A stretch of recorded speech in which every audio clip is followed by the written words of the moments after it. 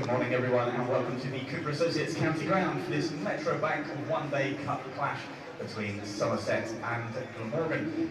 News from the toss earlier on this morning is that Somerset won the toss and have elected to bat first.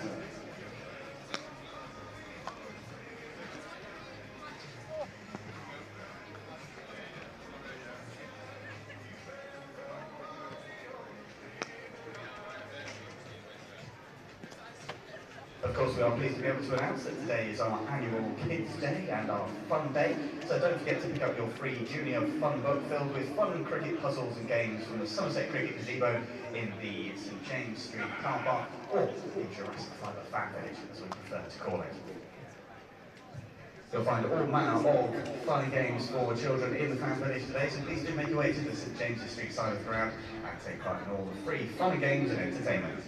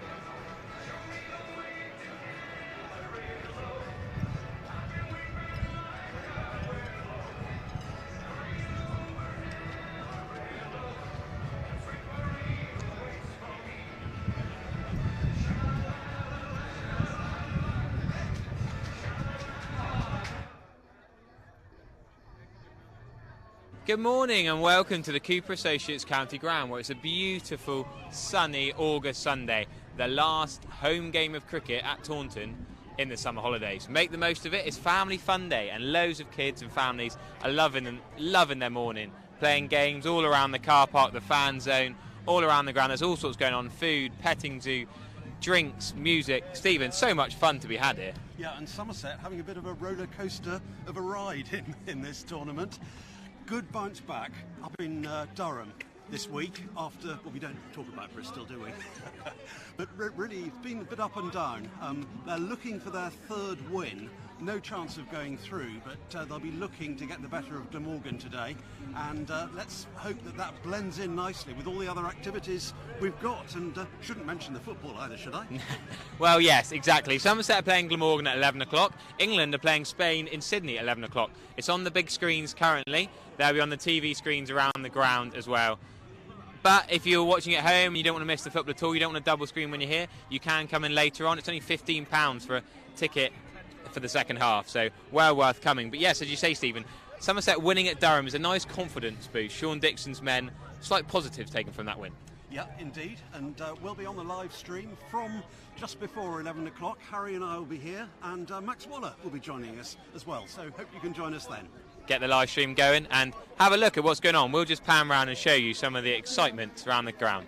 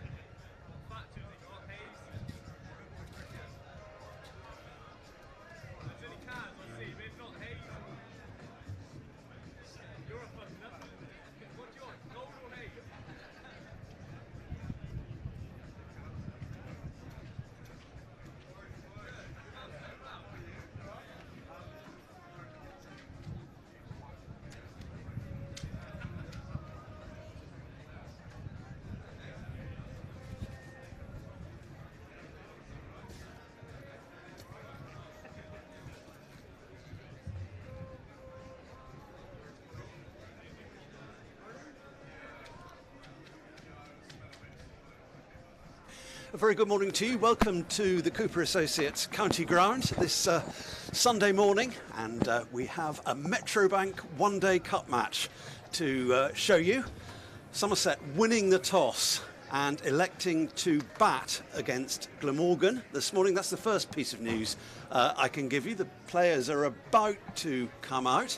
There's a little bit of a guard of honour, in fact, for them, which I think we'll see just in front of the dugout, in front of the Andy Caddick pavilion. I'm Stephen Lamb, and delighted to have a Somerset star of recent years alongside me, Max Waller. Good morning to you. Morning, Stephen. How's things? Yeah, good.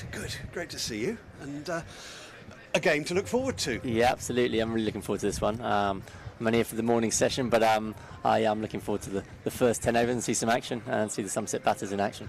We've got a couple of changes in the Somerset team from that which beat Durham earlier in the week. Lewis Goldsworthy is fit again. He comes in for Finn Hill, and JT Langridge is in for Shoaib Bashir. Those are the two changes in the Somerset side. I expect we will see Andy Umeed and George Thomas come out to open the batting fairly shortly. And Andy Umeed has had a tremendous tournament so far. Yeah, he's done fantastically well. He's off the back of 100 and a couple of other big scores. I think he got 77 early in the campaign, and yeah, he's looked in good touch actually. It's a great opportunity for him to get some first team cricket under his belt in this competition, and he's taken his chance really well. Yeah, last 5 scores: 34, 77, 119, 55 and 36. Nothing too shabby about that. That's pretty consistent to me for a top order batter. So yeah, no, really pleased for him. He's obviously I think he's in the last year of his contract this year, so it's really pleasing that he's come out and done really well. Yeah, and hopefully kick on into some 4-day form as well. And Glamorgan heading out into the middle. Yellow on top, dark blue below. We've got Stumpy out there. And 2 umpires are already in the middle. And we're just about set to go. Andy Umeed and George Thomas heading out. And Glamorgan have an ex-Somerset player who will open the batting for them later on, certain Eddie Barham, who you'll know a bit, Max. Yes, Eddie, he's a good player, Eddie, actually. He's done really well at Glamorgan. It's been a good move for him. Yeah, looking forward to seeing him back later on. He's a dangerous player, actually, top of the order. We'll be opening with Sam Northeast. That's an impressive looking opening pair. We saw Sam Northeast, we've just been talking about him before we came on air. He featured in a famous game here. Yes, he did. He scored 100, unfortunately. I was bowling at him. I think I gave him most of his 100, to be fair, that day against Kent in the T20 here, and Chris Gale scored a massive 150 and we ended up losing the game, which is ridiculous, really. I've never seen anything like it, but yeah, it was great entertainment, and I'm sure everyone remembers that evening fondly. Yeah, it was quite extraordinary to see an innings of that quality by Chris Gale and not have the game in the bag, really, but that's how cricket can go at times. It can indeed, and yeah, Sam's a fantastic player. He's been consistent for a long period of time. He's been around a little bit now. He spent a long time at Kent and then moved to Hampshire, and he's kind of settled at Glamorgan now, but yeah, he's a consistent run getter. He reminds me a lot of actually James Hildreth in the way he plays. Happy to bat time. Obviously, he's not quite in James's calibre, but he's scored a lot of runs, and he's been around a long time.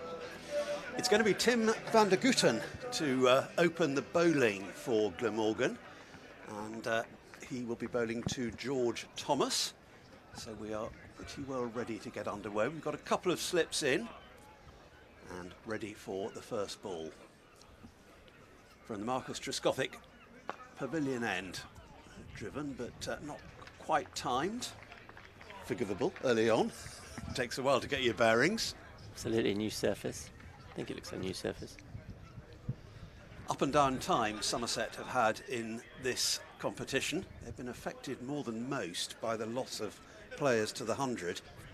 And that has shown on occasion, but they do nonetheless have 2 wins. Yeah, brilliant result at Durham. Sorry, yeah, brilliant result up at Durham last time out. Yeah, defended firmly to go up there and win a game after the trials and tribulations up in Bristol was no mean achievement, really. No, it's a tough place to go as well, Durham away. It's a long journey, and there's usually helpful bowling conditions, and thankfully we got to use them first and put them under pressure. And they've got a fantastic batting line up Durham, and to be able to bowl them up for 180 is a serious effort. Yeah, Somerset closed the gap on them with that win, just 1 point separating the two sides, as that brings us the first run of the morning, just Gently pushed into the offside by Thomas. The Somerset account is underway. Somerset third from bottom in the table with 4 points. Warwickshire head it with 12. They won here in the opening game of the competition. Gloucestershire still very much in with a shout of going through. They've got 10 points from 7 matches, as have Worcestershire. So Van der Gooten, an experienced performer. Going in past umpire Ben Peverell. Oh, it's good delivery. Beauty. First play and a miss of the morning. So the Somerset line up to come after these two. Lewis Goldsworthy is listed to come in next. Then James Rue, who's been batting at 4 throughout the tournament. The skipper, Sean Dixon.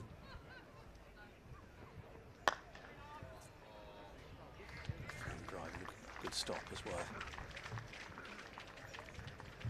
at mid-off.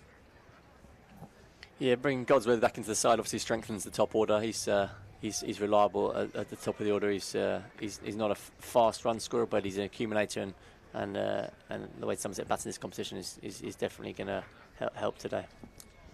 It should enables George Bartlett to drop down the order a little, down to number 6 I should say.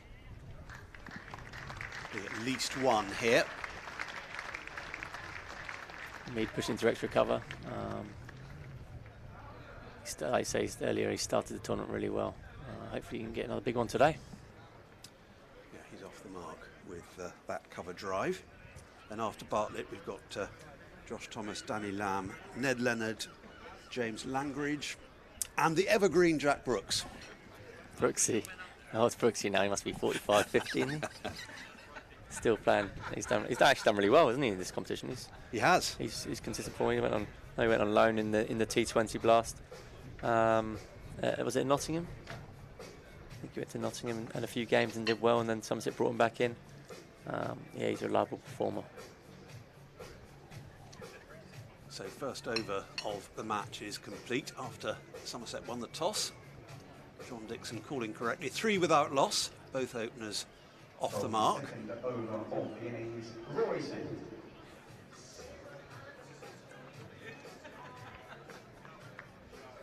And it's going to be Rory Smith opening the attack from the river end. Not spelt R-O-R-Y like some Rorys. Rodri. Oh, it's a quick bounce of that. And that's off the shoulder, I fancy. Yeah, it's hit Thomas quite hard, that. It goes down as leg buys, although the legs weren't involved. No, he didn't move. It sort of stunned him. Bit of a surprise delivery first up. To be fair, it's not what you're expecting as an opening batter in the. See if the bowler gets some use at the surface, and I think it's him on the head. Or possibly the back of the neck. Yes, that was fast. Yeah, I was going to say he's a skiddy. He's actually a bit quicker than you think, Rory Smith. He's quite skiddy. He's struggled with injuries throughout his time at Glamorgan, but they've got him back in for the NatWest Blast Vitality Blast this year, and he's gone on to play in the one-day comp. I think it's his second game in this competition. But he's a dangerous cricketer. He can strike a ball as well down the order. But that definitely surprised George Thomas. He's getting his helmet checked out by the physios. Concussion protocols require A thumbs up given. these days. To recite every month of the year backwards, and Yeah. if you can do that, I can't do that normally. But you managed to do that, you're good to go. So. And that is the situation. We're ready to resume. That's straighter and fuller and deposited in between the scoreboard and the Somerset stand. There was no surprise there, was there? Leg stump half volleys flicked away beautifully down towards the scoreboard for a decent size 6 actually. Yeah, tremendous. Great ball striking after being hit in the head. It obviously woke him up. Yeah, that's going to do a bit of damage to the new ball, I fancy, as well, because it's bounced into the concrete area. That's where the ground staff are based down there. It is, straight into the shed. I think it's under the tractor. Have another look at it, which should be pretty pleasant viewing, really. Oh, he timed that perfectly. It's a fantastic shot. Dangerous ball striker, George. When he gets going, he hasn't really got going in this competition, but when he does get going, he's a dangerous player. His actually bowling's been quite effective this tournament, I've seen. A few wickets up at Durham last week. We've got several Glamorgan players down there in search of the ball. If that bounced on the concrete, on the full, that could have gone some way beyond. Could be in the ring of bells. That's a nice pub. That is a nice pub. So the hunt is on for one of the two white balls. But Somerset have raced along. We're in the, 8 deliveries in, and they're 13 without loss. Let's make a bit of a dent to that scorecard already, that 6. Ian Blackwell calling for a new ball, I think. Hopefully it doesn't work like the test match where it started zipping around when they changed the ball. Let's hope let's see if it pulls out an old one. Yeah, I mean, it could just about be a brand new one, couldn't it? Because it's only had 2 deliveries bowled with it. That, one that's gone missing. I think they haven't found the ball, to be fair. They're going to have to take a new one. So somebody, one of the spectators down there, is actually helpfully pointing out. Has she found it? Perhaps not. Anyway, I think we're going to press on with a different one. Yep, let's not waste any more time. 13 without loss then. Thomas already has a maximum. And here is the 3rd ball of quite a lengthy over, and just dabbed at that one. Much better delivery. It was indeed. It's the right area, what you want as an opening bowler with the new ball. I think it just moved away from him. Yeah, it was a good delivery, that. Yeah, and he wasn't quite committed, was he? He just pushed at it. Yeah, it was that awkward length. Actually died to the keeper there a little bit. Not as much pace in the wicket as they might have thought. Saying that, it's first one hit him in the head. Yeah, mixed bag this over from Rory Smith. It's a good drive, that, through the offside. And that's the big boundary on the side towards the Train Nation stand. And it's a 4 runs. George Thomas well underway here. It's a lovely stroke again. Just leant into it. And once he pierced that inner field, it was always going away to the boundary. So you don't chase him at Taunton outside the ring if it goes across the square, that's for sure. They are well gone. 17 without loss. Frenetic start to this match. Thomas is 11. Smith has... Oh, there's a heave, which well, he was looking for the river tone, I think, if he connected with that. He's not trying to let Smith settle, that's for sure. Still 1 delivery remaining in this over. 10 runs off it, plus the 4-leg buys from the opening delivery. Sun coming through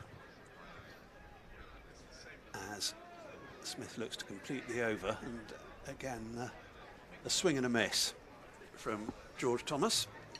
So an eventful start to Rory Smith's spell. 17 without loss. Thomas is 11. Umeed will be on strike now with 2.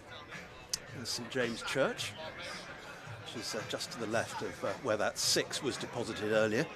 And a few 6s that have gone into that churchyard over the years, Max. Unfortunately, off my bowling. Yeah, iconic that the church is in the background in this ground. Very pretty ground, picturesque, isn't it? Lovely, especially in the sunshine. You missing it at all?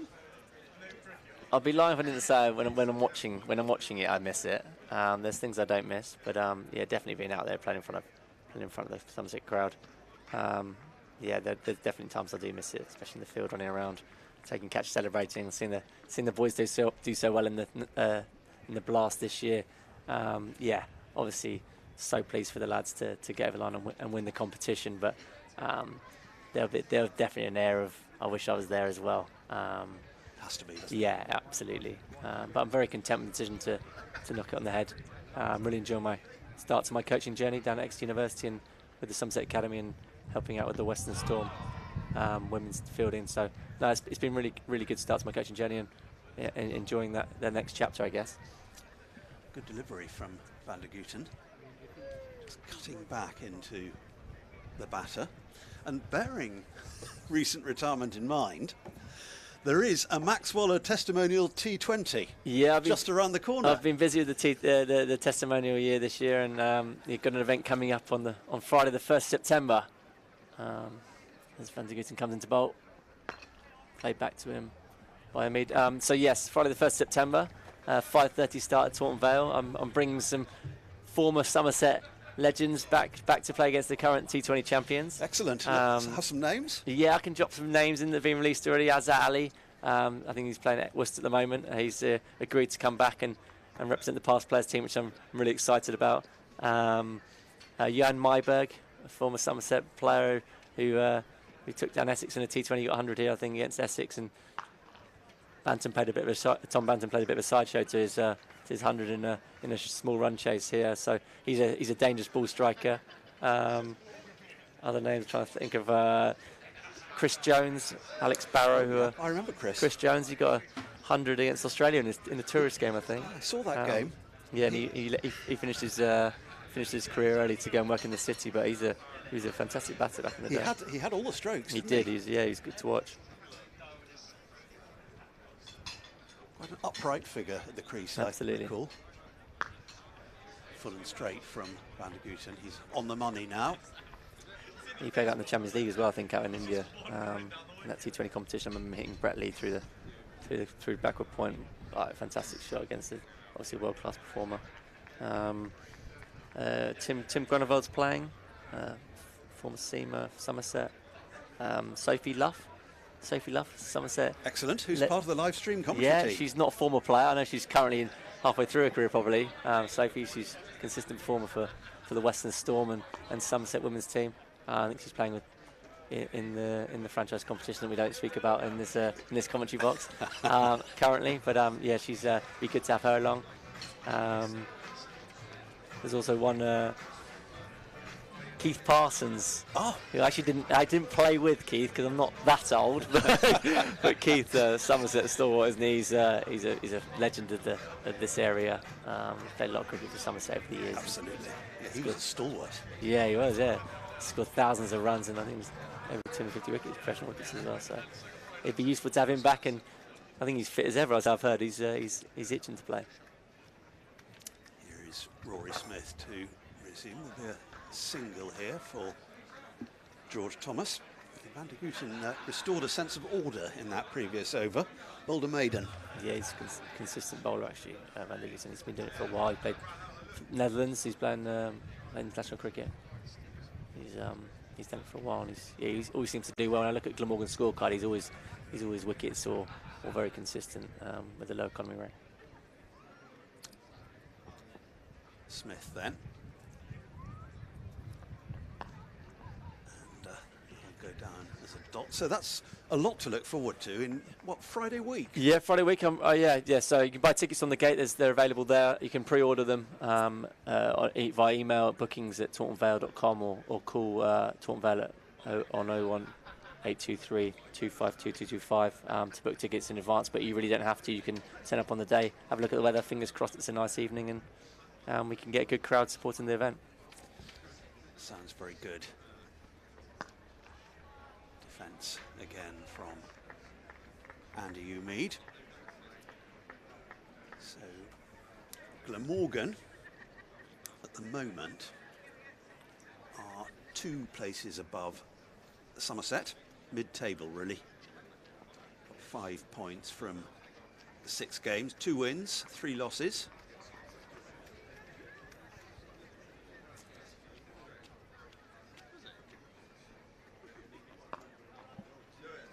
Oh, no ball.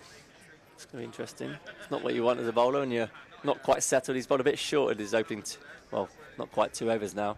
And he's got to run in and bowl to a free hit, which is not much fun. Yeah, looking rather affrontedly at the pocket crease. Rory Smith. So he's going to have to bowl that one again.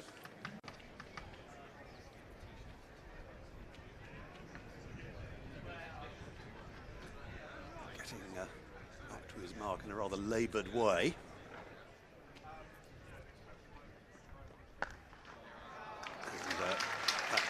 statement. Smashed off the back foot to the offside. Yeah, punishing some silly mistakes really. Front foot no ball, and in white ball cricket these days, don't go unpunished. It's been a funny old season for Somerset, hasn't it? In the Championship, it was a slow start, and they've improved. And T20 just carrying all before them. Yeah, they were absolutely outstanding in the T20 side. They're really good, really good side squad actually. All bases covered. Even people came in, so seamlessly fitted in and did their job really well. So it's a good shot down the ground, pushed back past the bowler. I think he got half a hand on that. So missed field and it's gone for 2. Dear, oh dear. It's sloppy from Glamorgan in the field there. Yeah, they were resigned to the 1 and suddenly realised that it had gone through. Not at any great pace either. Sliding on those advertisements isn't much fun actually. he's worried about the adverts rather than the actual ball. Get the ball in the hand, hey? Key message there.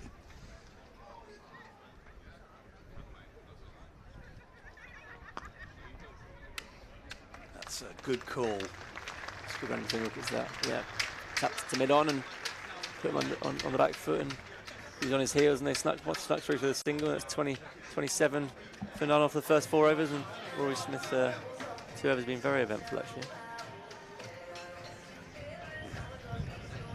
All together, Rory Smith.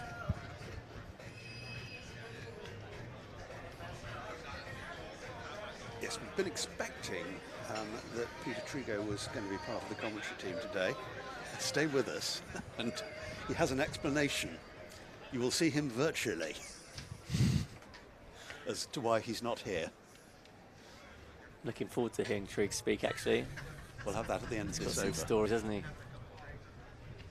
Here's Van der Gooten in the meantime. Nice shot for no run. Straight up to mid-off. A yard either side, and that would have been a boundary. Yeah, it was a gentle half volley from Van der Gooten. Don't get too many of those from him. Smashed it at mid-off, but yeah, Mead looks in good touch actually. As you might expect, given the tournament he's had so far. It's been very impressive.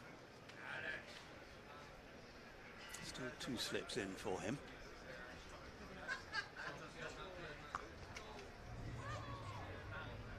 It's a better length from Tim. Pushed at the backward point, and there's no run. Yeah, it's a strange sort of August, really, being a bit of a cricket traditionalist. It feels odd having no international cricket in the month of August. In the middle of the summer, you mean? Quite. Is that franchise tournament we don't speak about? Yeah, we don't name it. And this one, the Ashes series, of course, is done. I'm not sure whether that's ever been the case in the past. Any reason why it's happened so early this summer? I think to allow the tournament, we don't... Okay, so, really, working around it now is an international schedule. Indeed. I think that was the reasoning. Well, it's good that the international players can play in it, to be fair. But it did all come a bit thick and fast. I loved watching it, the Ashes series. Yeah, it was fantastic series. England unlucky actually not to get a result at Old Trafford as well, aren't they? The comfortable single here, just got it to the left of the man at backward point. Yeah, England really missed Jack Leach, as Australia missed Nathan Lyon, to be fair. I think that's a bit disappointing in the series. You didn't get to see 2 best spinners play for their countries. Absolutely.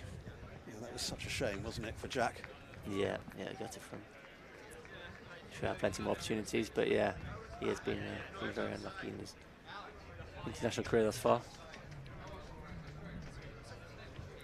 India beckons, one hopes. Yep, absolutely. It's a great shot. Driven hard through the offside, towards the scorebox, and George Thomas well underway here. He's raced onto 16 off just 11 deliveries. It's a lovely cover drive there. I managed to get to Edgbaston and Lords for a couple of days cricket in the Ashes. Saw the first day actually at Edgbaston. Saw Zach Crawley dispatch the first delivery of the series to the cover boundary, which was nice. Rather surprised when they declared. Yeah, 8 down like before. Joe Rutin going well. There were some questions asked, weren't there? Absolutely. Couldn't fathom it, really. There's a little dab again. Just flirting with it outside the off stump. George Thomas. Lucky to get away with that. Another good over from Van der Gooten.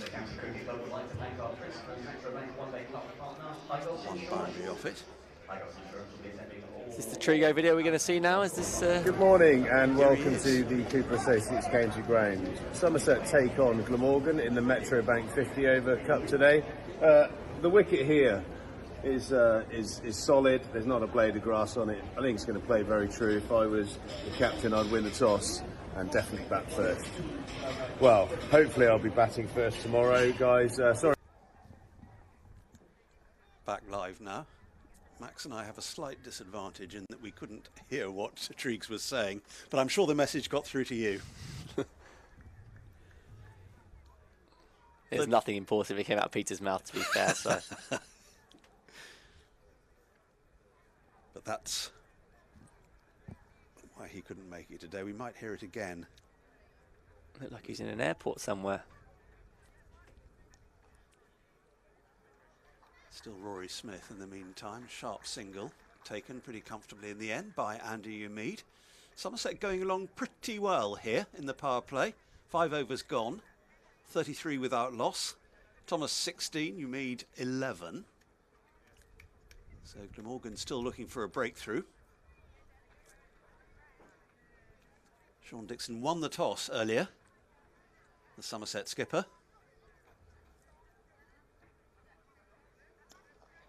Good looking stroke again. I think that's going to go all the way.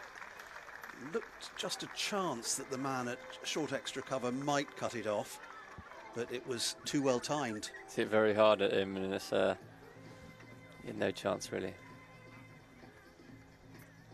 Yeah, nicely played. Glamorgan bowlers haven't really put the ball in the right area consistent enough this morning, and they're getting punished for it. Yeah, that's the 5th boundary of the morning for George Thomas.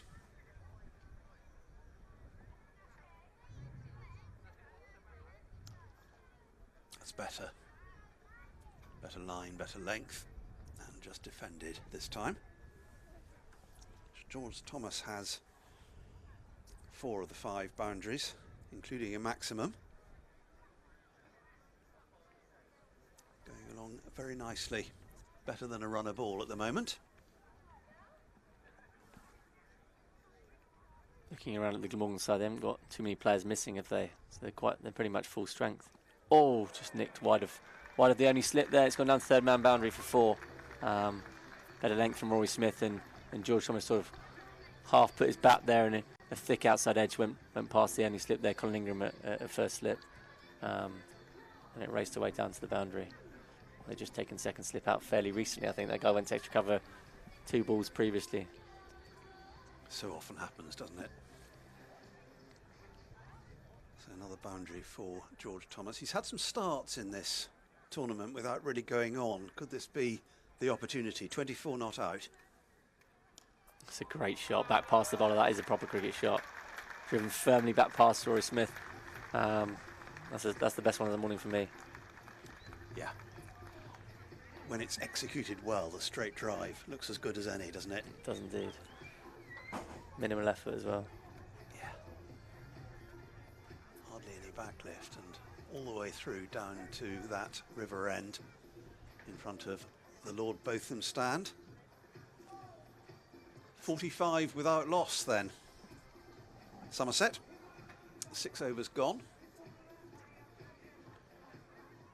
That's what you want to do when you open win the toss and choose to bat first. Get off to a fantastic start. Yeah, George Thomas's top score so far in this comp is 33, which was made in the previous game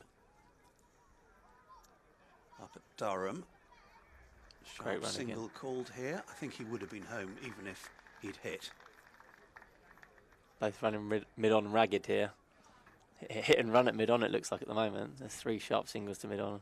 If I was captain, I'd be be wanting to come in a bit tighter there. So yeah, George Thomas is just 5 short of that 33 he made in the previous match. 46 without loss in the 7th Somerset. Firm defensive push this time. It's off only 17 balls as well. He's got off to an absolute fly. I think that first ball that hit him in the head woke him up this morning. He's just gone berserk since then. Yeah, absolutely. Yeah. Proper cricket shots as well, to be fair. I know he can be quite destructive, but since after that first over, he's played some really good strokes. Doesn't try to overhit it. Van der Guten then. And just air connecting with that time. George Thomas.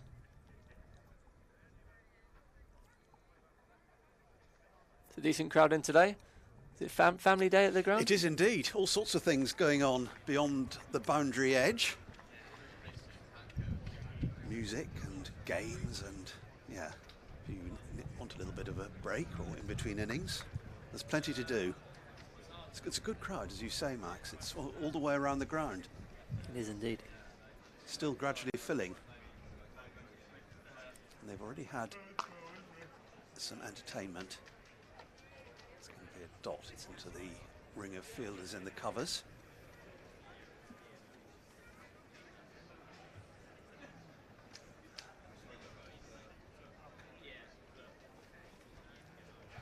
Got mainly grey skies overhead here, but the sun is out at the moment. Don't think there's any great threat of rain. The forecast looks set fair.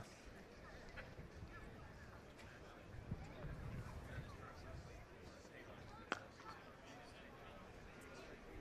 der Guten tight again on middle and off.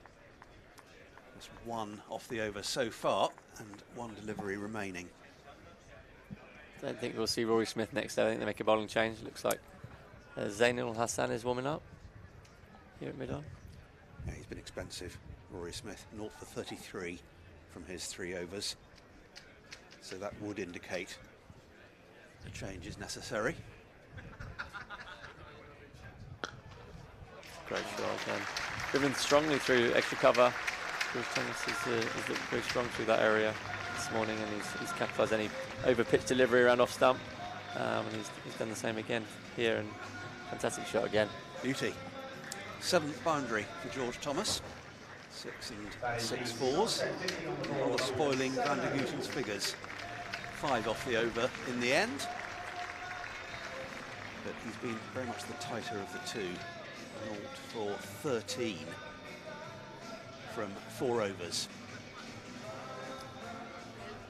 So it is indeed going to be Hassan for Smith. Number 27, Zainul Hassan.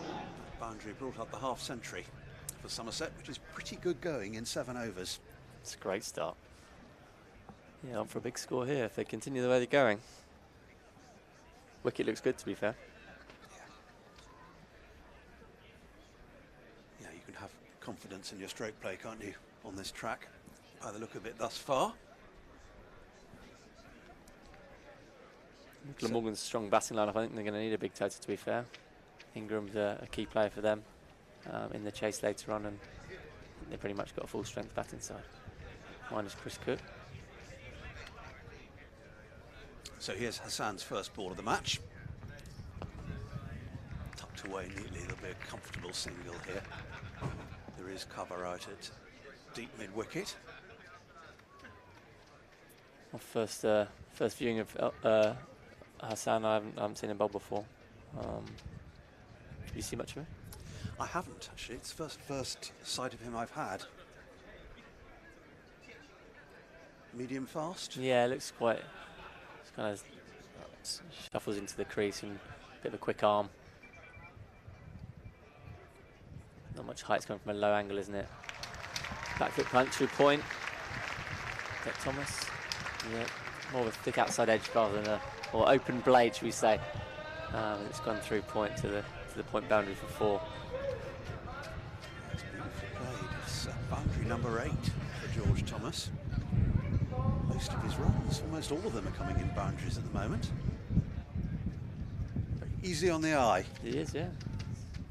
Top score this year as well in the Metro Bank. It's a better length, better line. Push back to the bowler for no run. Yeah, he's short, isn't he, this bowler? Doesn't got much height. It's almost like skiddying at you, trying to hit the front pad. Yeah, he's not going from a great height.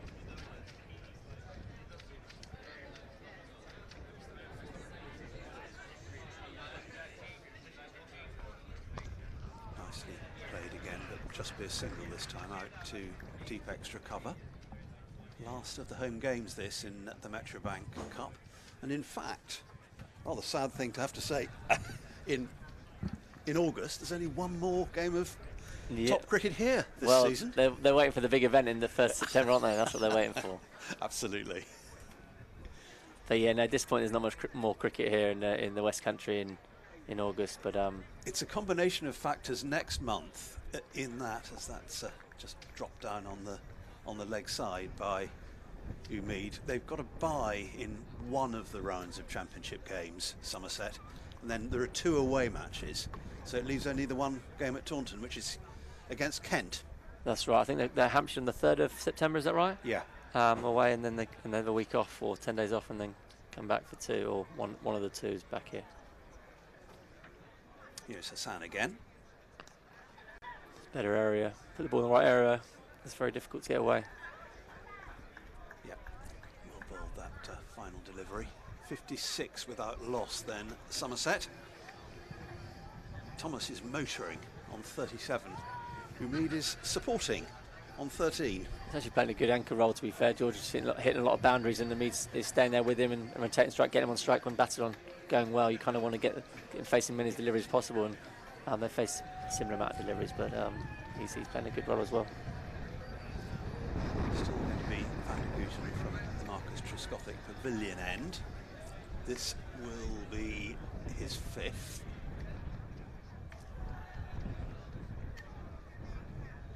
It's been pretty tidy. Having said that, the first new over has been clattered to extra cover boundary. That's such a good shot. It's hard back of a length, and George Thomas played back foot punch. I keep saying this is the best shot I've seen this morning, but that's right up there as well. That's a fantastic shot. Beat cover on the edge of the ring comfortably, didn't move, he split the gap. It's one thing he's done really well this morning, he's hit the gaps. He hasn't hit many fielders, he's threaded through the infield, and he's another boundary through the offside. He's enjoying himself. He is. Into the 40s now, George Thomas, 60 without loss. Swing and a miss. Doesn't look quite so good when you don't make any contact with it, but just chancing his arm a bit. It's paying off for him so far. Just had a message from Tom Banton, who's listening and watching on the live stream. He said I sent him to sleep. Well, I hope he has a nice nap. Yeah, thanks for joining us, Tom. Thanks for the vote of confidence. Yeah, and good to see you enjoying the lads while you're swanning off somewhere else. Yeah, thought about a single, but it wasn't there. Mid-on was quite tight on that. But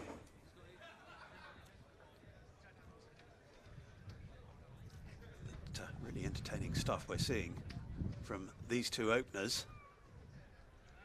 The Banton-Smead partnership was pretty entertaining as well, wasn't it, during T20? Yeah, 2 fantastic white ball players, and both very different the way they go about things, but still equally as dangerous. Out this time.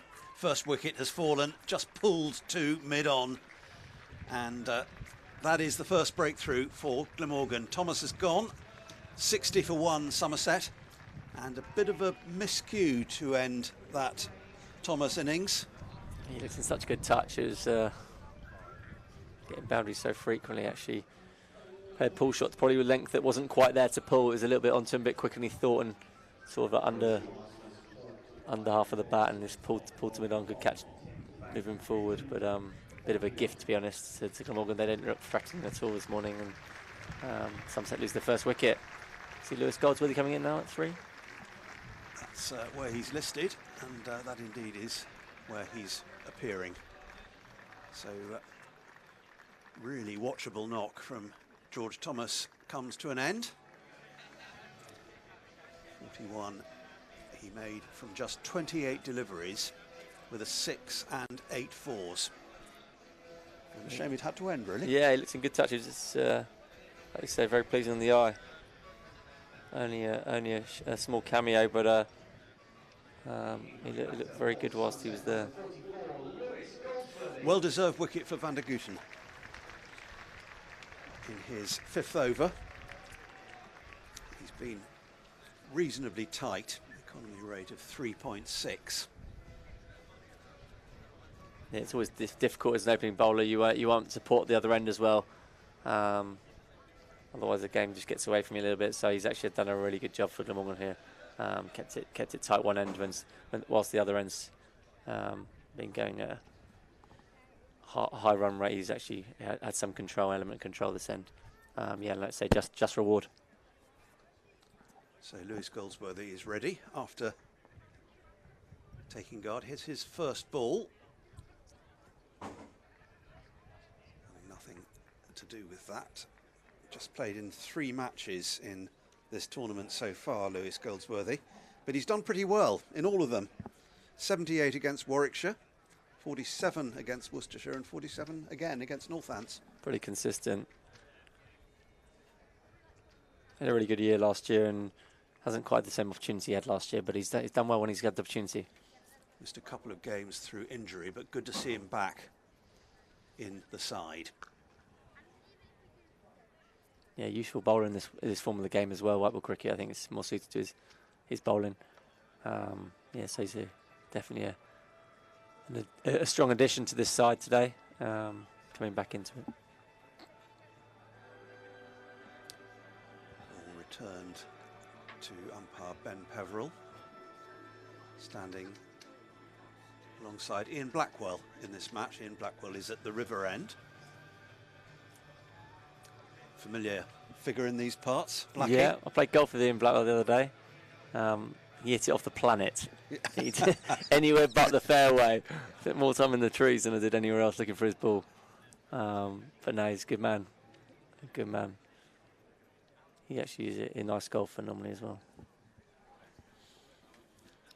He's provided plenty of entertainment here in his playing days, and that's not dissimilar to 1 or 2 of the shots we've seen him play. Straight down the ground for 6. Brilliant strike. He's also picked his moment to come at this bowl. He likes the look of him, and he's running him over his head. Pretty flat actually.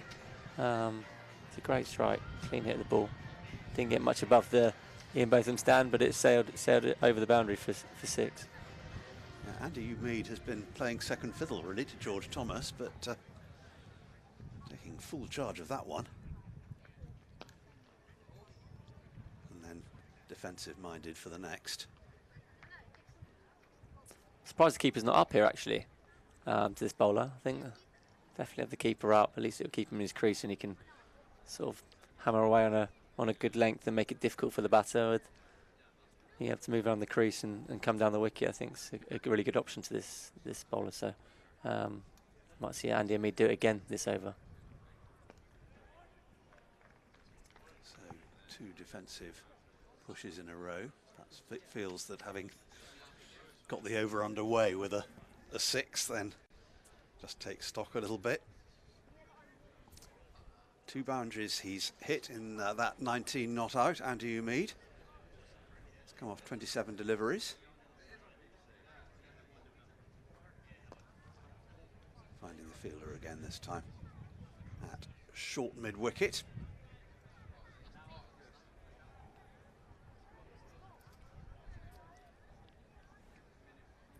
So Somerset winning the toss this morning under grey skies, choosing to bat, and it's worked out pretty well for them so far.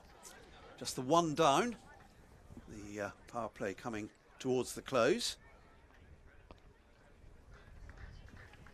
Yeah, single comfortably here. A little bit of a chase out at deep mid wicket.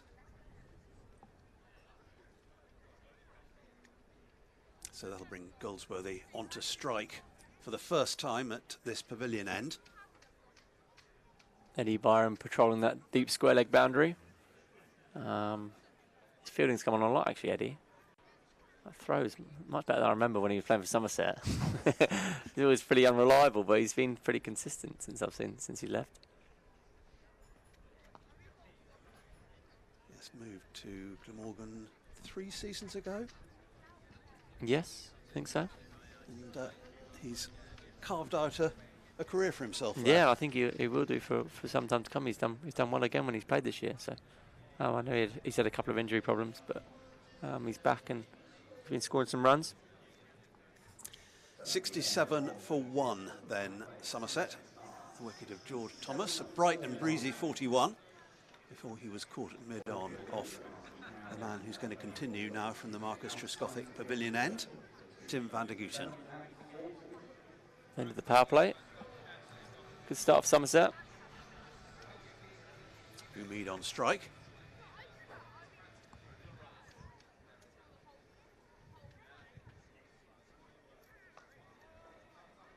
It's dabbed out on the offside. I know that you're going to have to leave us, Max, at some stage fairly soon. It's an absolute delight to have you with us. Thanks for having me, Stephen. Appreciate it. Excellent stuff. And it's been some entertaining cricket for you to. There has actually. I've really enjoyed it. It's been entertaining. Yeah, it's been an entertaining first 10 overs.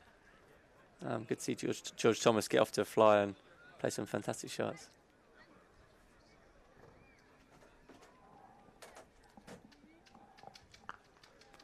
All right, thanks, Amy. I'll see you again soon. Absolute pleasure. Thank you. And enjoy the testimonial. Cheers, thanks, yeah. Please come to support. It'd be great to see you guys there. Cheers, Max. That's great. So, Morgan with a breakthrough eventually. The man who's bowling at the moment has accounted for George Thomas.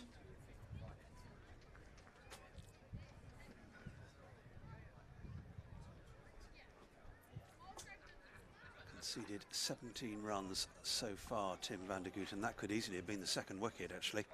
Just finding some shape away from Andy Umid.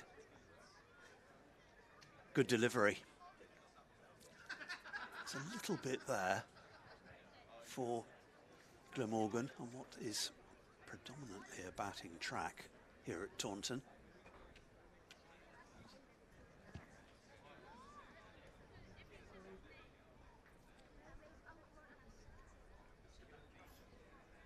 Just the 3 bowlers used so far by Kieran Carlson. There'll be a run there. Lewis Goldsworthy was interested, but I think wisely Andy Umid saying no. Somerset looking for their 3rd win in this competition. Beaten Worcestershire and Durham thus far.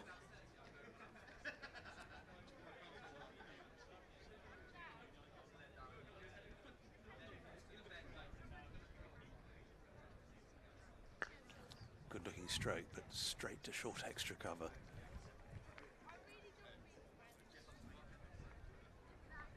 Nicely timed by Andy Umid, who's continuing his run in this tournament. 20 not out.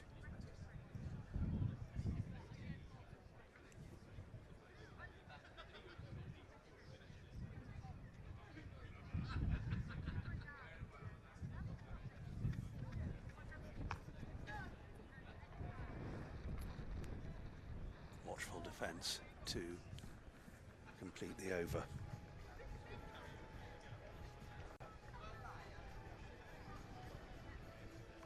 So that is a maiden for Tim van der Gutten. It's his 6th over in all. Will he be given a rest, I wonder, and come back at the death? We'll soon know. But he's bowled a couple of maidens in those 6 overs, one for 17.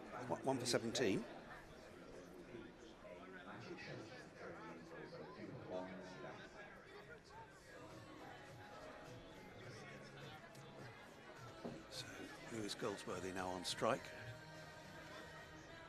Hassan to bowl his third over from the river end. Top ball to start, smartly fielded by the bowler.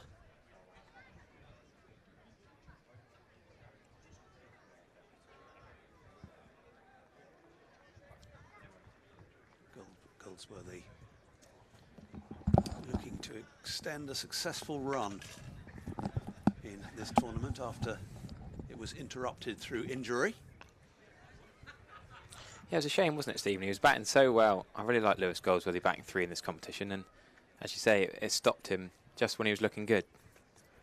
A couple of scores, that 70-odd here, wasn't it? We enjoyed that 70-odd. Him and George Bartlett both scoring 70s in the same game. And then a brace of 47s. Yes. No rarity. No, quality number 3 is Lewis Goldsworthy, and that left arm option of spin he gives as well. Hassan to him, and will be off the mark this time. Getting it to the right of the close infielder, out to Eddie Barham, who's at deep mid-wicket. Nice to have Eddie back, isn't it? Absolutely. Eddie Barham is not wearing controversially bright-coloured spikes as normal. So many times he would wear orange spikes or green spikes, whether in a Somerset shirt or in a Glamorgan shirt coming back, but normal white ones today. Rarity. Standing on the rope out at deep mid-wicket. Going to be a... Oh, that would have been a run-out if that had hit. It was a sharp single called by Umeed, and mid-wicket had one stump and a bit to aim at. Didn't connect. Had he done so, I think Umeed would have been well out. Have another look, see the ball go by. Yeah, well out.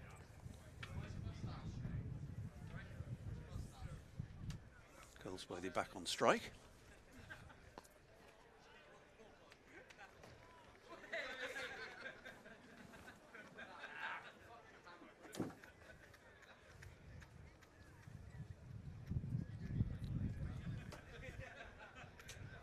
So it's clouded over a bit here at Taunton. We'd had a mixture of sunshine and cloud, mainly cloud at the moment.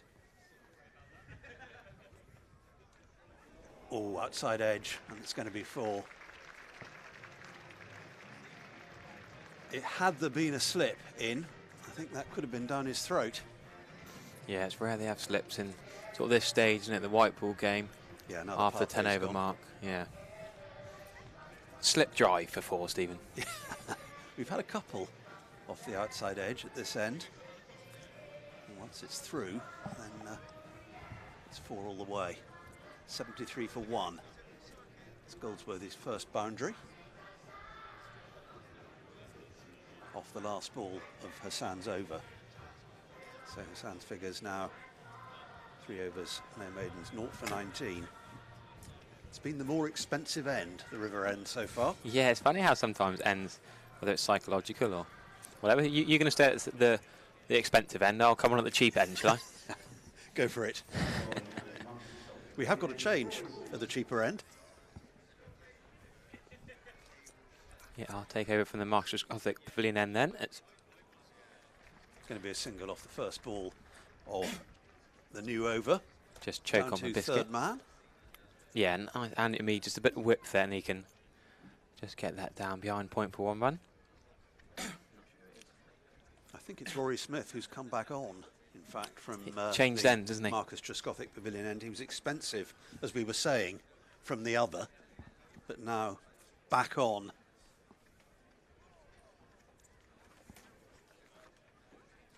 Slight shuffle round for Goldsworthy and Umeed. Slightly different players. Umeed, the taller, slightly more aggressive batter at the moment, you'd probably say, whereas Goldsworthy's a new batter, just come to the wicket. Yeah, Rory Smith's figures from the first 3 were 0 for 33, so expensive. And being brought back to try to atone for that. Yeah. With no number on the back, just to keep us guessing. No number or name. Full, almost a half volley, almost a Yorker actually, though maybe the the dig out shot for one out to Eddie Byram in the covers. Well played by Goldsworthy. Yeah, comfortable single. These two have already contributed substantially to this tournament. Looking to add to that. Somerset have got a good launch pad here. Yeah, where will they take off from here, Stephen? Will they take off towards 300? Will they? Well, it's not out of the question. If they can keep wickets in hand. Always the key, isn't it? We've seen some high-scoring games in this competition. I mean, there's been a lot of outgrounds. Look at Neath has been used, York, Gosforth. There's grounds that don't often get to host county cricket, and some of them have seen some real run fest. But there's also been some low-scoring thrillers. I quite enjoyed the 10-over thrash at Edgbaston, dare I say so. That game that Warwickshire played against Northamptonshire the other day. That's a Yorker dug out well by Amid. Yeah, I've watched quite a lot of the One Day Cup this week particularly, and nice to see some of the other counties, some different venues, different players. Cracking tournament that's very underrated, and just nice to see different players playing at different grounds, and some quirky scorecards. You know, when you got a 17-year-old bowling at a 40-year-old seems to be quite common. Ollie Hannon-Dolby still cleaning up now. That 17-year-old Jack down at Hampshire for England under-19s. He's an impressive seamer. Andy Mead just going to keep taking the singles. A little bit short is Smith here, allowing the back foot punch. It's almost like it's back of a length, short ball, then Yorker. Almost like that, felt like that overfelt. Yeah, it's been his most economical over by a distance, Rory Smith. Just a couple of runs off it. There's the Somerset stand, and floodlights not required as yet, although it is a little bit of gloomy, but you can see some blue sky in the distance. So perhaps those clouds will roll away and we'll have some sunshine later on today.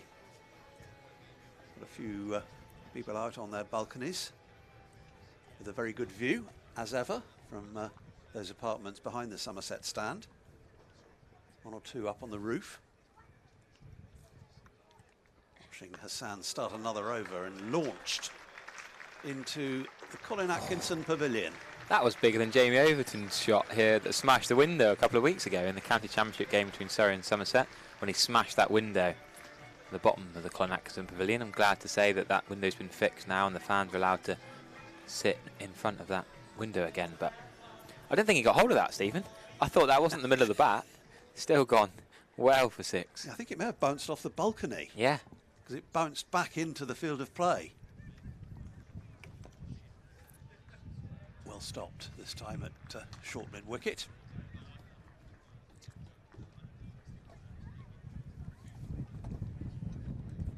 It's the Glamorgan skipper who's stationed there, Kieran Carlson.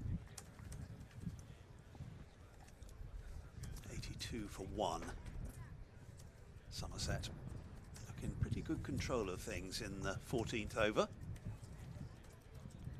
Mead went to 29 with that 6. That's a glorious shot, isn't it? Good bit of Shy running. at the stumps, and again he might have been struggling. I think that was more in than the previous one. It was closer, certainly. Yeah, I think he would have just made it. It was a lovely straight punch. It wasn't a straight drive and it wasn't a full defensive shot. It was that in between, wasn't it? Just the punch down the ground for one. Amid does have long limbs, and I think he's tight. I don't know, yeah, it'd be a VAR send upstairs job, wouldn't it? Indeed. Third umpire review if we could. I But think that was very close.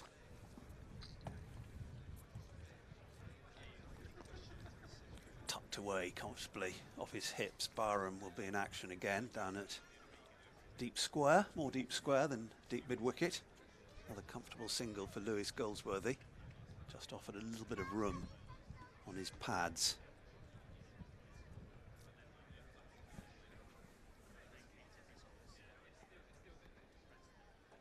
Eight off the over so far.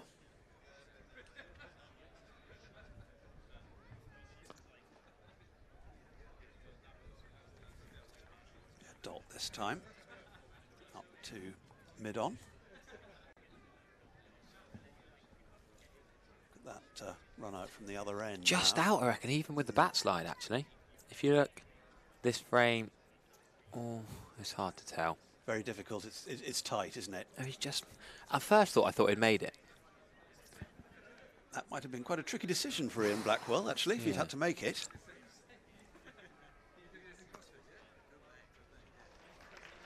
Nicely timed. Despairing attempt to cut it off by Carlson at short mid-wicket. He's flicked that back into his knee, hasn't he, Stephen?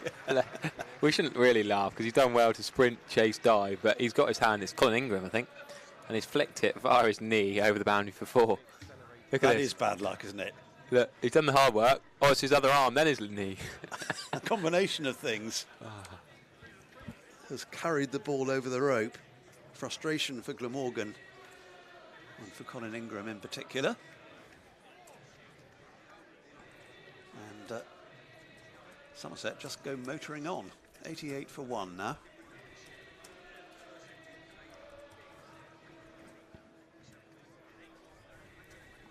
So 14 gone, still 36 remaining. 300 looks very realistic at the moment. Early days yet, Stephen, but yeah, barring a collapse. Bit of overcast conditions now, but again he bowls too short, Smith. They could push 2 there. Now, they haven't. Maybe enabling a Lammerby, for example, might have just pushed 2. Eddie Barham's a good fielder at deep cover. Somerset fans and players know that, although Colesworth and Mead wouldn't have spent much time with Barham at all. Barham leaving before Mead was here and at the start of Goldsworthy's Somerset career.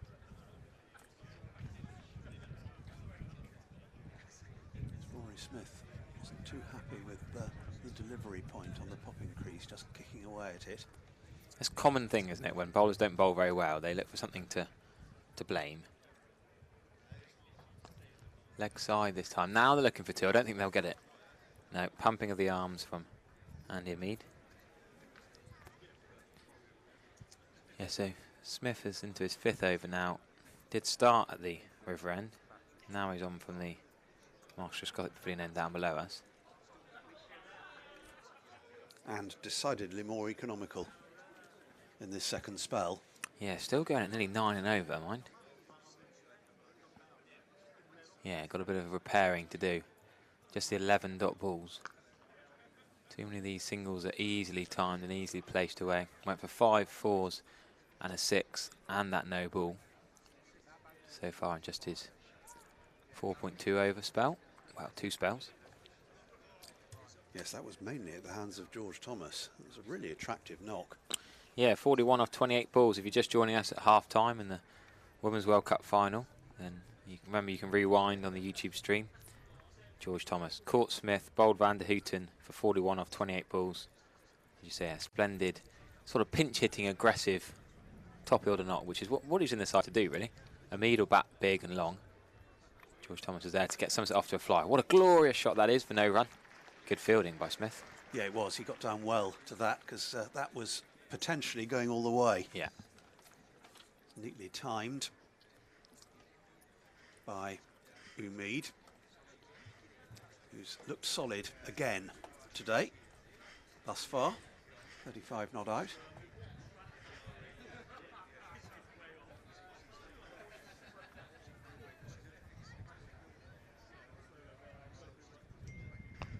Inside edge this time for Mead. Cheeky single, really. If he'd picked that clean, might have been trouble for Somerset, but he got there comfortably enough to dive and haul that one in. Carlson under the Glamorgan sun hat. The skipper.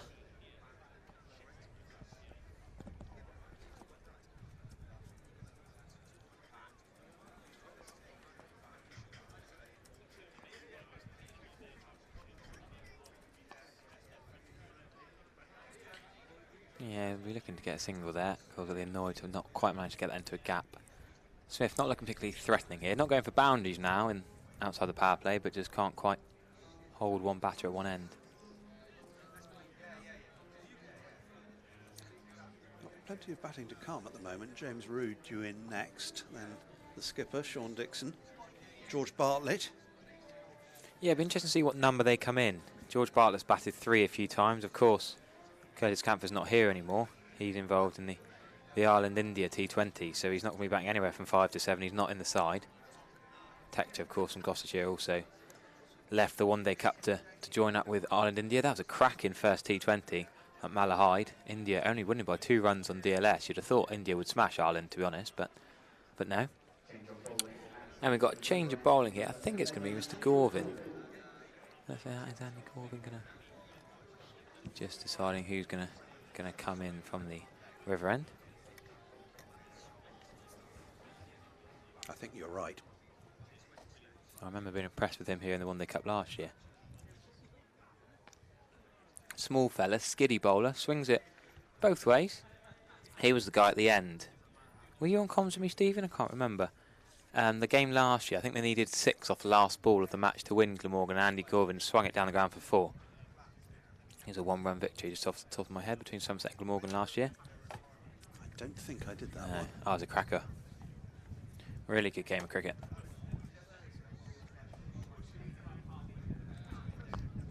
Nice drive. That's going to be 4 comfortably. Beautiful timing again, isn't it? He plays so well in the V, doesn't he, Stephen? The straight drives down the ground, just timing it beautifully. Yeah, it is indeed Andy Gorvin. That's his second delivery, which has been dispatched. So, boundary number 2 for Lewis Goldsworthy. Somerset closing in on 3 figures in the 16th over. Well stopped. Tumbling to his left. That is Sam Northeast. Yeah, Andy Gorvin, 26 now. Older than you'd think. The kind of guy who's been around the county circuit, the minor county circuit, the national county circuit. He's in the Hampshire youth setup. Played for Wales and Glamorgan seconds, now into the Glamorgan first team. Just looking to squeeze that away down to 3rd man. But can't get it past backward point. Ben Callaway is stationed there. Quality player is Ben Callaway. Looking forward to seeing him with a bat later. Useful off spinner as well. He scored some crucial runs for Glamorgan this campaign.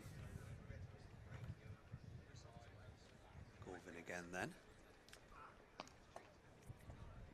Nicely timed again by Mead.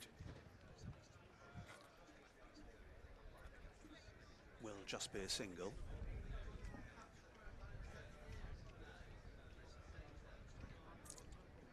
So just one delivery of Gorvin's over remaining. Sun trying to emerge, not quite there at the moment. Nicely stopped. Callaway again. Great effort. Made that look a lot easier than it was. End of the over, 97 for 1.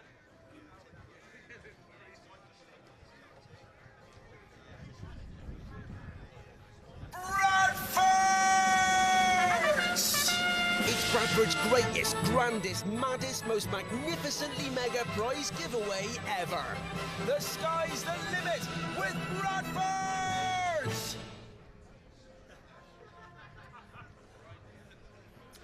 So 16 overs gone. Goldsworthy looking in good touch on 9, and Umid has been there since the start of the match. He's on 41 not out. What a contribution Andy Umid has made to Somerset in this competition.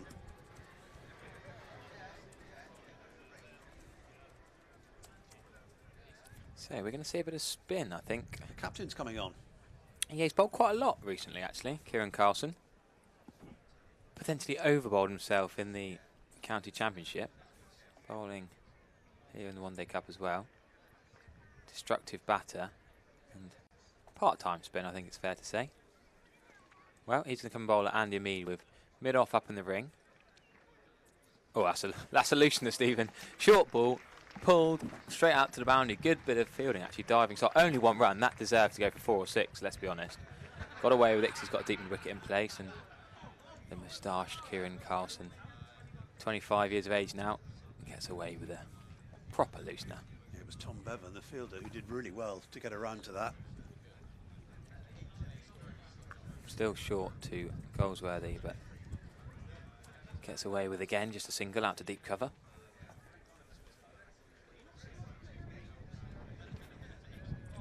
He's another of those guys from Whitchurch High School.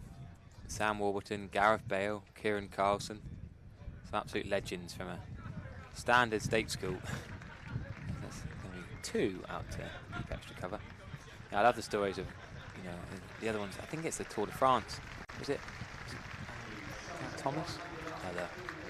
Another quality person doing well in the top of their game from a state school in Wales, as that's 100 brought up for Somerset. 101 for 1, 17 overs in, or 16 and a half. That spat and turned and bounced. It's interesting. Yeah, that's the ball worth mentioning. We'll remember that one, Stephen. 16.4 overs in. Is that a sign of what's going to happen with the pitch? I don't know, but slight surprise to Andy Mead. He survives. And it's gone again, 2 in a row. They are going to run this time. Is this going to be a bye? I think it might have caught the outside edge, you know. Not really a catching chance. Absolutely flown.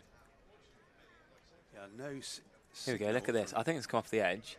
No chance of a catch. Off the shoulder. That would have been an absolute screamer. But 2 balls in the 17th over really spat. I wouldn't say it's turn as such, but the pitch looks decent. Flat enough. Yeah, interesting over this from Kieran Carlson. That's better. That's where he wants to be for a spin. I mean, the 2 balls that did spat were probably not the length he wanted them to be. But when they are split, he can get away with it. That was more the full middle and off line he was aiming for. Here's the first of the 2. This didn't take any bat. No run. That's just turned. Quite sharply. Real turn. So, yeah, look at that. The off spinner of Kieran Carlson. Now they're looking at the pitch. Look, 2 players, the umpire. Lewis Goldsworthy's having a look. Lewis Goldsworthy will be not as excited as you think because he bowls left arm spin. That's a little bit wide for a left arm orthodox spinner, taking the ball away from a right hander. Or well done a leg for a left hander. Yeah, it was hard work for Alex Horton, that Yeah. over. England under 19 wicketkeeper, of course. Don't forget he had the gloves ahead of James Root. James Root scored those runs in the final, but Alex Horton was the man with the gloves. Quality keeper. Alex Horton was the man. Yeah, Alex Horton is an exciting player. A few years ago, schoolboy cricketer of much promise and excitement. There was that ridiculous year where he needed 113 runs in innings for 1,000 in the school year, and he got out for 99 in his last innings at the King's Festival.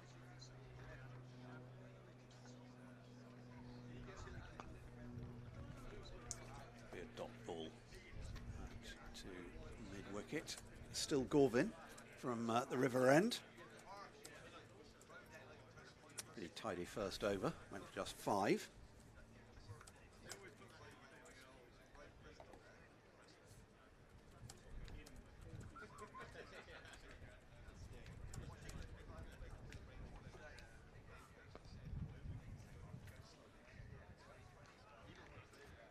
Comfortably taking a single here for Andy Mead. Just presses on. 46 from 61 deliveries so far for Mead. 2 6s and 3 4s.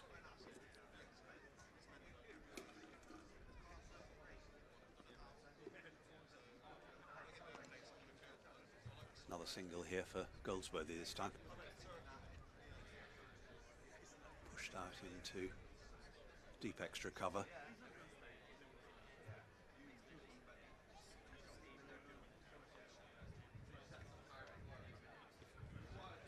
Just the one breakthrough so far for Glamorgan.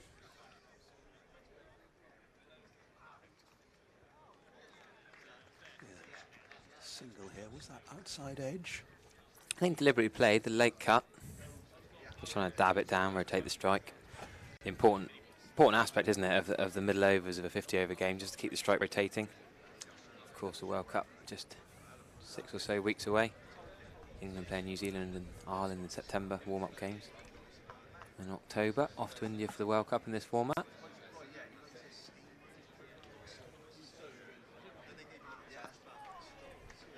Tucked away neatly. The Single out to deep backwards square. Eddie Barham is on station out there. So that completes the over. 4 runs off it. 4 consecutive singles. 106 for 1 after 18. Goldsworthy is 12 and Andy Umeed 47.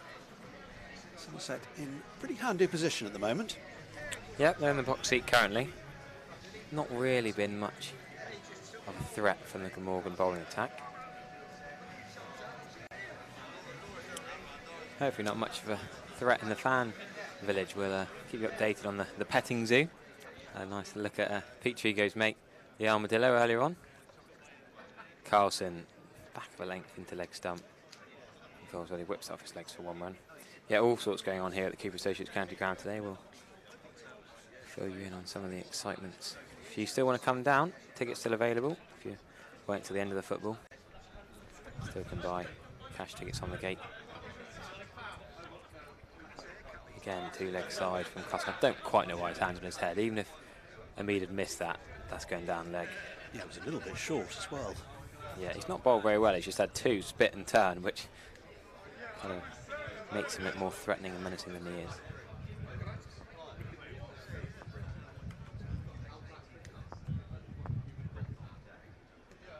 That is short, and surprised Goldsworthy's gone offside there.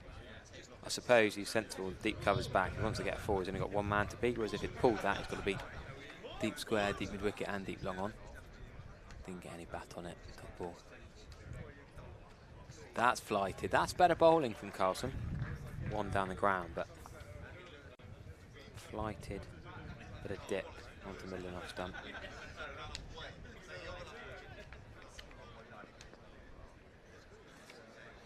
Extra cover in mid-wicket are tight, they're close. That's a short rank ball, and Carlson's got away with a few here, isn't he? I think he was too eager for that. That was, he's trying to hit that to Bridgewater, Andy Umeed. I think his eyes popped out of his head. Does hit a Andy big ball. Umeed. That's better bowling. Just going to move 1 to the leg side. So, I mean, that's actually a pretty decent over. He's done well there to get out of that with only 4 singles. 2 rank balls being dots and the rest being 4 singles. Yeah, it's 4 or 5 overs since we last had a boundary, but they're keeping it ticking, Somerset. 10 for 1, 19. The partnership between these 2 batters, Goldsworthy and Umeed. Yep, only a milestone, but there'll be testament to how well they've batted.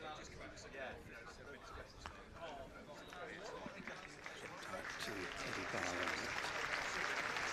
deep mid-wicket, and that will be Andy Umeed's 50. Warmly applauded by this good crowd here at Taunton. And,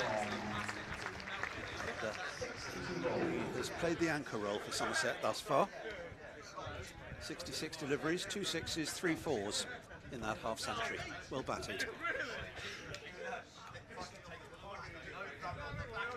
1 for Goldsworthy here.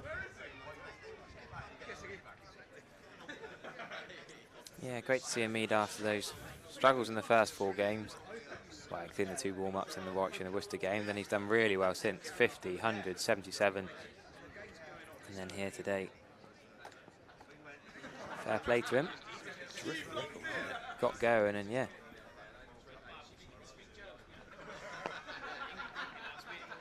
Another one here for him. Yeah, 34 against Worcestershire, he looked decent. I say 34 is not really a failure, but he looked like he threw it away that game. I feel like he'd be frustrated. Then he made up for it next game. 77 at Northants, 119 here against Sussex. It was a loss with 2 Somerset Centurions, but then 55 in that mental game at Gloucestershire, and 36 up from the North East in the week. Exchanging the strike on a regular basis, these 2 at the moment. Had a single from every ball of this over so far. So yeah, Andy Umeed's last 6 innings, his lowest score is 34. You take that. He's got to start in every single game. Mr. Consistency. Yep. On strike again now. single. Yeah, big talk. Does he get into the 3 county championship 11s in September? Tom Lamby's barely played cricket in August, sadly. A lot of talk about whether he'd come down and play for Somerset in the One Day Cup, but there's talk of insurance issues if you leave your franchise team to come back to your county. The weird politics of that we won't go into, but me and Lamby potentially in a shootout to open with Dixie. In September there's games Hampshire away, and Somerset have a week off, and then Kent at home. We'll be here for that one, and they finish at Edgbaston again, up to Warwickshire for the away trip. As they finished last year. Yeah, I went up for that one. A lot of time Somerset spend at Edgbaston. Special memories of the T20 Glass Farms Day, of course. It is rather a sad thought, though, I had earlier that the middle of August, there's only one more top match here at Taunton. Yeah, there could only be 2 or 3 more days of cricket at Taunton in their professional calendar, which is a shame. So it's going to be Carlson to continue, 115 for 1. Again, full middle and leg, and Amir's going to get at least 2 here. Diving square leg fielder does well. He keeps his legs just inside the rope. He was backed up by deep mid-wicket man running around. I've just had a text from Pete Trigo. He says, I said, oh, we'll give a shout out to your game. It's the USA Masters T10. It's all on Cricinfo. That's where he's off to currently. Oh, that's leg side, and Andy Mead has played that remarkably well, actually. That's a paddle sweep in between the keeper and Fanning. That's incredibly wide a leg stump. I mean, if he'd got out to that, he'd be absolutely fuming. But there's 2 ways of looking at it. Do you take the wide and think, oh, I'll hit the extra ball for 4 and 6? Or do you think, actually, I'll just hit that wide ball for 4? That was so wide. He's done really well to reach that. Yep, and his judgment triumphantly justified. Fair play. Going after it. That was some shot.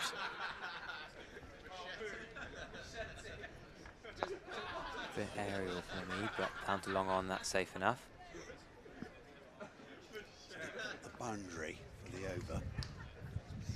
It's fine exchanging singles, but you do need the odd boundary to keep the momentum. Back and punching to deep cover. Good cricket from Lewis Goldsworthy, sorry. Lewis Gregory not here, of course, but the 2 LGs. Yeah, start the over with a 2 and a 4 and the pressure's off, isn't it, really? I can't get over that weird paddle sweep for 4 off the wide ball. I mean, brilliant batting, really. Just remarkable thought to play it there. To reach it? Yeah. We might have another look at it if we can. In terms of getting the bat to it, it was some achievement. Yes. I'm sure Ben's currently putting that into some kind of package for Ameed's highlights. That could be another one, but good bit of fielding by Kieran Carlson nailing that straight drive. Good bit of fielding. Dot ball to complete the over. 123 for 1 then. Somerset going along pretty smoothly here at Taunton after winning the toss. Lewis Goldsworthy 17, Andy Umeed 59, 21 overs gone. So we're just getting towards the halfway stage of the innings. Somerset look capable of a pretty competitive total here, provided they can keep wickets in hand. Corvin's going to continue from the river end. Starts off with a dot. Yeah, I really like Andy Gorvin. He started well here, 3 overs for 14, the best economy rate for a bowler to not take a wicket. Timmy van der Hooten did get the first wicket, and he only went for 2.8 in his first 6, but he's probably going to save his 4 for the death now.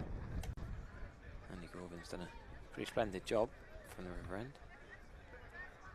It's that keeper stood up, isn't it, that keeps the bat in their crease to a medium pace dibbly dobbler. Sounds critical, but that sort of nagging line of length. Alex Horton has had some tricky takes, not least off his captain, to spinning deliveries.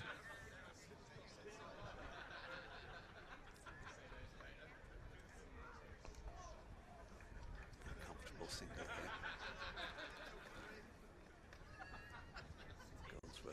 misses to 18.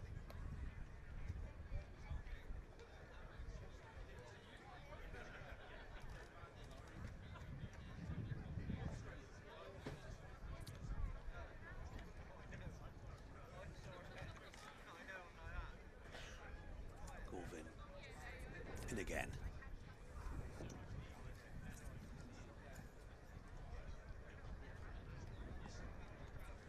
Just ticking over at the moment, the hosts.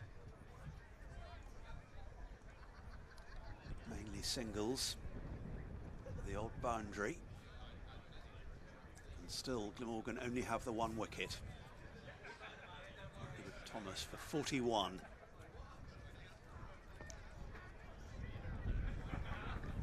Bright and breezy knock from George Thomas earlier on. Just 28 balls it took him to reach 41 with a 6 and 8 fours. Pretty well all of them sweetly struck. Yeah, that's what he brings to Somerset at the top of the order, that clean striking. Another single out to deep extra.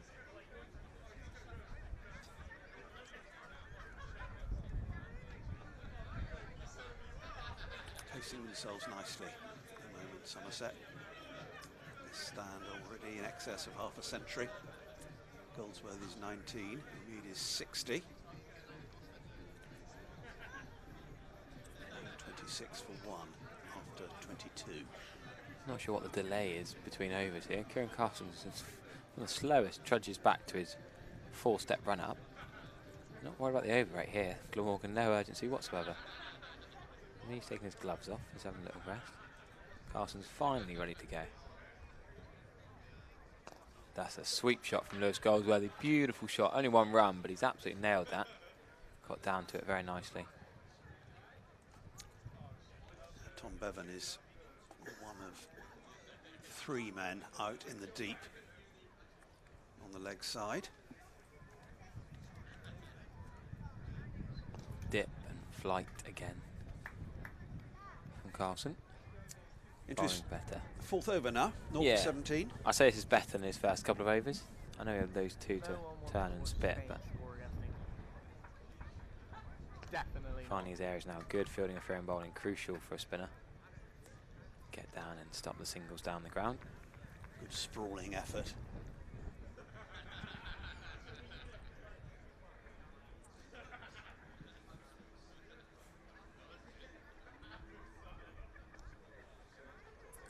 Get a comfortable single this time.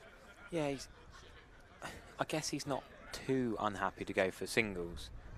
Kieran Carson, if you go under 6 and over in a 50 over game, you've done well. He knows he's probably going to get a couple of dot balls or a bat hits it straight to the fielder or 1 leap. So if you can bowl 4 singles and 2 dots and over, happy days. The sweepers are cutting down the boundary, so Somerset don't need to force anything yet and get through a few overs of Kieran Carson here. Just to see when Ben Kellaway comes into the attack. Similar sort of bowler as Carson.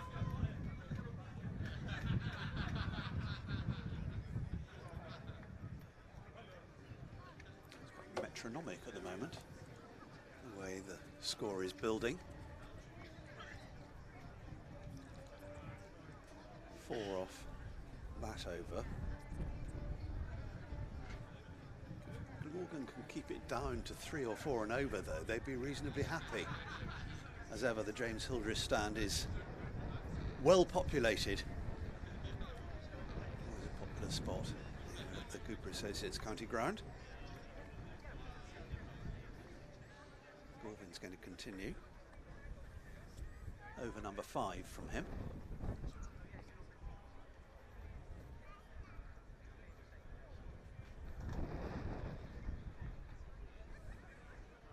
Starting with a dot ball.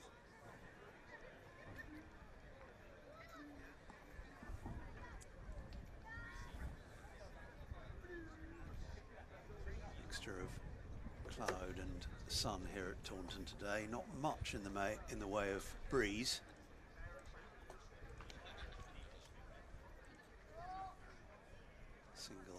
to deep extra. Big Somerset flag atop the Andy Caddick Pavilion is struggling to fill.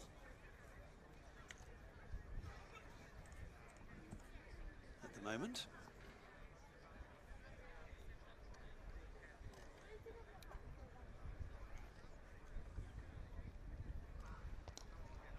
Squeeze through the gap between cover and backward point.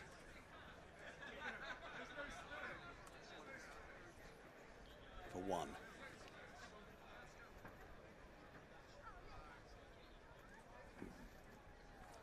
Not only the England ladies playing today in the World Cup football final, but the Somerset ladies playing at Wales Cathedral School against the Wiltshire Cricket Board. 130 for 4 after 25 overs. That should be a rather pleasant backcloth, Wales Cathedral School. Yeah, beautiful there. Daisy Jeans has got, she's got 57, she's out now, but 57 or 39 balls. Emily Edgecombe, the captain, is 27 not out. They're the two top scorers in the innings so far. I'll give you updates throughout the day. Small and attractive city, Wells, with the Yeah, cathedral one and of the smallest, yeah. Bishop's Palace. Well bowled. She saved it. On a length. Only go to a crowd shot. And comfortably fielded by Andy Gorvin. Just 3 off the over so far. They'll be pretty satisfied with that. Your side. Can he close out? Pretty much so, yeah, just a single. So 4 from it, like its predecessor. Yeah, those women are also watching it on their phone. Just wonder at what point Somerset will maybe take a different view and feel the need to accelerate. Yeah, I don't think they need to yet. Say get past Drinks or get to the 30th over, or I mean, once your eyes in, you're seeing it like a football, you're going to hit the ball harder and cleaner and more positively, I'm sure, anyway. And they're playing it pretty comfortably. Yeah, I think Goldsworthy will get the sweep out more and more now. It's just hard to get a boundary when there's through and back on the leg side. Can he go behind square? Can he beat the man on the 45? He was just looking down there. Yes, I saw that little glance. It's funny, 'cause on I'm batting as well, you try and look at the gap you want to hit it in to see how big the gap is, but you don't want to make it obvious to the bowler and the captain that's where you're looking. You know, the captain might say, well, I've just seen him look behind square and move the 45. They make it too obvious. I wouldn't be surprised if we see a Goldsworthy sweep this over. Now, one down the ground. Sensible batting. Thing is, though, is that risk weighing up, isn't it? What's worth it, what's not worth it. Don't see Goldsworthy reverse sweeping. Don't see Ameed sweeping at all. Ameed, if he's going to look for a boundary, he's going to go over mid-off extra cover, I reckon. There you go. Down the wicket. Leg side. Yep. That's Andy Mead's shot. Down the ground. As long as he gets it straight or offside of long on, he'll be fine. Was used to feet last ball. Cat and mouse it. Does he go again? No, he's got a full toss. That's filthy bowling from Kieran Carlson. And that's been smashed down the ground by Andy Ameed. Carlson's having a chuckle with his teammates. He knows that was rubbish. He's having a grin. His mate a mid-off, his mate extra cover. They're all giving him a bit of stick. Would have been embarrassing to miss out on that. Wow, quite. Yeah, Timmy van der Houten particularly enjoyed that mid-off. He's still chuckling. He knew he didn't move a muscle. He was never going to stop that. But you've got to put it away. I got out to a full toss last Saturday. It's easily done, isn't it? You chip it straight to a fielder. You nail it straight to a fielder. Whatever you do, it's that you're used to the ball hitting the pitch, and then suddenly it doesn't, and you have to become a baseball player, a rounders player, and try and work it out the park. But Ameed calmly whacked it down the ground for 4. Well played. So that's the first boundary of Kieran Carlson in a little while. There's a sweep from Lewis Goldsworthy. It's only going to bring him 1 run. Yeah, only 2 boundaries Kieran Carlson's has gone for in his 5-over spell so far. Good effort. We're going to have a drinks break now on 25 overs as Ian Blackwell and Ben Peverell, 2 local chaps, local umpires. Take the balls and have a little delay. Ian Blackwell was at Wembley the other night watching his daughter play in a youth match. I see him, he still loves going to around the grounds, one of his old clubs. He loves cricket in the West Country. We're going to do a backflip swap on the dugout cam. So, here's the Manhattan. It's fallen away a little bit since the departure of George Thomas, but Somerset has stood in a pretty healthy position here after winning the toss, 141 for 1 at the halfway stage. And two well-set batters as well, Lewis Goldsworthy and Andy Umeed. But they'll be conscious maybe of the fact that that run rate has just dipped a little bit in the past handful of overs. They're still in a pretty good position.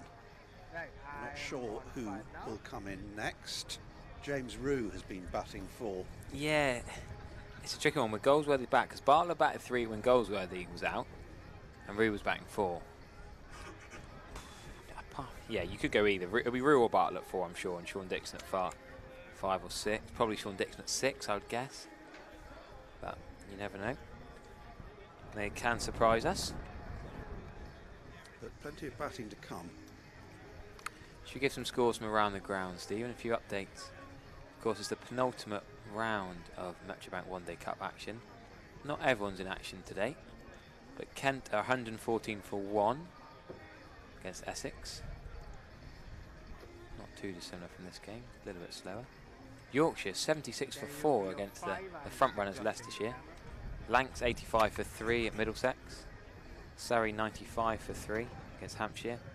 Northants 88 for 4 against Derbyshire. Durham 112 for 2 against Warwickshire, the other title, the top side. And the most wickets fallen at any of the grounds is between Worcestershire and Sussex. Sussex 5 down for just 89. Struggling are Sussex.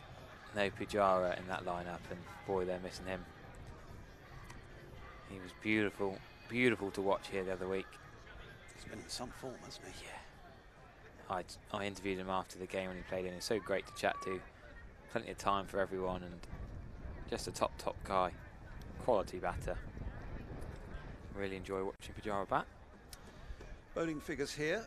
Tim van der Gooten, the one successful bowler so far, 1 for 17 from 6 overs, 2 of them maidens. Then Rory Smith, 5 overs for 40. Zain Al Hassan, 4 overs for 31. Andy Gorvin, 5 overs for 21. He's steaming in now from the river end to start his 6th. And Kieran Carlson, 5 overs for 28. So Glamorgan looking to build some pressure with the ball. Somerset looking to keep that scoreboard ticking.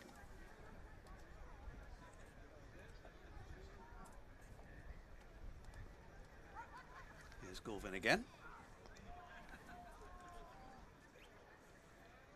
Worked away down to Van der Hooten at long leg. Goldsworthy up to 26. George Thomas, the one man out, caught by Smith at mid-on off Van der Gooten for 41.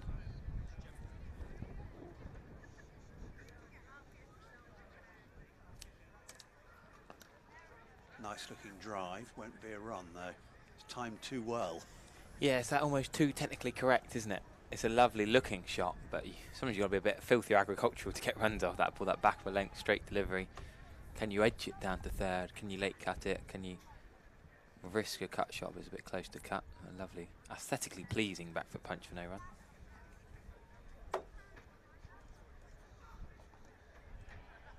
Dab this time, backward of point, but won't be a run. Kellaway's there. It's good over this for Glamorgan so far. Just the one off 4 deliveries.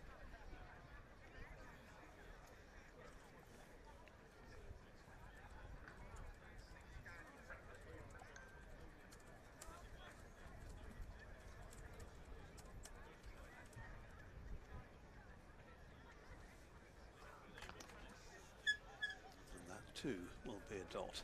It's that frustration, isn't it? The lack of pace from Gorvin. He's trying to get into a gap, but just can't quite get into it. Can't quite get the gap or the power to breach the cover circle.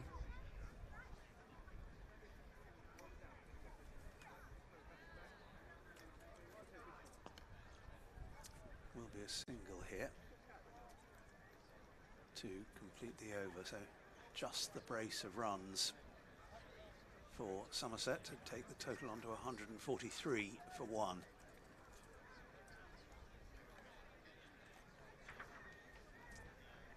So Umid still there, has been batting since 11 o'clock this morning. He's on 70 not out. Goldsworthy is 26. And here we go. This is what I wanted to see. I've been looking forward to watching this man bowl. Ben Kellaway is a quality young man. Bowls off spin, whacks it with a bat. Genuine all-rounder. Bowls off spin. A little bit better than Kieran Carlson, I reckon. Scored hundreds in Glamorgan, second 11 and Welsh minor counties, and he's got himself into the Glamorgan side. Only 19 years of age. Played at Clifton College. Used to bat 3 for Clifton College, one of the better schools in the southwest. School in Bristol. He used to scoop and reverse sweep for fun. Did Clifton College, the same side that Joe Phillips, a Cornish guy, Gloucestershire batter. He was the captain of that side, and straight away here Kellaway is whipped into leg side. No 2. Great bit of fielding, charging in from the square leg boundary. No 2. But yeah, Ben Kellaway, one definitely to look out for. Definitely worth watching. He scored 30 against Sussex, 67 against Warwickshire, 67 and 3 for 56 in the same game. Could be 2 here for Goldsworthy. Should be 2. Yeah, good running. Umid calling that one. Eddie Byram does well, but couldn't stop the second. Yeah, he had too much ground to cover.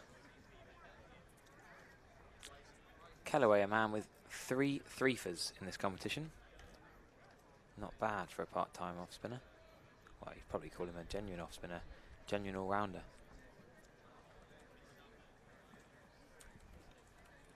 Just tinkering with the leg side field for a moment.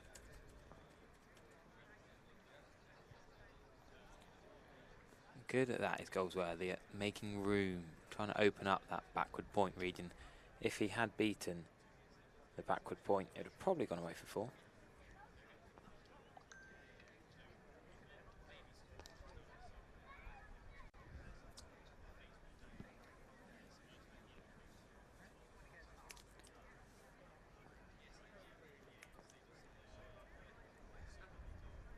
There we go. Can he get 2 this time? Yeah. Can you see Eddie Byram charge round? Slides feet first as Eddie Byram. Interesting way of doing it. Picked it up cleanly enough. Another 2 to the Somerset total. Getting plenty of exercise out there, isn't he, yes. Eddie Byram? He's always been a good fielder in the deep cover boundary, I've always thought. Quick and runs round well. But yeah, he's had plenty to do today. Decent start that from Ben Kellaway. Again, no boundaries. Just a couple of 2s. Yeah, 5 off the over in all. Yeah. 2 2s and a 1.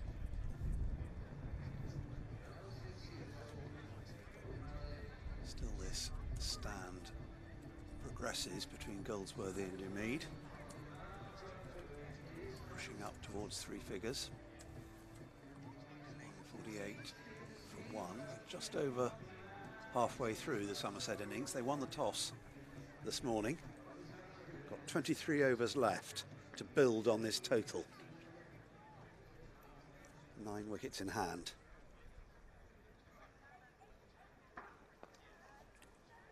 First ball of a new over from Andy Gorvin is tucked away out to deep mid-wicket. Yeah, do you feel they need to accelerate? Do you think they need to get going a bit here, Somerset? My only thinking is they had 2 centurions in that Sussex game and still lost. They scored over 300 and still lost. Don't want to see that happen again. It's hard to criticise a team who are only 1 down. 150 for 1 after 27. You think doing all right, but they need to put the foot down a bit. Another single here. You can't help but feel that 3 or 4 and over is not quite enough. Here it's, yeah. There's the 150. the loss of just that one wicket. There's still a 300 possibility here, but they need to keep their foot on the gas. I mean, you know that George Bartlett and Sean Dixon will get on with it. And then Danny Lamb will be your finisher, but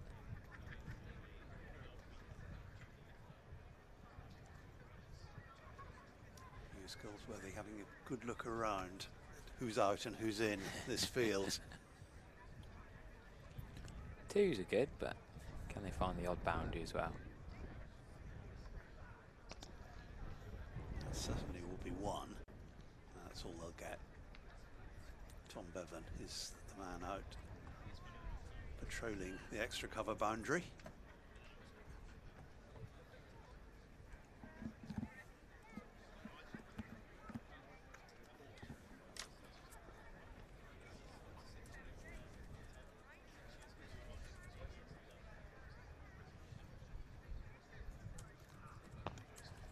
Yorker dug out by Hugh Mead. Carlson the fielder. Little patches of sunlight on the outfield at the moment. Clouds moving across with the breeze, which has actually picked up a little bit in the last few minutes.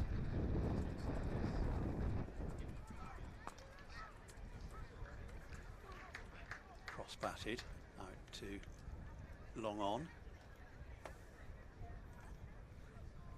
Another single, so 5 off the over altogether.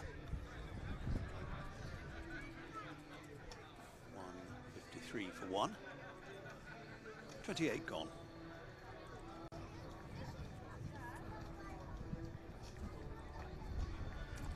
Great Nation stand is well populated in the sunshine. Pretty pleasant day to be watching cricket here at Taunton. Yeah, summer's finally here, isn't it? So we're going to have a few dry, sunny days, hopefully. Nearly the end of the school holidays already, hasn't that flown by? Yeah, September in 10 days' time.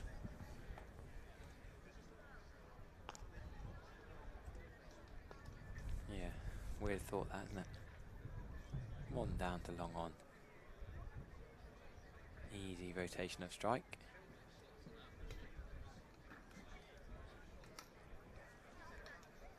Slight adjustment here. What's Keller doing? Trying to get mid-wicket a little bit squarer because he knows that Goldsworthy is a sweeper. To Amid, he can come straighter. Yeah, you think about the brains, think about what's happening here. Amid's going to take you more straight long on, more straight mid-wicket, whereas Goldsworthy might sweep a bit squarer. You've got a tall guy who likes to go straight and a short guy who likes to play sweep shots. And consideration of Ben Kellaway here, and well, and Captain Carlson, of course. Amid's frustrated he couldn't get that past extra cover for 1 run.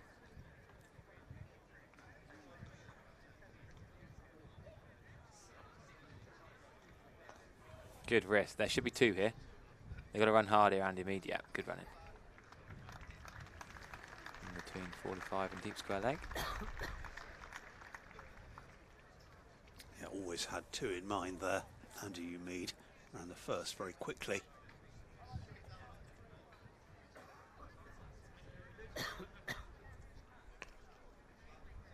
Can't get that one away though.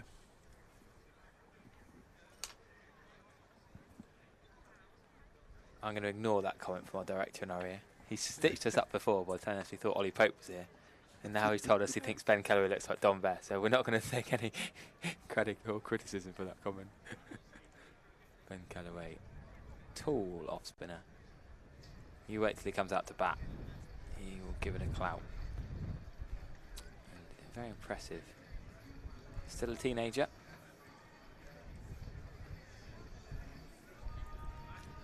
That's a reasonably tidy over again for Glamorgan. 5 runs off it.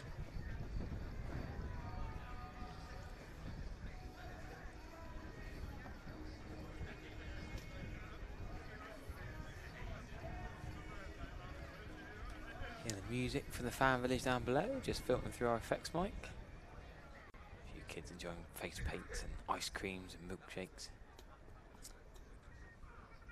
New over for Andy Gorvin and nicely placed First ball of it, and it's going to go all the way. Now that's what Somerset need, really. Start with a boundary, and things look that much easier for the rest of the over. That's the 100 partnership between these two. Yeah, first boundary in a little while. We saw that straight full toss nailed off Kieran Carlson's bowling. We've seen a few twos. We saw that wide paddle sweep from Umeed, but nice to see a cover drive for 4. He's into the 80s, Andy Umeed. Looking to slide that one down to third man. Couldn't get the angle fine enough. Callaway was in the way. Glamorgan have already used 6 bowlers. Are we going to see Colin Ingram or Billy Root or Eddie Byram? So they've all got part-time spin in their locker. Can we see someone else? Pulled away like too deep mid-wicket, and although Byram is not that far away from it, it was struck so firmly. Yeah, I think he could have stopped that, you know, Stephen. It was struck firm, and it was only 5 yards from him, but he didn't even make an effort. Oh, you know what? I think he could have dived for this. Or sprinted and dived. He's jogging before he's gone past it. Do you agree he should have made an effort? Yeah, athletic you've professional got a point. That's a good comeback. It's a problem I've noticed in club cricket. Sometimes when a bowler bowls a bad ball, fielders don't try so much. It's almost like they think as soon as it's a long op or a full toss, they don't think it's worth their dive. But It's just trying to thinking, save you've got to do better than that. You've got to, you know what I mean? You've got to save runs, whatever happens. Absolutely.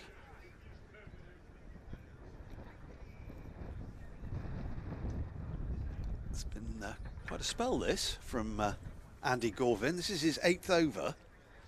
0 for 36, his figures at the moment. Wonder if he's going to bowl all 10 off the reel.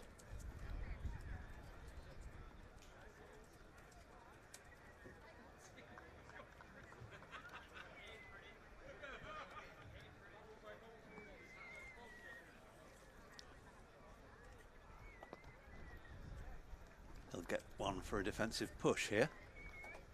All the way up to long on. To round the over off nicely.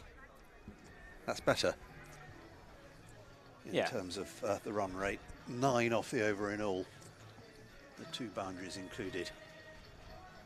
Yeah, Umeed getting going now. Those of you trying to double screen and keep up with the World Cup final, there are 13 minutes of injury time for England to try and get back level with Spain and force into extra time and penalties. Or get 2 goals just to finish it quicker and easier. If you're thinking of coming down in 12 minutes time, so the rest of the day spare, come on down. Tickets still available on the gate, or £15 for the second innings. Yeah, Sydney to Taunton isn't far.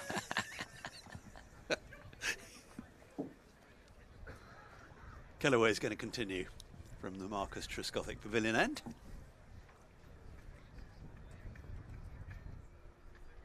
That's a short ball. Pulled away, only 1 run to square leg. Thing is, you can get away with back of a length or slightly short with 2 men back. It's quite hard to pull for 4.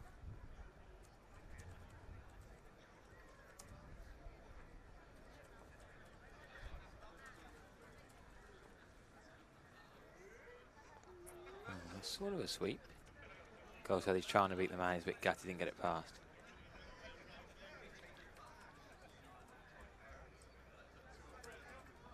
Yeah, of the 2 batters, Umeed has the superior strike rate at the moment. No, that won't enhance it. Umeed's 88 coming from 105 deliveries. Goldsworthy has 33 from 49. That's flighted. I like the flighted off spinners from Carlson and from Ben Callaway have been better. They've been harder to hit. They've often got dot balls.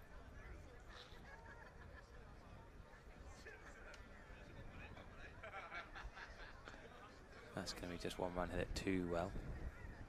Yeah, has Eddie Byram moved from that spot, from that fielding position? That was pretty much straight to him. Yeah. No, I more mean all game. He's been at deep cover. 30 overs of deep cover on one side and deep on the leg side the other end. Good cricket against some goals. Well, he is managing to get a ball a run pretty much every ball, Lewis Goldsworthy. When does he look for more, though? He's 35 or 51 balls. Well, it's 31 gone now. 171 for one. Goldsworthy 35, Umeed 89. And I wonder whether they're talking about upping the tempo in the middle, those two at the moment. More blue than cloud now here at Taunton. Bit of sunshine. And Somerset in a pretty strong position. 171 for one. 19 overs remaining in this innings. We're going to have a bowling change at the river end. It's going to be Zain Ul Hassan coming back.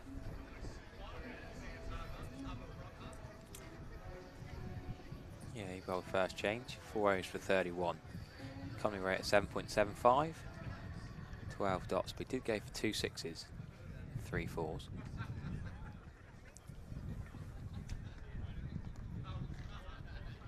So Gorvin not bowling through his 10 overs in the end. No, that would have been some effort, wouldn't it? 8 overs for 37, not bad, Gorvin. A bit of fielding there from the man ball on this end as well. Ben Kellaway at point.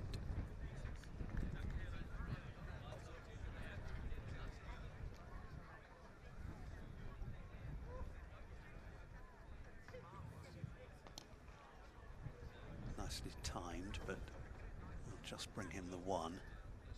Right, deep extra. A lot of people are asking me where you get the earpieces. For those of you who aren't aware, the big stand, the new stand that we're commentating from, with the Thatcher's box at the top. You go downstairs in the Marcus Gothic Pavilion reception. £12 for Virtue Motors earpiece. Lasts forever, just 18p batteries to replace them when they run out.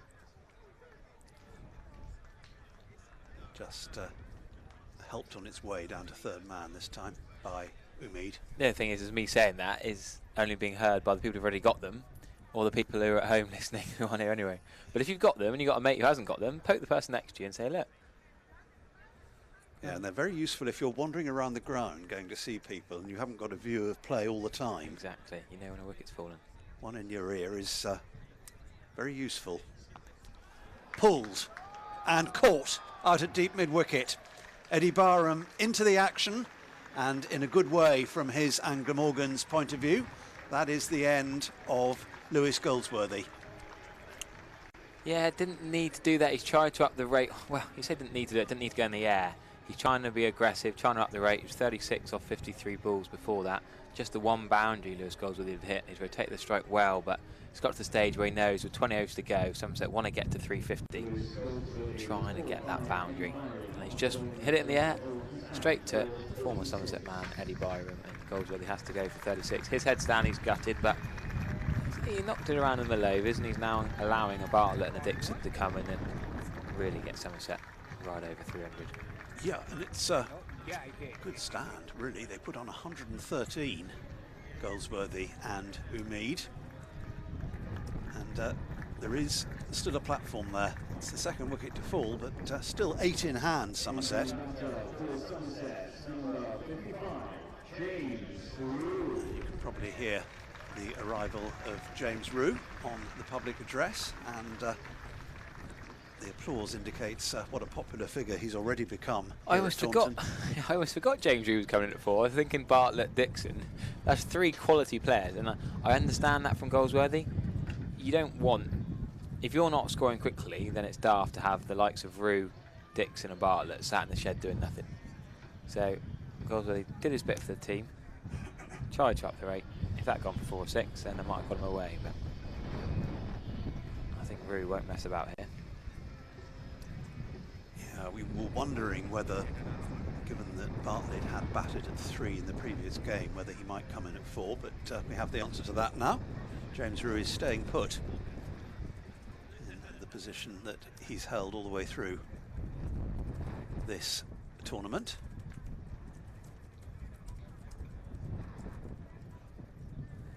Left-hander in for the first time.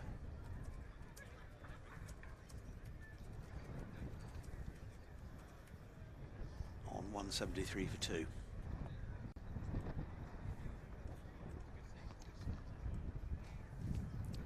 Played enough, his first delivery to mid-on. So plenty of batting Somerset have to come. These two, Dixon, Bartlett,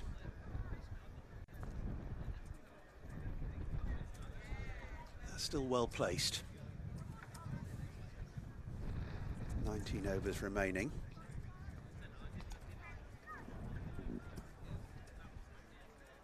And that is the conclusion of the 32nd. Umid is 90, Rue yet to get off the mark, 173 for 2.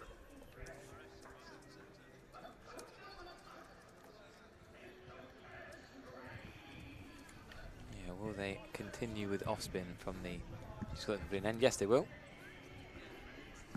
Look how many spinners there are in this Glamorgan lineup. Sam North East could even bowl a bit of tweak. Colin Ingram, Kieran Castle, Ben Callaway, Billy Root. Just seen the two of them so far. Yeah, they probably won't need to go to all of those I've just mentioned. Well, they definitely won't, but it'll be interesting to see if we see some leg breaks. I'd like to see Colin Ingram have a bowl. Anyway, it is Callaway. Down the ground again, and just the one run.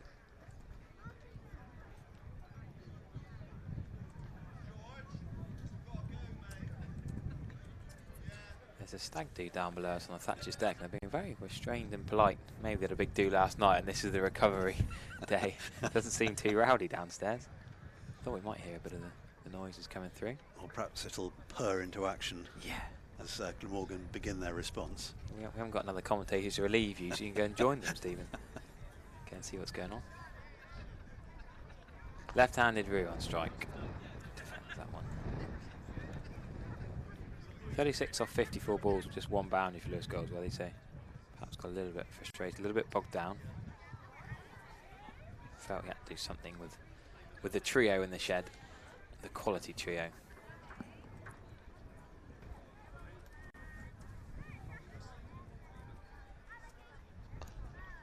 Now with mid on up, just been brought up that ball. That's a dot ball. We wouldn't have won the ball before.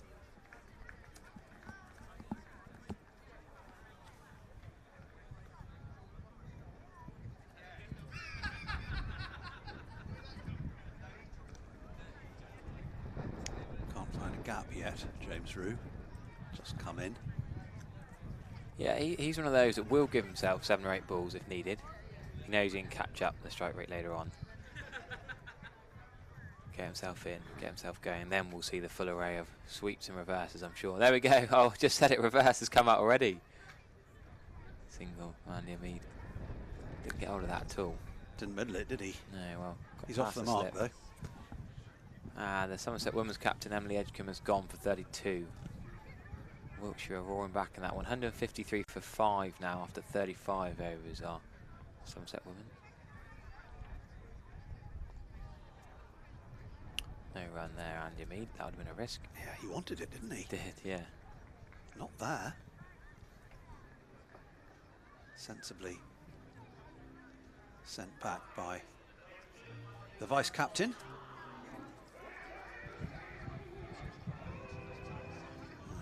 More conversation now about where Somerset are, where they want to go between the two batters.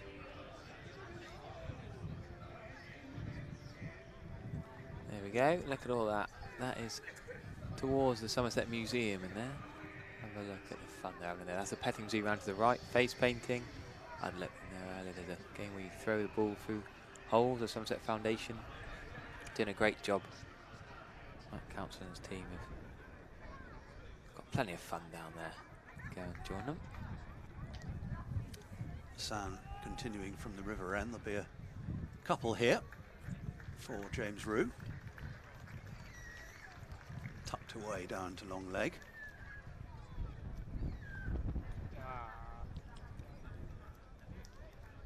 Into the 34th over now out of 50 in this Metrobank Cup group match.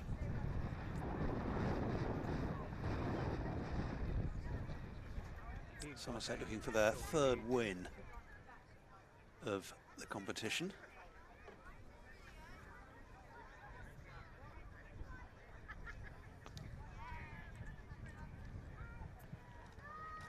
Yeah, they can't qualify Somerset, but it'd be nice for them to go out with a bang. Look at his skills.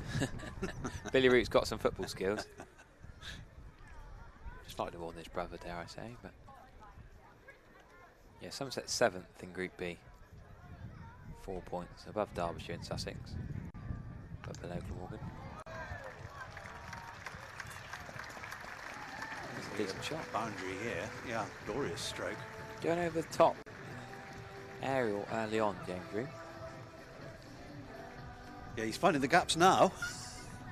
Well, going over the gaps. To use your feet and run, it takes some talent and confidence so early in your innings, James Rue.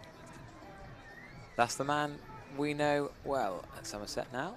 James Rue, 3 off 8 balls, and then he decided, I'll just run down the ground and bop him over mid-on for 4. First boundary for James Rue. On to 7, 181 for 2.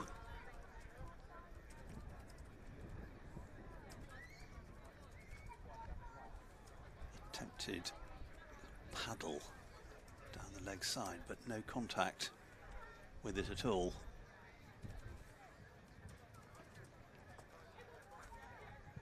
It's almost as if you're saying, you're not good enough to bowl to me, I'm just going to do what I want. to reverse sweep, bop over the top and paddle in the first 9 balls.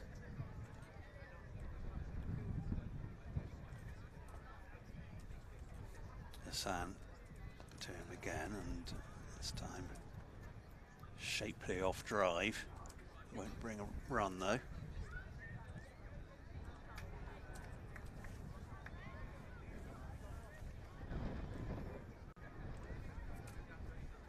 So Rue settles again.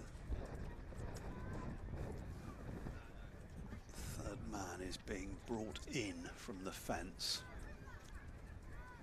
Going to come in on 45, the edge of the circle. That's up in the air, and his first bounce into the Trade Nation stand. Very nearly 6, wasn't it? You have to watch the replay of that one, see how close that landed to the rope, Stephen. Very close indeed. One of the longer boundaries in the ground. Yeah. I think anywhere else that would have been 6, wouldn't it? About a yard inside, I'd say. Maybe not even that. Nicely struck. That's a good over for James Rue, good over for Somerset. 2 boundaries in it, 185 for 2. So 34 gone. 16 left. We've alluded to the 300 mark a couple of times. It's still there. It's still there for the taking.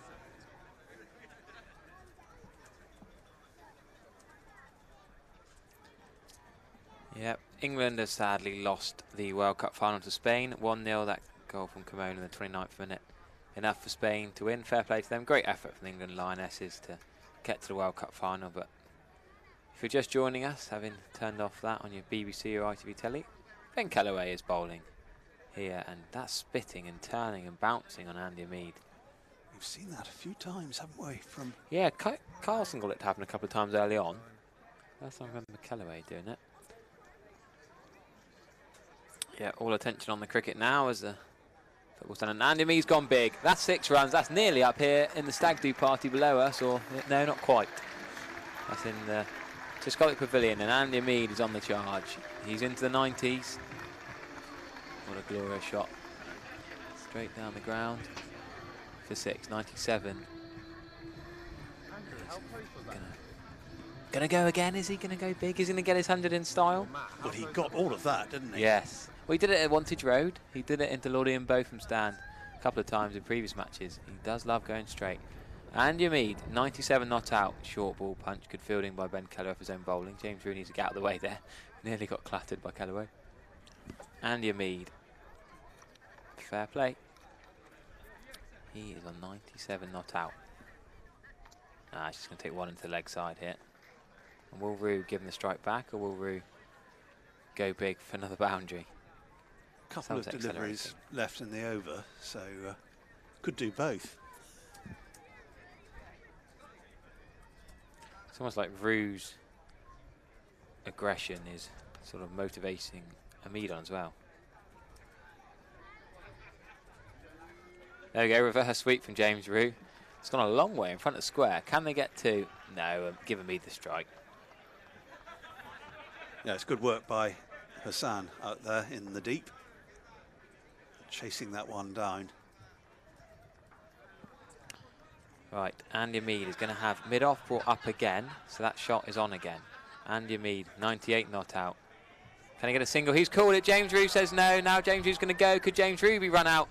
I think he is. Oh, James Rue's gone. Andy Hamid, there's been a mix-up. James Rue sacrificed himself in the end. Andy Hamid hit. There was a single if James Rue had gone straight away. If Andy Hamid had been trusted by James Rue, there would have been a single. James Rue didn't think there was a run there, so stayed his ground.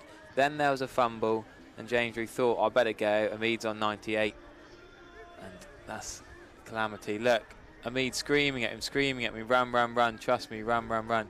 James Rue wasn't far away from getting in. If he'd dived, maybe he would have done, but James Rue's got to go for 12. The vice-captain had played some aggressive shots. 12 off 13 balls he was. And that's gutting, really, for Somerset. Finn Hill's coming out with a bib to have a chat with Andy Hamid and give him a drink. But yeah, he was cut off in his prime, rather, wasn't he, James Rue? He looked in pretty good touch. And it's all come to a premature end. that's a shame, really, because James Rue was playing some magnificent shots, and there was a single there. That was a case of, I guess, because James Rue didn't trust Hamid straight away. Sean Dixon is going to come out ahead of George Bartlett. Now, this is interesting. Sean Dixon, the captain. The vice-captain's just gone. Sean Dixon, the captain, is going to come out and play some shots, I'm sure. 15 overs to go. Hamid's got to forget about that now. He's gutted. But he's still there on 98. Hopefully he can celebrate his own 100 a couple of runs' time. That chaos, last ball. Well, it was, really, wasn't it? Rue eventually setting off, but it was always going to be a, well, it was a mountain to climb, really, to get there in time. And a bit of a waste. It was very close, by the way. Indeed, every run out's a waste, isn't it? Happened far too many times in anyone's career. You never want to be run out. Unpleasant way to go. Looking comfortable, playing all the shots against all the bowlers, really. But we're going to see Smith back on from the river end. Bit of seam for Glamorgan. Yeah, that's where he started. Rather expensive 3 overs with the new ball this morning. Back on. This is his third spell. Nicely placed by Umid. That's going to be his 100. So after the run out, Umid eventually going through to his second century of this competition. Well batted Andy Umid. Goes to 103 out of 198 for 3. Glorious batting from Andy Hamid. Wonderful 100. Glad that run out didn't phase him. He's managed to get to his milestone. Another 100 in this one-day cup. Got 119 here a couple of weeks ago against Sussex. And he's got 77, he's got 34, he's got 55, a 36. His last 6 innings, his lowest score is 34. Some run of form, Andy Hamid. Consistency itself. 117 balls, that 102. 3 sixes, 8 fours.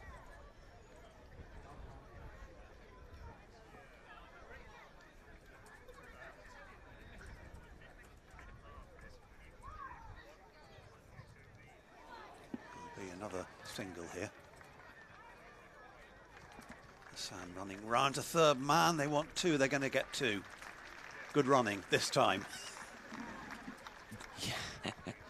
Well, yeah, it's a tricky one. You can watch it again and again. He would have easily made it, James, if he'd gone straight away, but I think he was worried. If the fielder picked it up cleanly, he thought he was in trouble. There was a bit of a fumble.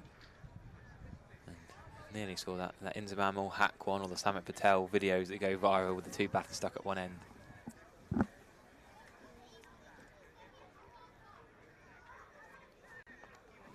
Smith in again, and there'll be another single, or would it be 2? They're thinking about 2. Dixon wanted it, Hamid wasn't so sure, settled for 1 in the end. So the 200 is up for Somerset. 3 wickets down. And Hamid has played a major role in getting them there. 105 not out. We're in the 36th over.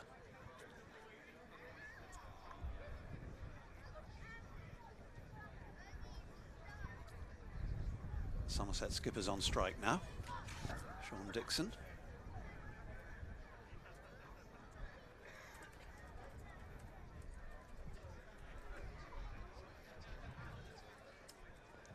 And immediately off the mark.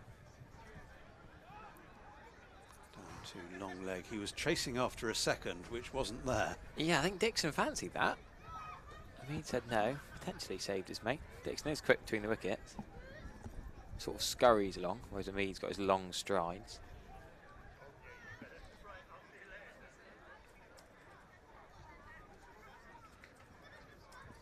So last ball of the 36th coming up.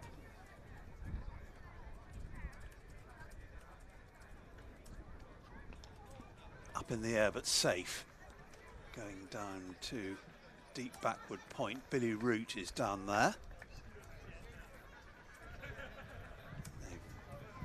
Here we go. So the Glammy captain, Kieran Carlson, he fumbles this. Can't quite see him on shot. If James would go straight away, makes it. Then Carlson picks up and throws it. Not a bad throw, good glove work. He's only just out. Only just out, Very yeah. tight decision. He's definitely out, but it's so much closer.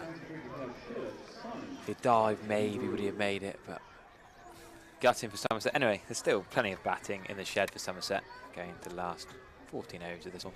203 for 3, 1 for Dixon, 107 for you, Mead, and I'm going to make way for Ian Shepherd.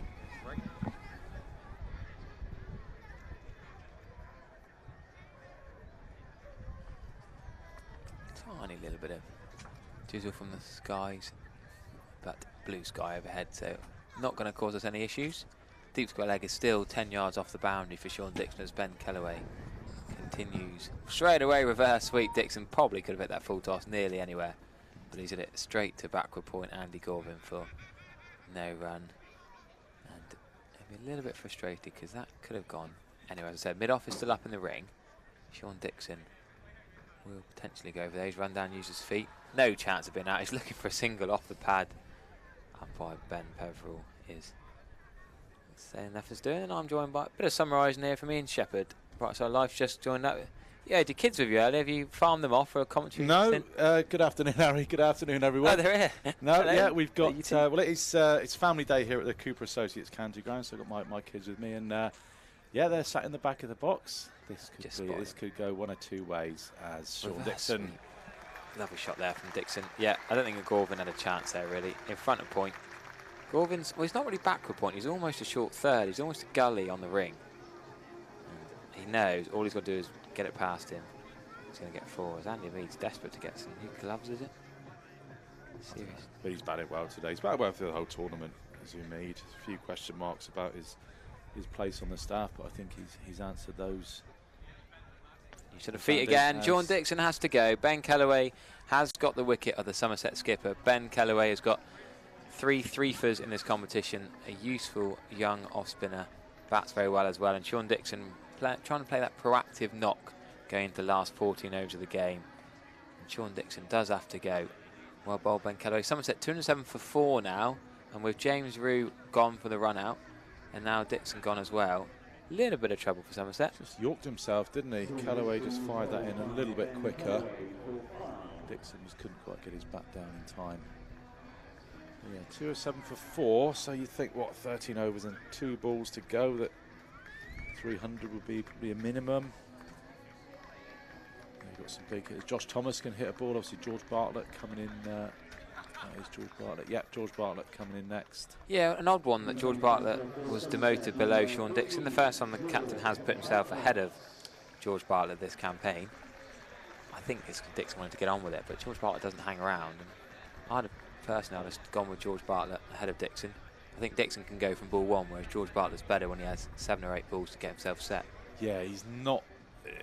If George Bartlett isn't the kind of player whose strength is coming in with 15 overs to go, somebody like Josh Butler would be, that's the kind of player you want coming in.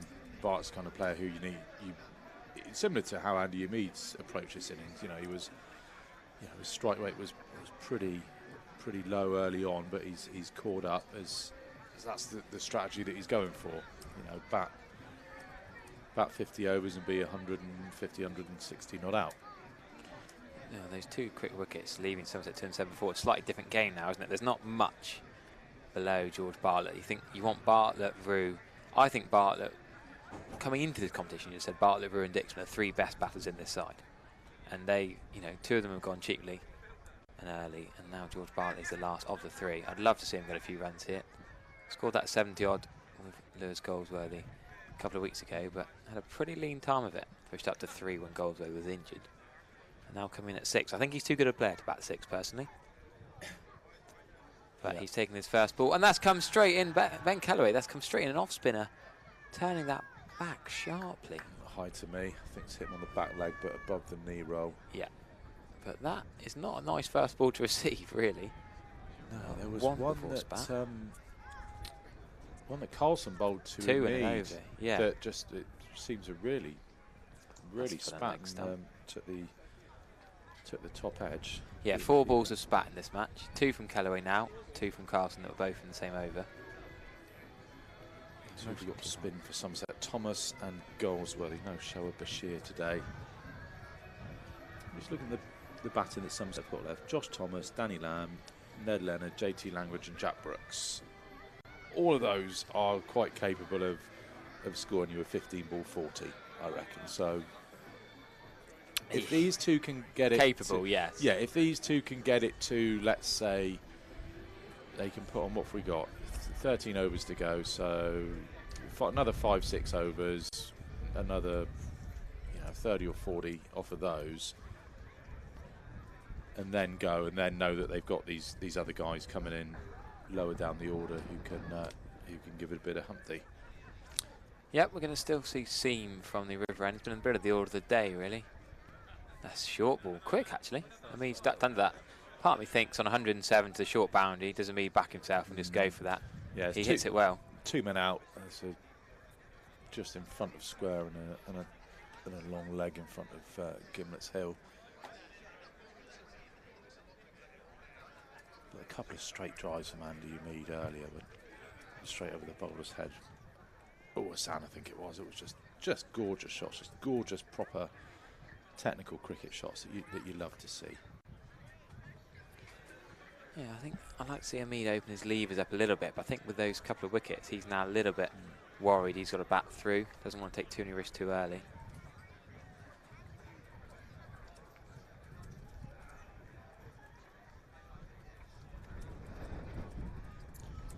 It's the old adage, isn't it? Add 2 wickets on and then see what the scoreboard looks like. 207 for 6, saying the 39th over would not look particularly healthy, but 207 for 4 as it is, and it just plays sensibly, pick up the 1s and 2s and then go for that assault in the last 7 or 8 overs with 6 wickets in hand. I think that the 3 dot balls here, because of the 2 wickets, those 2 wickets hadn't fallen.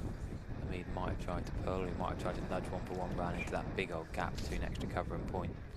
Yeah, well, there's another quite inviting gap at mid-on as well. Yeah, I think that's almost where Rudy Smith wants him to look for, but there's no slips in place. Horton's just got the 45 man and we're near him. There, see, 4 dot balls in the 38th over of a 50 over game is not ideal. He's bowling well though. Credit to the bowler, he's tucking Andy Umeed out. He does like that sort of dab run down to 3rd man, and he also likes to hit straight over the top. So if you bear in mind that those are Andy Umeed's kind of 2 areas, his release shot is that dab, and then his big shot is driving it straight back over the bowler's head. Tucking it in straight towards his hip is probably not the worst plan. There he is, he's going to get 4. He is going to get 4. Deep third is too wide. On the sand down below, so he's going to have to dive over the covers to get the ball back. But yeah, good cricket from that. That relieves a bit of pressure. 4 dot balls and 4 runs does help. Useful that for Somerset. I don't think he intended to get it quite that fine. It was a bit more edgy than dabby, but they all count. I think he knew there was a gap there, and he was... Feet off the floor, Harry. Umeed's on 111. Yeah, mine's up anyway. I got my leg up. There we go. Safely negotiated. Don't know if he's a superstitious fellow or not, Andy Umeed, but didn't spend too long on the dreaded Nelson.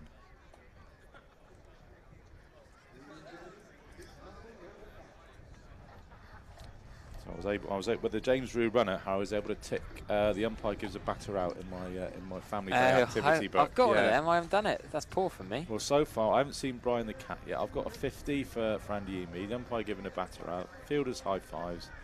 A 6 getting hit. Drinks coming onto the field and a fielder making a diving stop. Well, yeah, Chris has Eddie Byron out. They could have made a diving stop and just waved it before. You haven't seen Brian the Cat. That's a shame. Stump flies out the ground after being hit. Yeah, that hasn't happened. Stumpy surely waved at the crowd. I've seen Stumpy, but I've not seen him waving at the crowd. He's Callaway again as he just uses his feet. Yeah, I've not has a fielder dropped a catch yet. I've not seen. I can't remember an obvious drop. Nobody's scored a duck. There must be a seagull in the outfield somewhere. That's another one of them. Callaway still. Barney's often thinking about a run at the non-striker's end. Yep, family fun day if you didn't realise. Come on down. 15 quid for the second half of this match.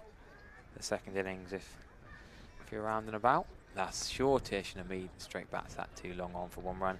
Yeah, just gone back into a shell now as Hamid after those 2 wickets. Suddenly Somerset realise they want batters to bat to 45. You can get away with tail enders for the last 5 overs, but you don't really want your number 8 and 9 coming in before the 45th over mark. Yeah, I'm perfectly happy with the way that they're going at the moment. I think it's very sensible cricket. Just pick up your 1s and 2s. Don't give the opposition a sniff. If you have a dash now, you could quite easily end up getting bowled out for 260, 270. Whereas if you give yourself that platform, 320, 330, still on the cards here, I think, with the prevailing wind. Oh, use of the feet there for me. That's very well played. He wanted to go over the top, over mid-off. Then it was wider, and the length was not quite where he wanted it. And he almost cover drove it. Square drive, really. Adapted nicely. Yeah, there's plenty going on here at Family Day. You've got face painting. You've got Chris and his little zoo. The armadillo was having a got a video for Triggs on that. Yeah, I didn't see the armadillo. I saw the giant tortoise though. This could be 4 here. It's almost squirted away down to 3rd by George Bartlett. Yep, good use of the hands there to open up that gap. Beat Eddie Byron at deep square cover to get that run away. Fast score with Byron before. You've got the circus skills, you've got the Somerset Cricket Foundation with all their ball games, you've got the Taunton Brewers baseball down there, you've got clay modelling. What more could you possibly want? It's like a holiday camp and a cricket match all in one. And we've also got a crash in the commentary box. Yes, that's the first. That's a definite first. Family Day. So long on has gone back. Deep square is back. Deep 3rd and deep cover. 4 men back for 1 more over. Then 5 can go back in the 3rd and final power play.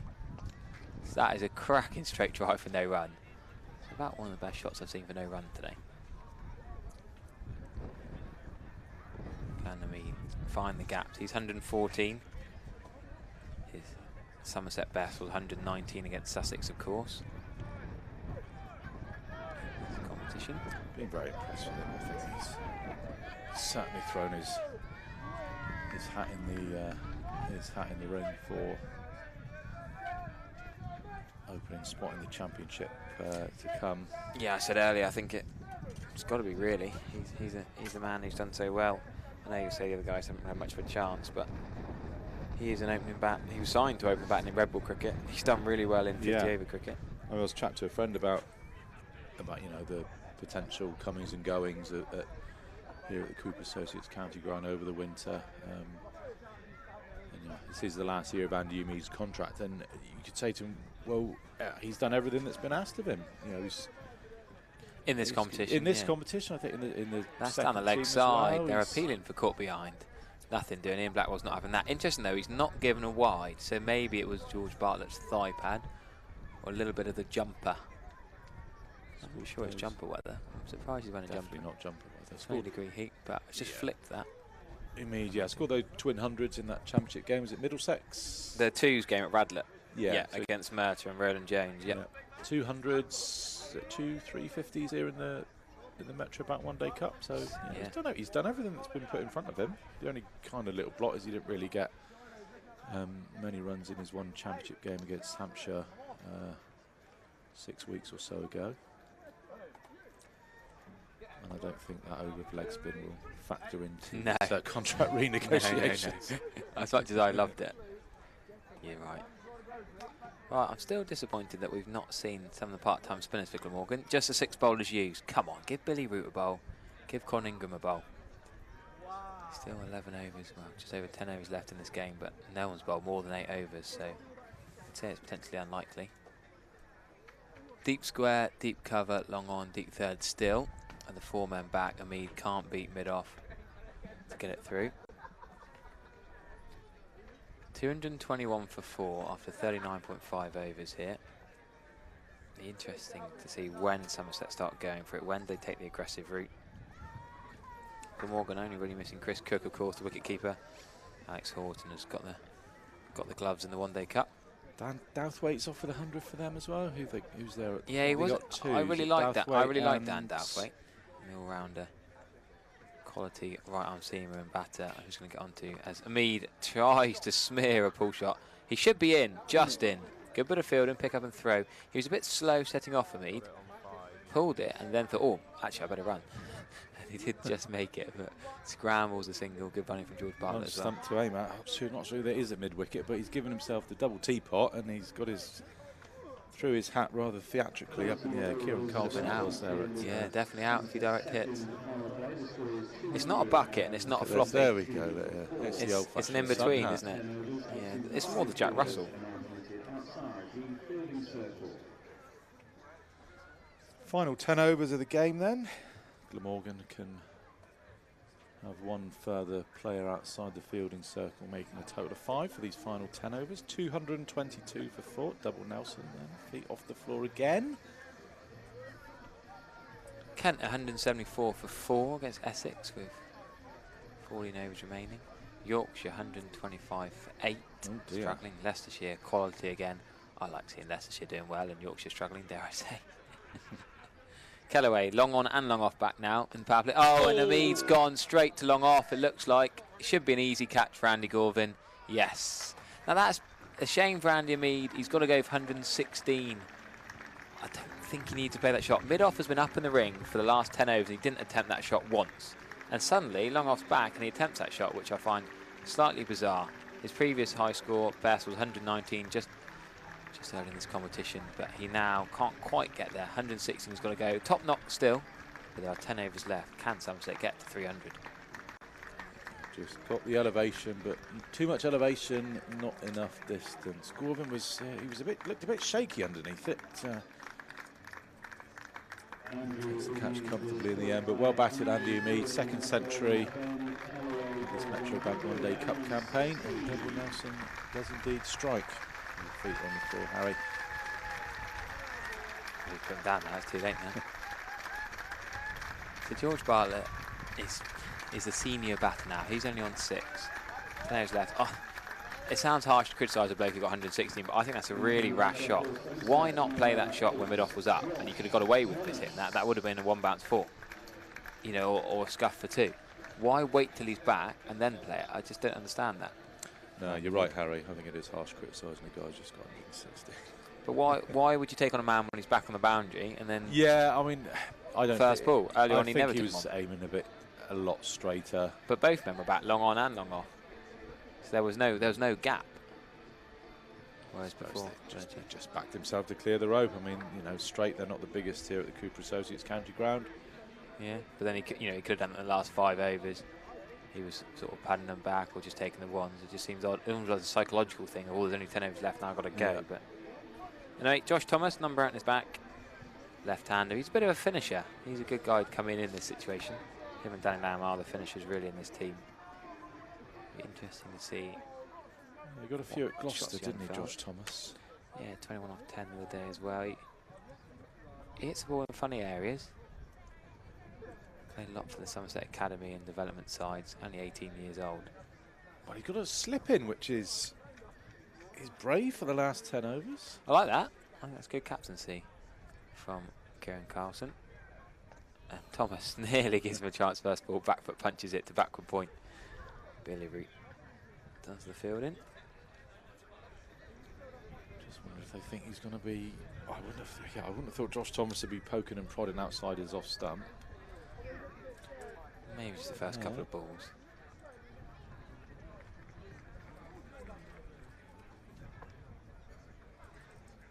Callaway switched to around the wicket, and well, that one did take a bit of turn and a bit of bounce from that one.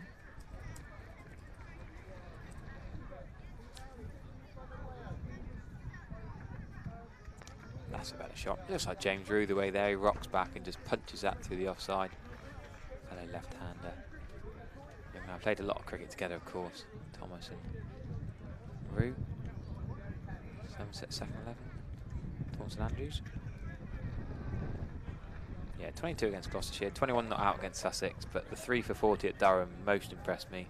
Up at Gosforth early in the week, him and Josh and George Thomas, the two brothers, getting 5 between them.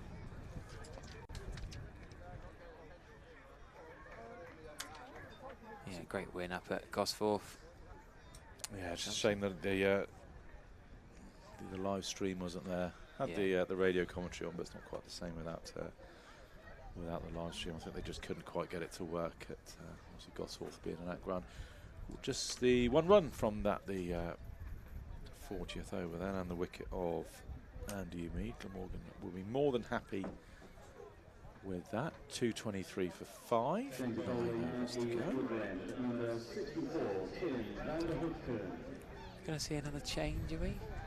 Yeah, it looks like. Are we going to see Timmy van der Gooten bat on? Yes, we are. Timmy van der Gooten, 6 overs, 2 maidens, 1 for 17. The only guy in the Glamorgan side to have a maiden to his name, and he's got 2 of them. Quality, experienced cricketer is Van Houten. He was always going to be safe for the death. And with 4 overs to go, in his 10. Yeah, bowled those 6 up top. 2 maidens, 1 for 17. It was really the other end where George Thomas took the attack to the Glamorgan bowlers. I think they were very, very, very happy just to see Van der Gooten's opening spell off. Yeah, Van Houten, the Aussie Welshman, 32 years old now. Born in Sydney, not far from where the World Cup finals just finished in Upper North Shore. It's got to be a bit of Dutch in there with a name like Van der Gooten. Yes, yeah, he's well, that's why he's played for the Netherlands. Enjoy watching him in international cricket over the years. Welsh Dutch Australian. 42 T20 internationals, 8 ODIs. That's going down the leg side, no run.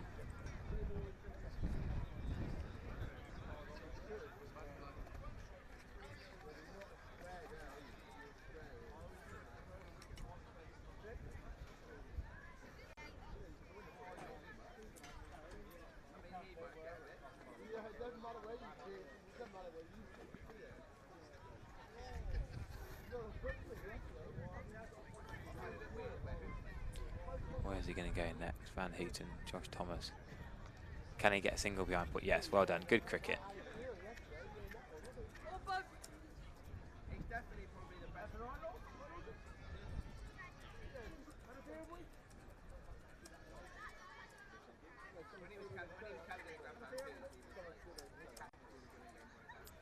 Interesting to see where George Bartlett's looking for a boundary option here. Deep square leg, Eddie Byram's still there. Now fine legs going back and long on. He's got 3 back on the leg side, 2 on the off. I think the over extra cover, the George Bartlett shot, those runs he scored against Leicestershire, those runs he scored against Sri Lanka. Development side here last year, a lot of inside out over extra cover. Now he's going to slash it behind point. Can they come back for 2? It might not have the legs to go for 4. No, the fielder at backward point, they just got a fingertip to it, else it would have gone for 4. Ben Kellaway down there at backward point.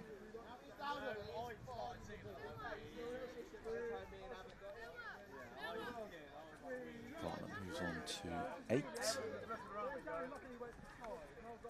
Going at a run of ball. 8 overs, 2 balls left here at the Cooper Associates County Ground. It's a Metro Bank one-day cup match against Glamorgan. Bartlett doesn't time this. I don't think there was ever a single there. Josh Thomas keen. Good enthusiasm.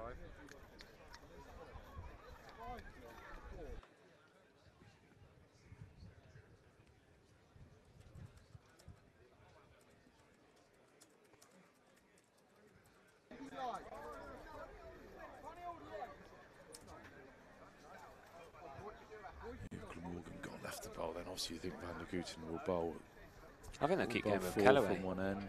Callaway's bowling well. I don't think there's any reason to change it. I think gone are the days of 2007 and 8 when they bowled seam at the death from both ends. I think spin at the death is an option at So times. he's got 2 left, so they will need to find another. Well, I think couple Rudra of Smith overs. will bowl the other 2. You expect Van Houten and Smith to bowl their 10. So 2 more from Callaway, 2 more from Smith, and that should finish the job. Corbin's not really a death bowler, more that pitch up. That's why I bowled 8 straight through. Callaway can make it. I'll continue now. There we go, see the run rate starting off with that fantastic opening blitz from George Thomas. Really got the Somerset reply off to, the Somerset innings off to a great start. It's kind of a plateau, but you think now with 5 wickets in his hand, the last 8 overs, plenty of batting left to come. Should be good, entertaining last 8 overs here. Is Callaway, who you think would finish his 10 overs now. And wins the moral victory for the bowler. He finds George Bartlett's outside edge with one that just spat. Didn't give the keeper any chance. If there had been a slip, would have taken, would have been straight to him. Maybe just come off the edge of the keeper's gloves. Had a slip in last over for Josh Thomas, but unfortunately for Glamorgan, not for George Bartlett. Here's Callaway again. Bartlett just pops us out to deep extra cover. Yeah, that Take game. an easy single. That game against Durham on Thursday, Somerset lost 2 for 4, and George Bartlett had an edge at 4, so it went for 4. So if that was taken, that could have been 3 for none. Well, losing wickets in clusters. Clumps lost a couple earlier today. Rue 193 for 3 and 207 for 4. That's a big shot attempted by Josh Thomas, but yeah, 33 Thomas got before being bowled by Travaskis on Thursday.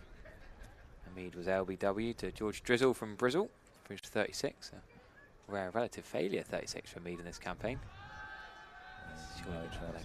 Oh, he's given him. He has given that LBW. I suppose he went across his stumps, but I still thought that was going down leg.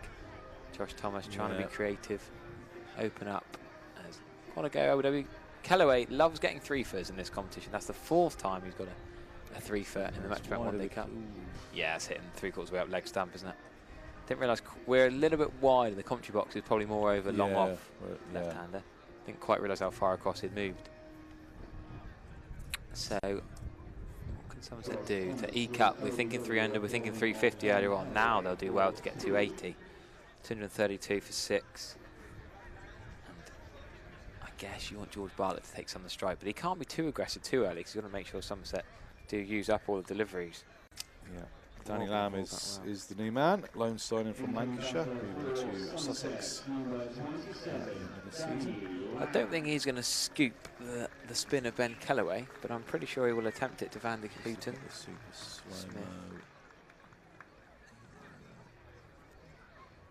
Clipping leg, maybe. Oh, it's definitely hitting leg. Top of leg stump, isn't it? I've got my maroon tinted spectacles on, Harry. We gotta be neutral and factual up here. I suppose we should probably put some comments up.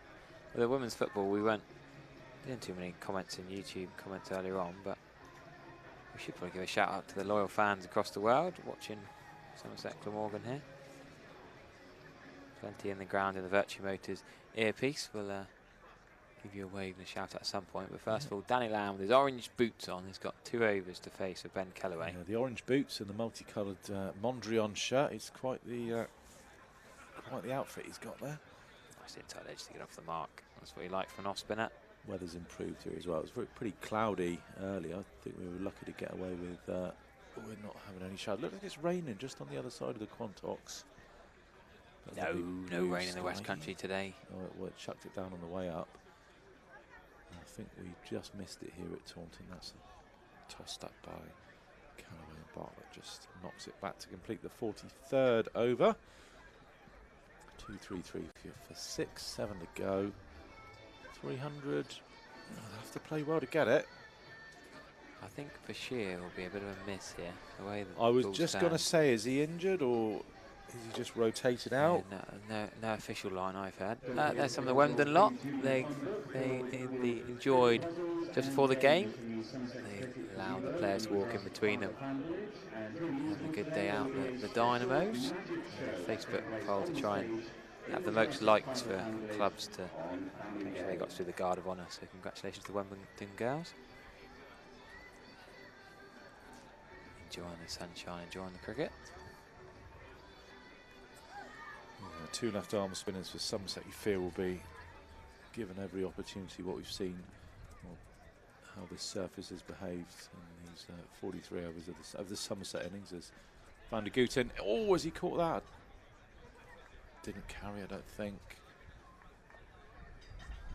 Views obscured by the keeper. Yeah. From our vantage point here in the commentary box. Don't think this carried. Well, it can't have carried because no, just that was just slightly in front.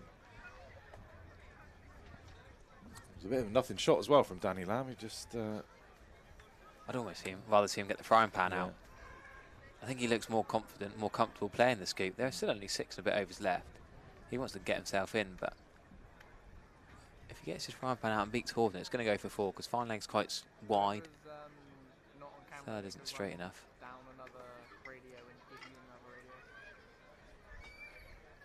Yeah, there's nobody out in front of square on the leg side. In fact, nobody out on the boundary in between, or sort of deep extra and the square leg. So obviously Van der Gooten's not going to be putting much in Danny Lamb's half. Oh, good bit of field by Kellaway. Couldn't quite get the ball to get the run out, but good rotation of the strike. See what George Bartlett can do. Somerset women have had a bit of a recovery. Emma Phillipson's 40 not out. Leila Moladin is also 42 not out. Bit of a recovery now against Wiltshire. That's at Wells Cathedral, don't forget. Just 2 overs left in that 50 over game. What competition would that be in then? It's the Somerset women are playing Wiltshire at Wells Cathedral. Let's just go through this ball and come back to that. As Bartlett inside edges off the pad, out to cover. A little bit fortunate actually to get that single. Yeah, Somerset women are next to 50 over action next Friday. They go to Constantine CC in Cornwall. So those not involved in the 100 get to play a bit of 50 over cricket. They're few and far between the games for the Somerset women. They played their T20 games and won that competition early in the year as well. They've had a good year, but the weather ruined a lot of the early games. Decent delivery for Van Houten. Yeah, playing a miss from Danny Lamb.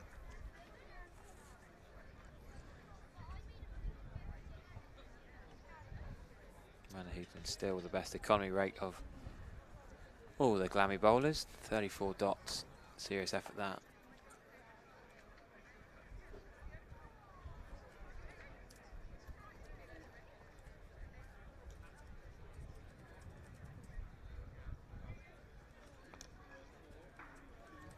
Just a single.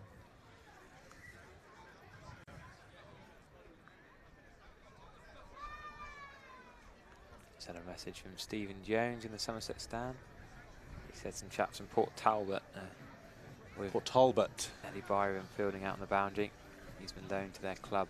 They got a 53-seater bus trip to Taunton to enjoy the cricket. That's a serious effort. Yeah.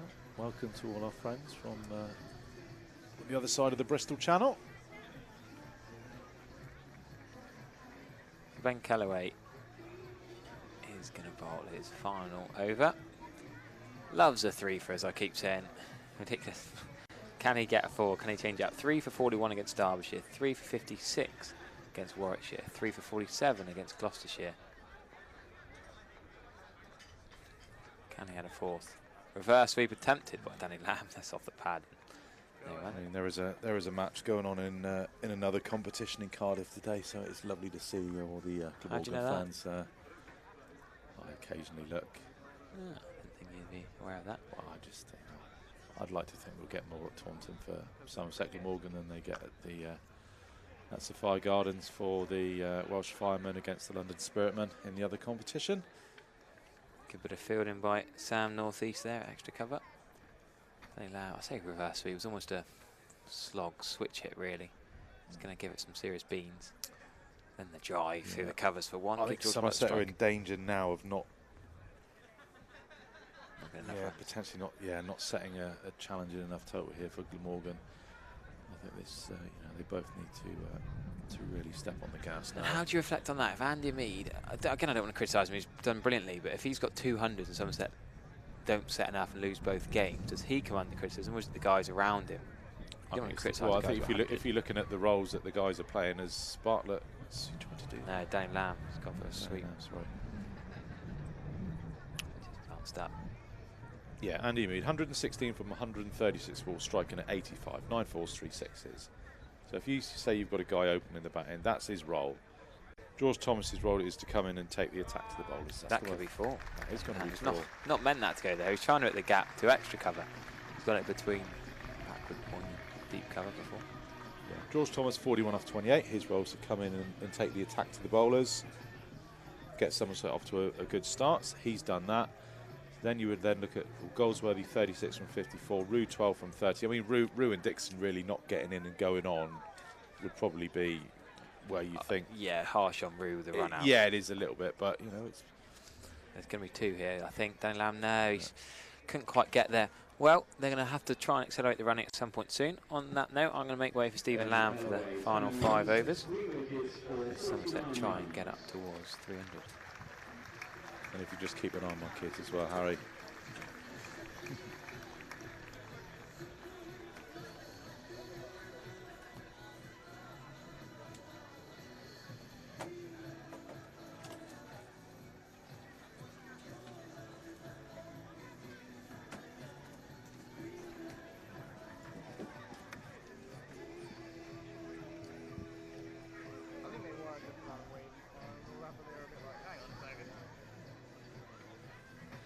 Musical now. chairs going on in the box here at the minute.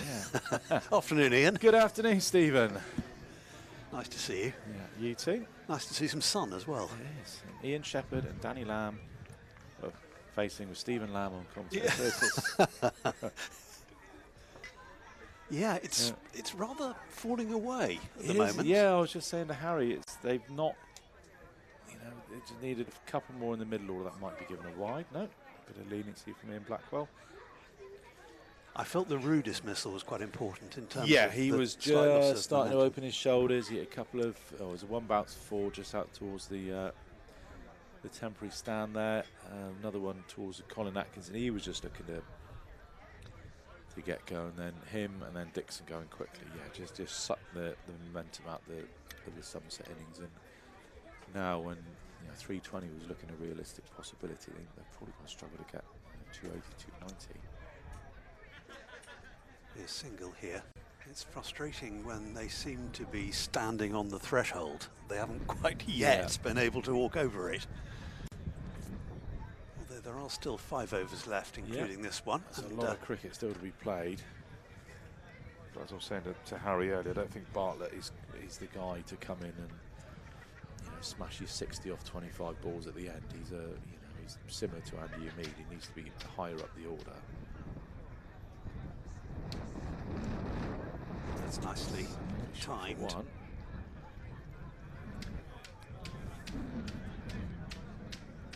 Yes,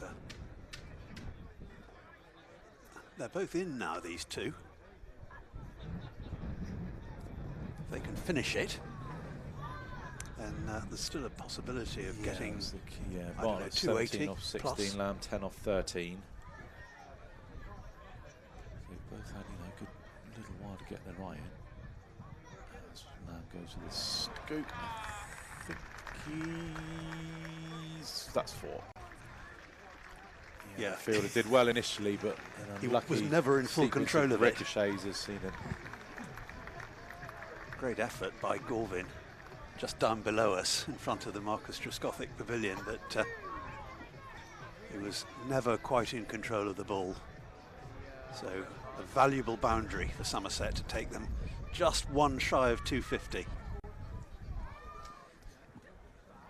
getting restless behind me in the commentary box, but they've got another 3.5 overs to wait. Here's Van der Gooten again. That's short. Guided by Danny Lamb. Down to fine leg. Pick up the single. Brings up the Somerset to 250. Very poor of your children to get restless when there's again cricket to watch. I know, exactly. What's the world coming to? I know. 250 on the board then. 4 wickets left for Somerset. Yeah, it's kitchen sink time for me now. 4 wickets left, 4 overs left. Be a couple here. Oh, mix up. They'll be okay. Bartlett wanted the second. It was arguable whether it was there or not. But in the event, Lamb didn't want it. Was firmly sent him back. So just the one. Ned Leonard, JT Langridge and Jack Brooks to come for Somerset, who can all hit a long ball. I'm watching the stream of JT Langridge's debut down at Cornwall. He smashed his first ball effortlessly back over the bowler's head for 6. And then it took him until his second ball in his list day debut to smash that back over the bowler's head for 6. So he can hold it back. And JT Langridge, as can Ned Leonard and Jack Brooks. Just leaders, of course, is very as well. No Glamorgan flag flying on the Andy Caddick Pavilion today, but the Somerset one is billowing a strong westerly breeze. Yeah, it's got up during the day. It was quite limited first thing, but has gradually strengthened. Can Somerset somehow get themselves up to 300? Yeah, the other thing that they don't want to do is to fail to use up their overs, which is what happened in that first game here. Well, I mean, I think they need to go for it now. I would ordinarily agree with you, but I think 250, 270, let's say, is not going to be defendable here at Taunton. I think it's really time to gamble now. I think they've got to try and somehow get up to 300. Yeah, 22 deliveries remaining. It's not many, is it? No, it would need 4 big overs, but that's what they need to do.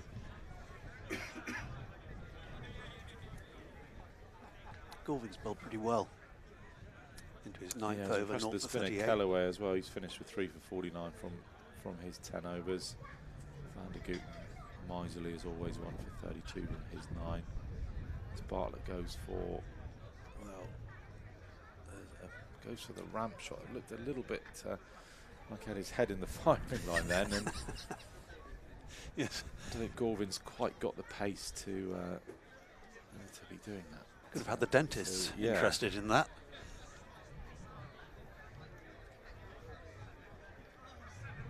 It's a similar sort of bowler to Ben Green, lots of cutters, lots of slow balls.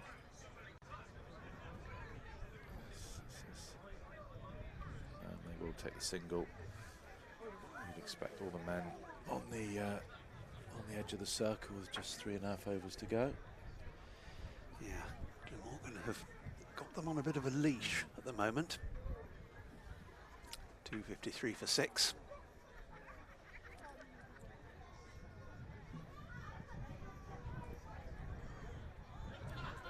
There goes Galvin again. That's good looking. Yeah, and could go all the way. That's a great effort on the boundary to restrict them to 2. I mean, apart from I'm just thinking about the last time Somerset hit a boundary, apart from the one that was sort of fumbled just down here in front of us. It's been a while. I think that's. Yeah, they've been a bit intermittent all the way through. Bartlett, yeah, he's 21 all. Will be 22 off 21 after he completes this single, which really isn't quick enough at this late stage of the game. Lamb likewise 16 off 17. Yeah, there was one in the previous over to this one and one in the over before that. And then there's a bit of a gap where the wicket fell. And otherwise it's been mainly singles, almost exclusively. Yeah, they need a big over. Somewhere they need to get an 18-20 over. Try and somehow get up to 290 from here. 3 overs to go. Van has made way for Hassan. Will come on to bowl the 48. So 18 deliveries potentially left for Somerset to play. That's a surprising move. Tim van der Goet's last over wasn't particularly expensive or poor. I'm not sure why they've made that change. Full and played out to deep mid-wicket by Bartlett. He'll pick up a single for that. Yeah, it's rather strange that he wouldn't bowl through his 10. Maybe a niggle. Or maybe he's coming back to bowl the 50th over from this. So maybe Hassan's just going to have one. And then Van der Goet will bowl the last over from the river end. And that, well, we're talking about boundaries. That's into the 5th or 6th row of the Somerset stand. The crowd catch is not completed, but it matters not. It's 6 runs nonetheless. Just hopefully that might be the spark that ignites the fiery end to the Somerset innings. Yeah, good size 6. Yeah, it was in the slot, wasn't it? Sounded nice off the bat of Danny Lamb.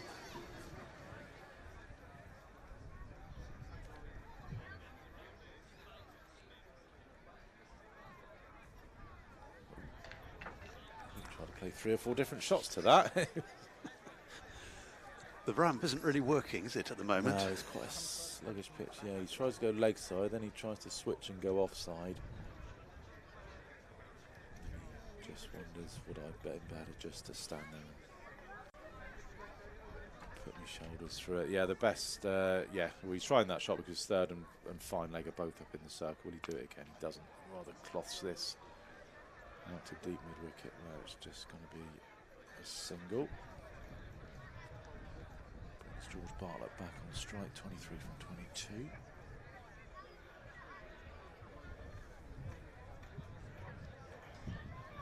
Yes, they're looking more effective in front of the wicket than behind it at the moment.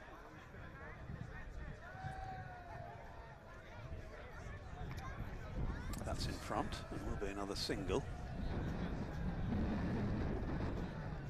He's been struggling to find his timing today, George Bartlett. I think Josh is in a position down at 6.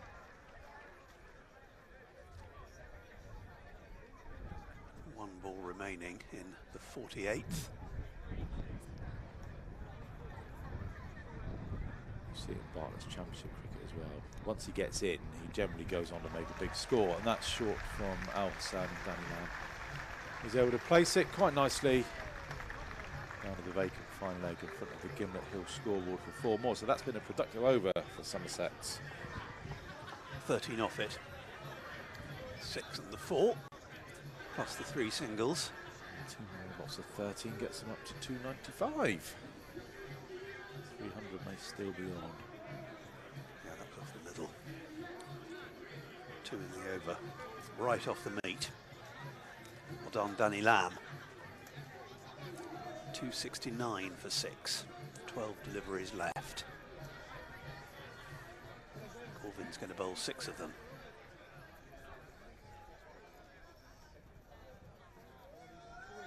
If I was George Bartlett, I'd begin giving the strike to Danny Lamb. I think he's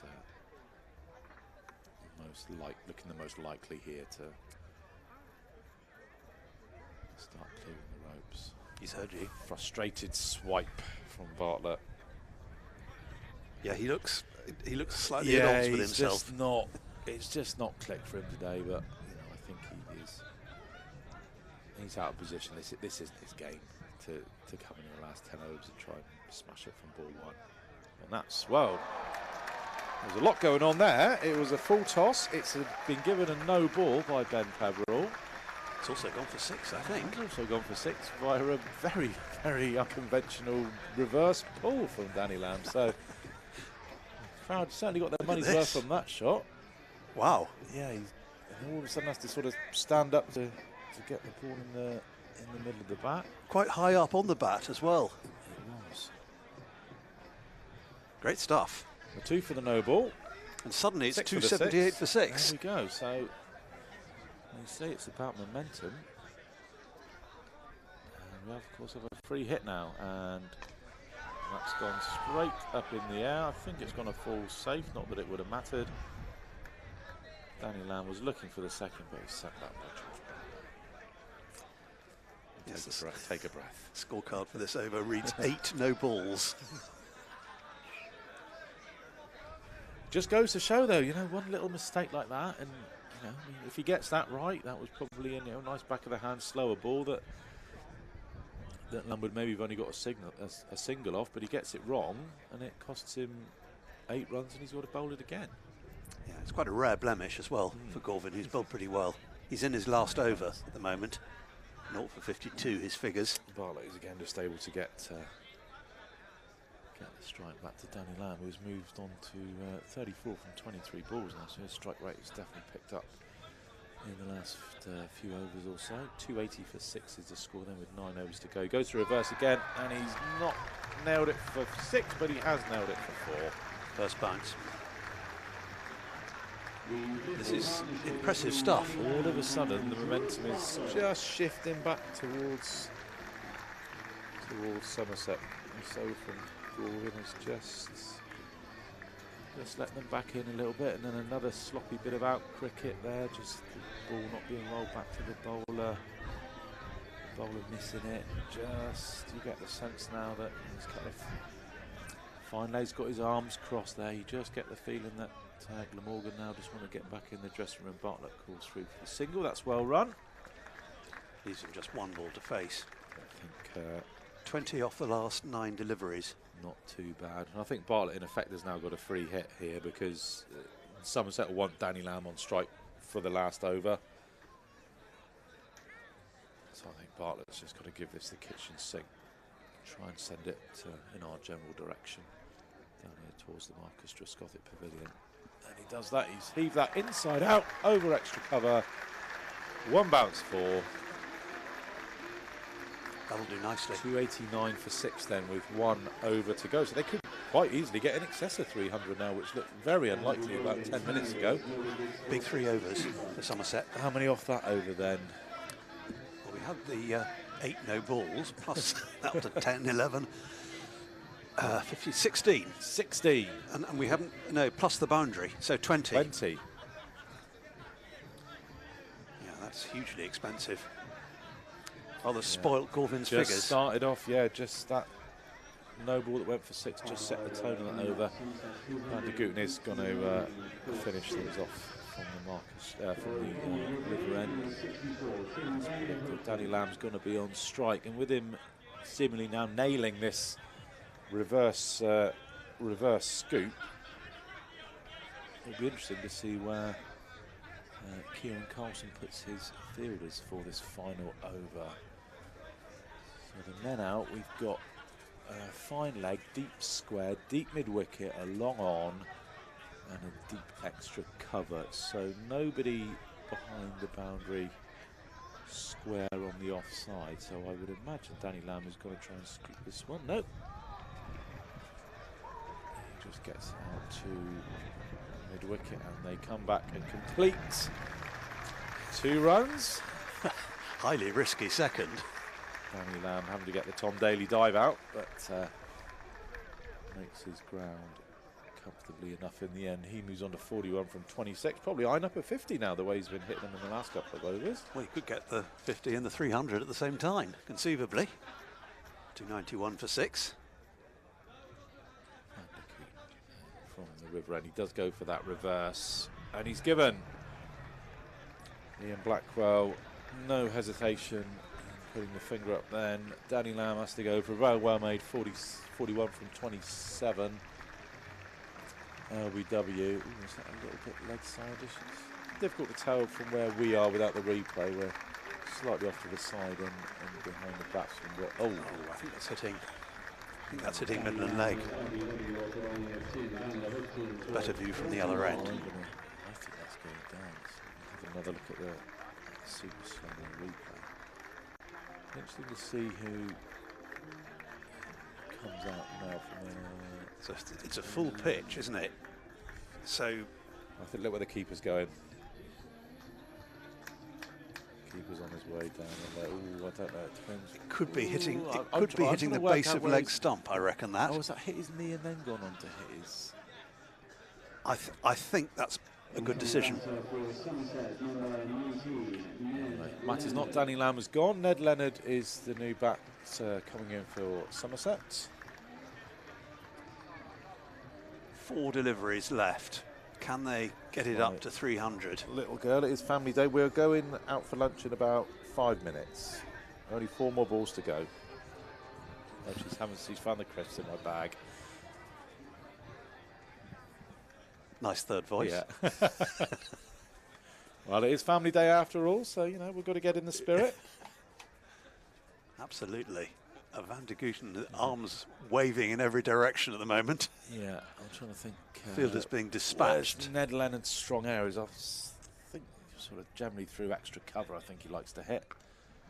As he almost flamingos that one. He doesn't quite get it out the middle of the bat, but he will get the single and give George Bartlett the strike as he tries to wrestle the bowler to get back into his ground. So 4 balls left then. 292, or 3 balls left, sorry. 292 for 7. They're going to make it to 300. George Bartlett does need to find the boundary. Or they need to run 3 threes. Or 2 threes and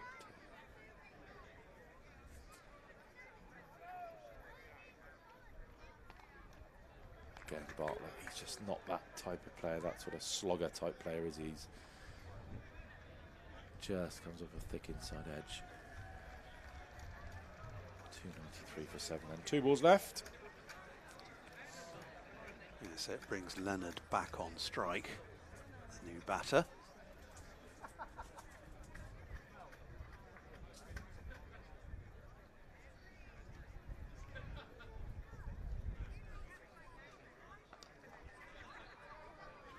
That'll just be a single. It's always difficult, isn't it, to come in at such a late stage of the innings. And yeah, that's where players that in the T20 like Craig Overton and Josh Davies they come in and play these brilliant cameos for us over the years in the Vitality Blast. It's such a difficult skill. I don't think a lot of people realise how difficult it is to come in and just tee off from ball 1. Last ball then, Van de Gooten to George Bartlett, slightly wider of the crease. Bartlett does nail this one. 1 bounce, 4 runs, 298 for 7. Somerset finish on there. so when we resume after the interval, which will be 40 minutes now, Glamorgan will need 299 to win. Is that enough of a target for Somerset to set? Feels like it could be a bit borderline. I think it should have been a lot more, but it could have been a lot less. Yeah, it's good impetus applied, particularly by Danny Lamb in the closing stages of that innings. The 100 from Umeed.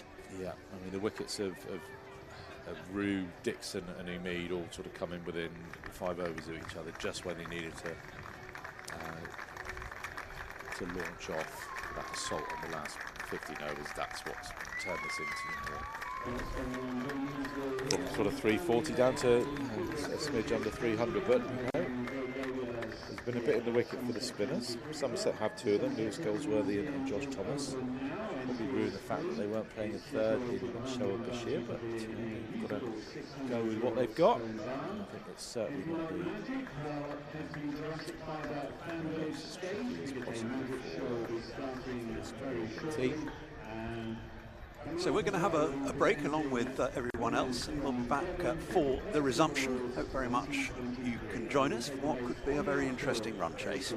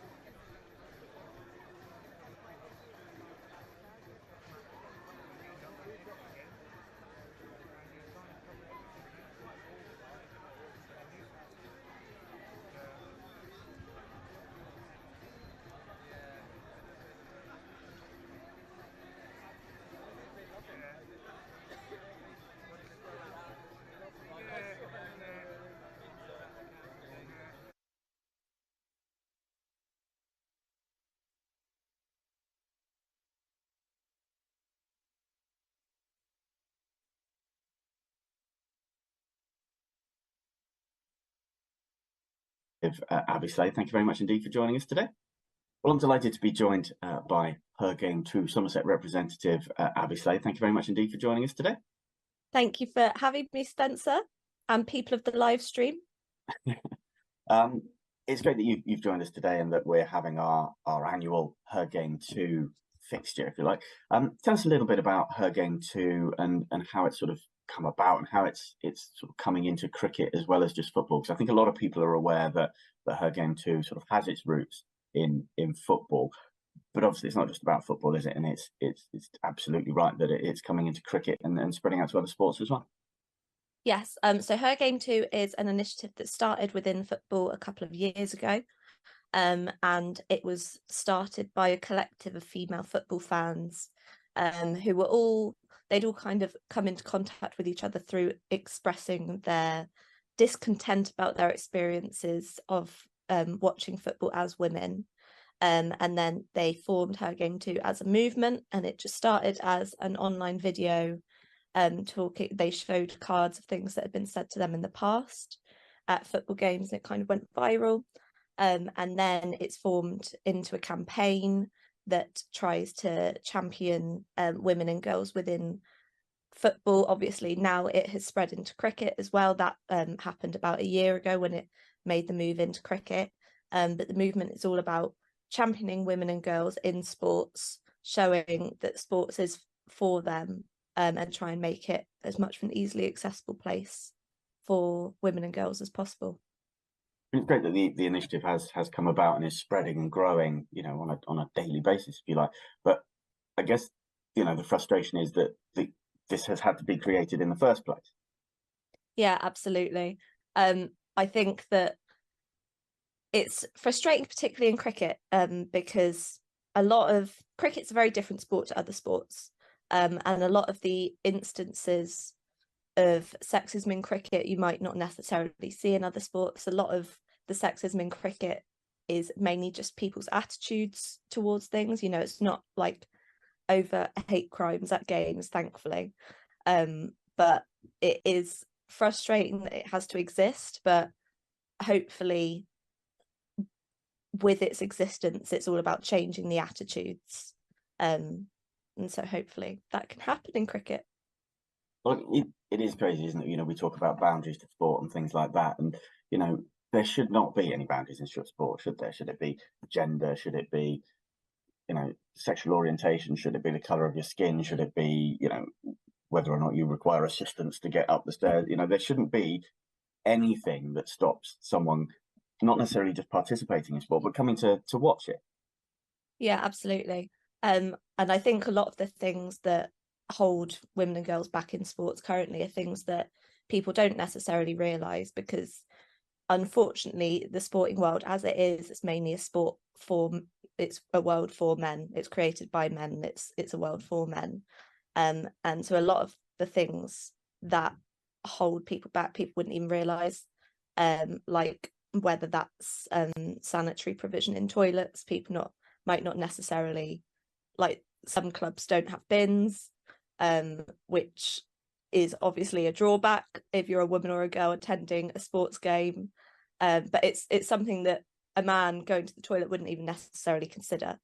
So it's all about those little things that we can change to make it more welcoming for people attending the games. I mean, that's sort of key, isn't it? It's not just about, potentially sitting in the stands and snarky comments or whatever coming through. It's about making the experience as a whole one that isn't in any way, preventative, isn't it? Yeah, exactly. It's the match day. And talk about snarky comments in the stands. Unfortunately, those still do happen. But one of the good things about Her Game 2 is that there is an independent reporting system. So I know that a lot of clubs like Somerset have their own reporting system for any kind of instance that happen within the stands. From a female perspective, a lot of the things that sometimes happen, you don't want to make a fuss because you think, oh, it's just something small. It's just like a small comment. Like one time I was attending a game. I was attending a game at Somerset a few years ago, and I had my Somerset water bottle, I had my Somerset cap, I had my Somerset t-shirt, And one of the bar staff went, "Oh, you're a really big fan of Somerset, aren't you?" And I went, "Yeah." And they went, "What player do you fancy?" And I just thought, oh, so it's one of those small things where, you know, you don't want to make a fuss because it's not a hate crime by any means. It's just kind of ignorance. But with her Game 2's system, somebody can report something to her Game 2, and then her Game 2 can tackle it with the club itself. Like, that person doesn't necessarily have to be involved. Whereas sometimes with the club's own reporting systems, it can sometimes put people off because they don't want to take it directly to Spencer of Somerset County Cricket Club, because while you are very welcoming and do tackle things very well, it's kind of that fear of the unknown, and they might think, "Oh, I'm just being silly," you know. Do you think that attitudes are starting to change? You know, similar situation when we had the Women in Sports breakfast. Caroline Foster was talking about the fact that, you know, she just finished training for England and went to a petrol station or something, still in her England kit with her hat and everything. And the person behind the counter in the petrol station said, "Oh, you're a big England fan, aren't you?" And she sort of thought, "Actually, no, I play for, never mind." You know, perceptions are changing, aren't they? And attitudes are changing, and there is finally a cultural shift. And do you think that the popularity of other sports, you know, particularly football, we see how the England women's team in football in the Euros recently, and again in the current World Cup, and England's cricket success. Do you think that success across women's sport on an almost global level is starting to change people's, you know, perceptions of how important it is that women are being involved in sport, not just on the pitch, but in the stands as well? Yeah, absolutely. I was watching the Lionesses semi-final the other day, and it was so exciting when just after the final whistle and they talked about other sport that's on, they said, "Here we have the women's 100 on tonight if you want to keep watching sport." I know that the 100 can be a controversial topic, but you can't deny the amount of money that the ECB have pumped into showcasing women and men's sports from the 100 on an equal level has done absolute wonders for the women's game and raising the prominence of women within sport. I think that attitudes definitely have changed, and they are continuing to change. I think beforehand, if people saw a woman at the game, it would kind of be like, "Oh, what's that woman doing here?" Whereas now it's "Oh, that woman's here. That's nice." But it's still not quite seen as a norm yet. Like, you still do get a lot of questions, which is absurd, but that's the world we live in, and it's a world that's very thankfully changing. I think key for me is that we are starting to see that change. I remember the very first time I came to a Somerset match, which was quite a long time ago because I'm a very old man. Somerset played a one-day game, and England women were playing as well. But Somerset men played the game, and then England women played afterwards. And I think there was probably as many people on the pitch as there was in the stands. Somerset game finished empty. The fact that we're now seeing sold out international women's cricket at the Cooper Sussex County Ground, and not just at the Cooper Sussex County Ground, across the Ashes series, just shows how far the game has come in, when was it, in 25, 30 years. The fact that it was the little bit at the end after the men to be selling out venues like Cooper Sussex County Ground, Bristol, you know, places like the Oval, and playing at Lords as well. I mean, we are getting there, aren't we? Exactly.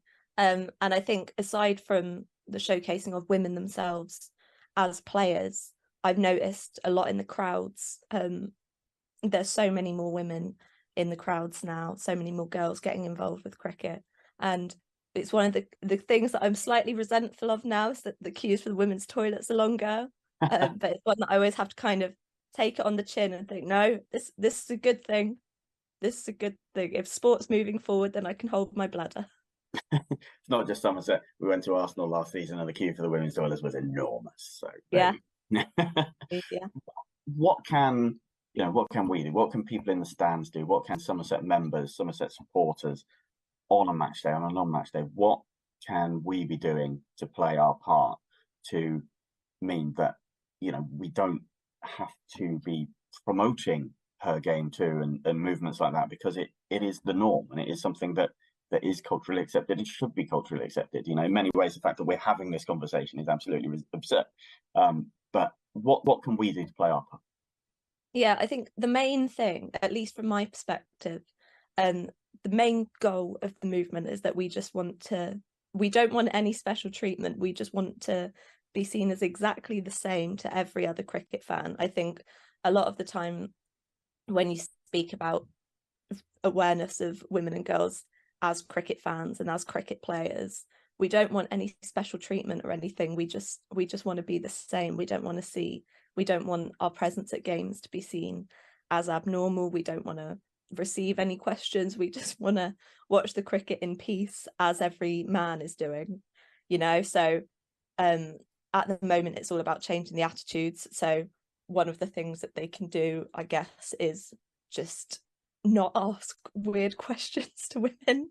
Obviously it all depends on the person as to what they think is a weird question, but like, don't ask people what players they fancy, for example, is a big one.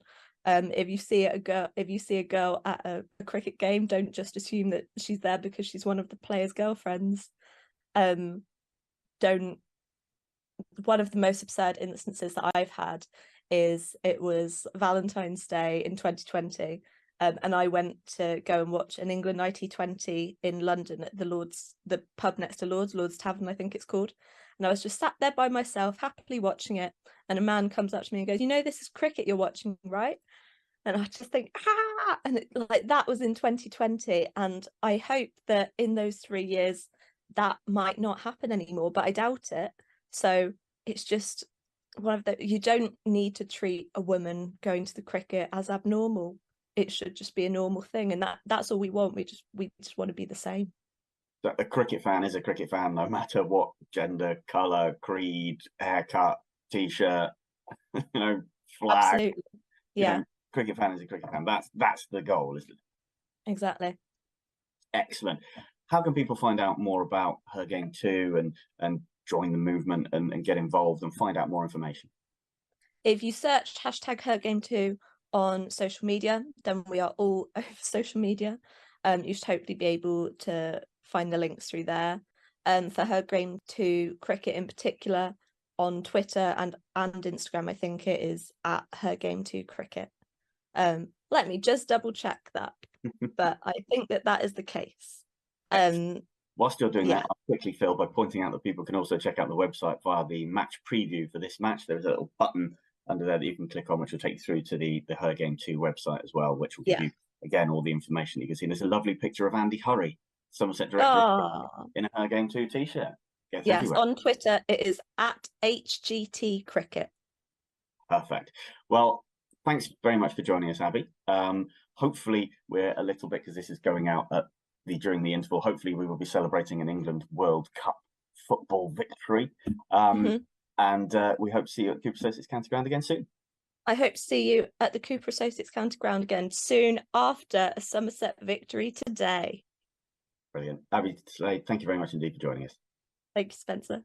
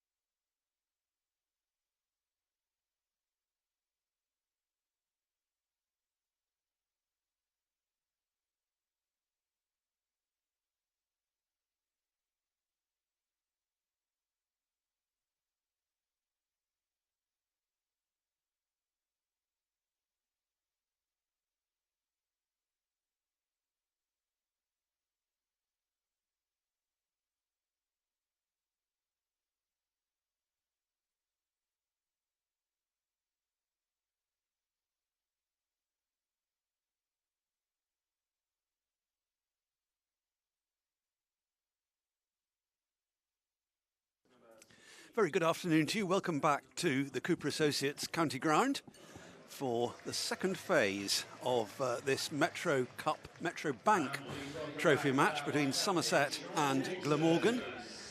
The players on their way out after the lunch break, and the match situation is that Glamorgan need 299 runs to win it.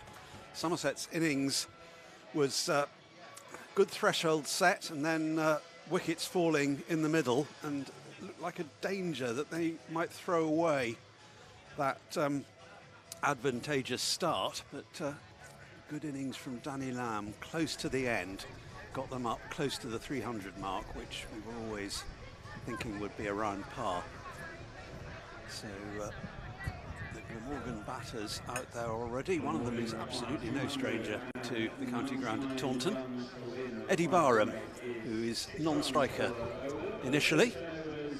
And the man at the other end, much travelled over his first-class career, Sam Northeast.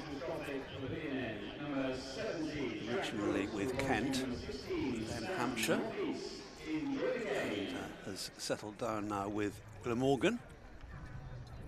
Looks as though we're going to have Jack Brooks taking the new ball for Somerset. He's directing fielding operations at the moment. We're going to have 2 slips in. That's what Glamorgan started with. And the headband is on, matching the shirt nicely. The Brooksy Ferret headband. So almost ready to get underway. It's sunny at the moment. It's been a bit of a mixture today, cloud and sunshine, but happily no rain. Here's the first ball of the Glamorgan reply, which is played with ease by Northeast through extra cover for 4. Nice start for Glamorgan in this run chase.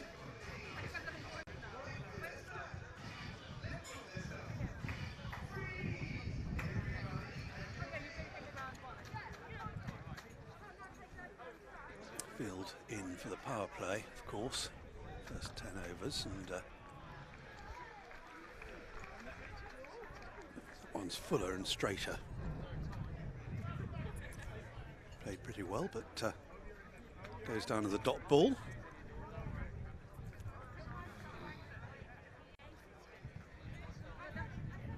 I could literally hear them on Century from Andy Umeed was the highlight really of the oh, he's bowled him. Sam Northeast has gone, and a wicket has fallen in the very first over of the Glamorgan reply. So first ball of the innings hit for 4 by Sam Northeast, but that's the only score that he's going to make today. Heading off to the Andy Caddick Pavilion, and that is just the start that Somerset wanted. Glamorgan 4 for 1. Yeah, brilliant actually. You think it's a pretty poor start for Jack Brooks, the wide long crash through the covers for 4. But to bounce back with that wicket, as you say, big wicket, is Mr. Sam Northeast, experience at Kent, Hampshire, and runs all around the country. Massive breakthrough, and Eddie Barham's not faced the ball yet, and he's going to be joined by a new partner. Yep, Northeast heading into the Andy Caddick Pavilion, and just a little bit of nip back, I think, on that delivery. Played outside it in the end. Doesn't look good in slow-mo, does it? It looks a poor shot, really, but as you say, it's moved a little bit in, and he's on the wander, losing his balance, toppling out of his crease. And Jack Brooks is on a different sort of wander. The Imran Tahir wander, yeah, Jack Brooks, he loves that, doesn't he? The celebration. He was up here in the commentary box earlier. I thought he was going to come on and do a stint, but he was just watching from the best vantage point in the ground. Great for Somerset to have that boost, that early boost to set them on their way to defending what's probably a slightly below par total. Would you agree, Stephen? Yeah, I think so. We were talking about 300 plus, weren't we, at one stage, when they got, what was it, to 173 with just 1 wicket down. And then there was that flurry of wickets. James Rue, the unfortunate run out. Then Sean Dixon, and soon after that, Andy Umeed, who ended up with 116. Andy Umede from 136 balls. Here's Brooks again. Support from Lewis Goldsworthy after an initial cameo, delightful cameo from George Thomas, 41 from 28. 6 and 8 fours in that. And then the telling contribution late on, which just got Somerset back on track. This is steered away. It's going to go all the way for 4, backward of point. Good stroke by Ingram. New batter. Yeah, quality player is Colin Ingram, showing all his class with that back foot punch. Just easing it through the backward point region. Big fan of watching Colin Ingram bat. I was slightly disappointed he didn't bowl today. I enjoy watching him bowl. Was not given the chance.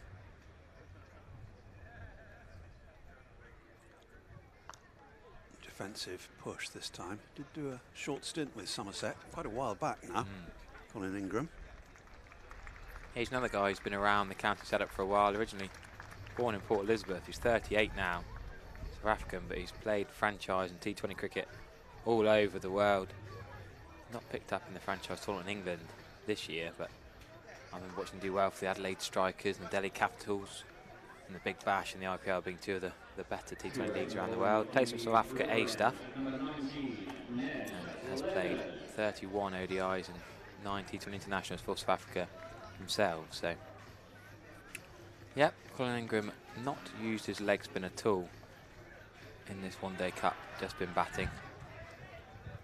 But from the far end, we're going to see Somerset over the bottom with pace from both ends. Ned Leonard is going to take up the attack from the river end. Yeah, so 2 boundaries and the wicket from Jack Brooks first over. Action-packed start.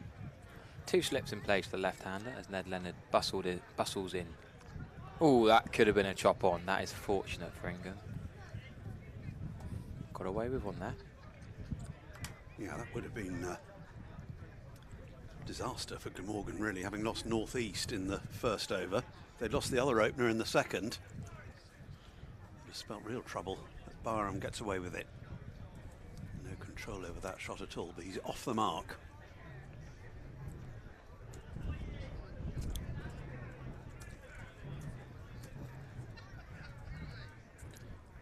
In the right area first ball, it's important.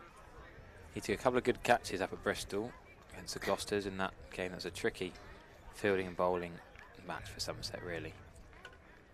Bobby Bracey whacking it to all parts. Ned Leonard copped a bit, but to take those 2 good catches diving in from the covers will give him a little bit of confidence. Well, we've got to take some positives from a game where you've been hit for so many.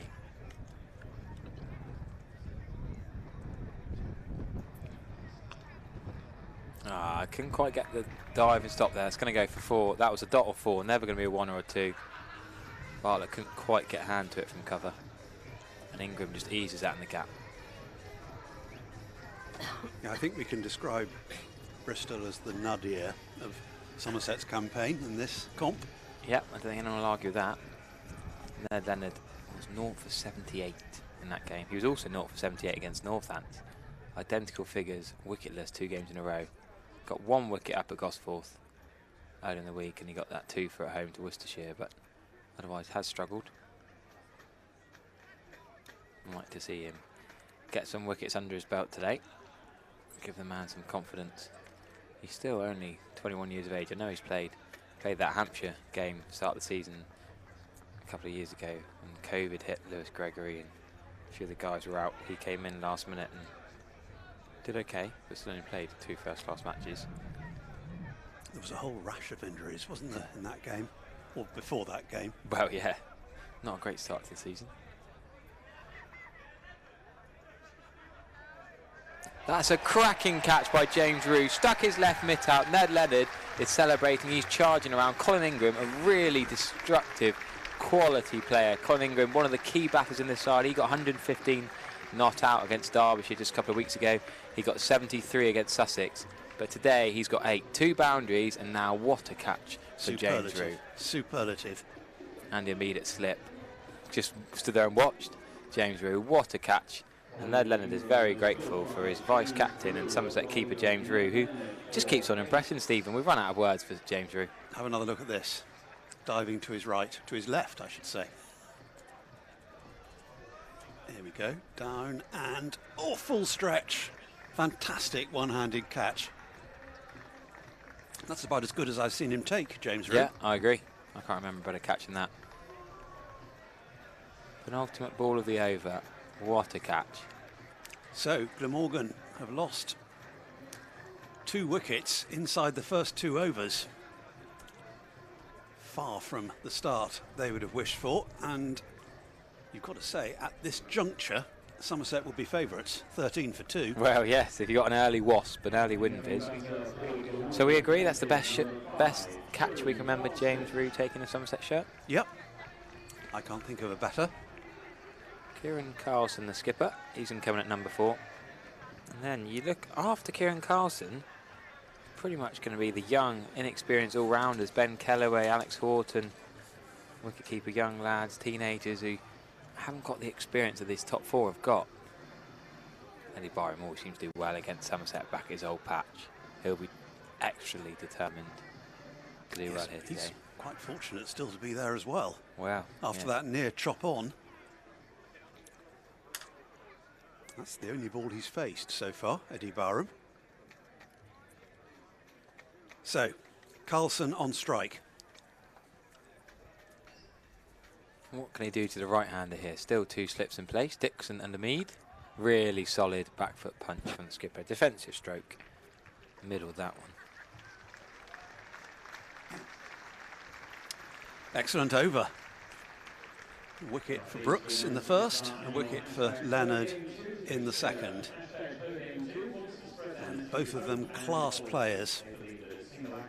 North East and Ingram have played or will play no further part in this match. Both dismissed.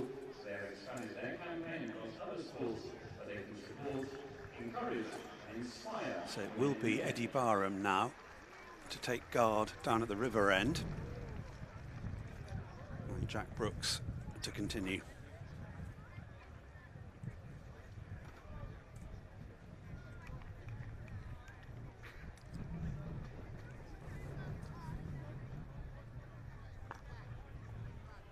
On the money to start with, full and straight, Jack Brooks.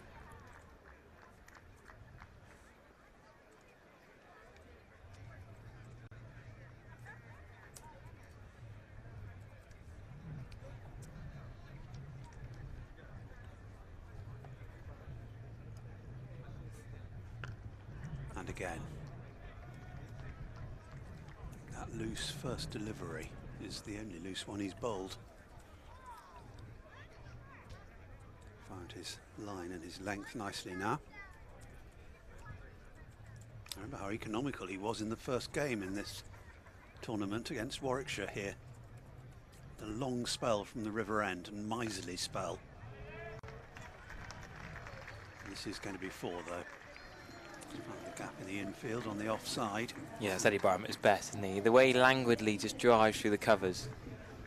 Sort of the swing of the bat. Is it a bit David Gower-esque? A little bit. More Gower, the way he sort of not really loud. There's something about the left-handers, the way they drive. Maybe not Sangakkara, but something about the way Eddie Byram plays. Languid, I think is the word. Another one. This time more in front of square, but it's going to be the same result. Driven with consummate ease by the former Somerset left-hander. Enjoyed those 2 shots. Inside edge first up, but nothing wrong with Byram in this over. Yeah, Jack Brooks bowled a really good first 6 overs up against Durham earlier in the week. Struggling a bit here. Just trying to get that length right. Less of the half volleys.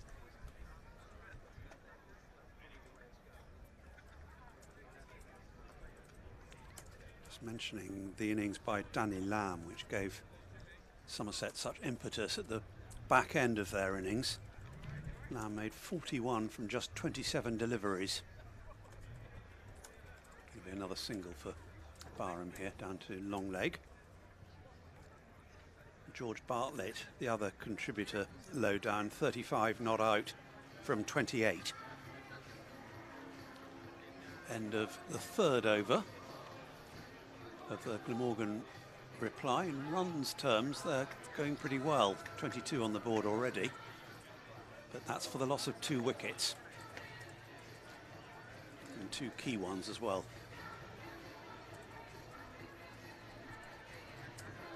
Good opportunity for Barham to shine at his old ground.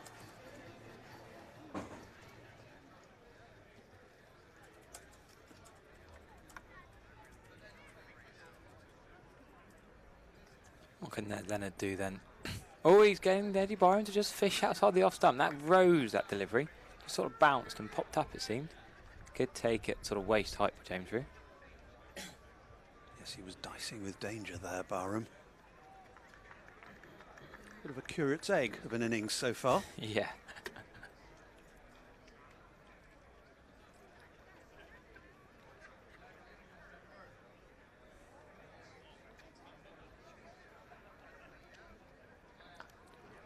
That's better on this. Well, not better, I'd say. The previous ball, it's probably better from Eddie Byram.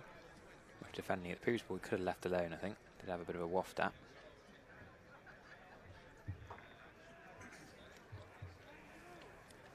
Interesting to see some. I've seen some Gloucestershire fans in the ground here today. They've got the Sunday off. They've already played 7 games in this group stage. Nice, a couple of them to come down here. We will update you on the remaining. There are 1, 2, 3, 4, 5, 6, 7, 8 one-day cup games today. And the last round is on Tuesday, the 22nd of August. But Somerset and Glamorgan are pretty much cut adrift. Glamorgan in 5th place, Somerset in 7th. It's going to be Warwickshire, Gloucestershire and Worcestershire. 3 teams going up from the Group B. Warwickshire as leaders, and then Gloucestershire and Worcestershire fighting it out for that semi-final and quarter-final spot. Well, there could have been 2 there, could they? They never looked for 2. No, they were just ambling through for the 1, and the ball had found a bit of a gap in the leg side field there. Just the single. Barham to 11. Glamorgan to 23 for 2. Needing another 276.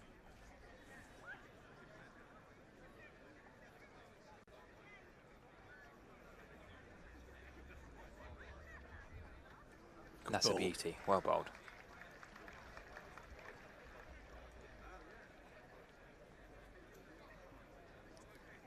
Awkward one to get. You just come in. Just getting your bearings. You get a lifting delivery like that, which demands attention. Well bowled, Ned Leonard.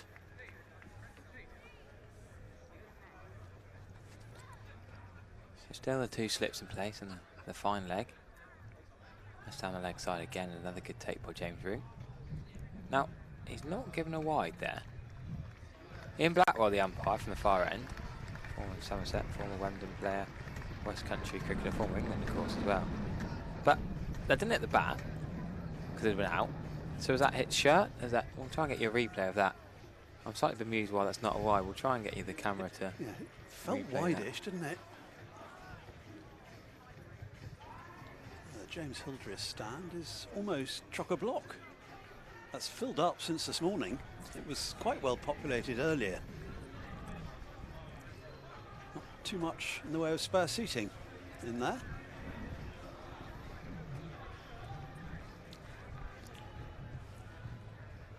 Yeah, you say Somerset just about on top still.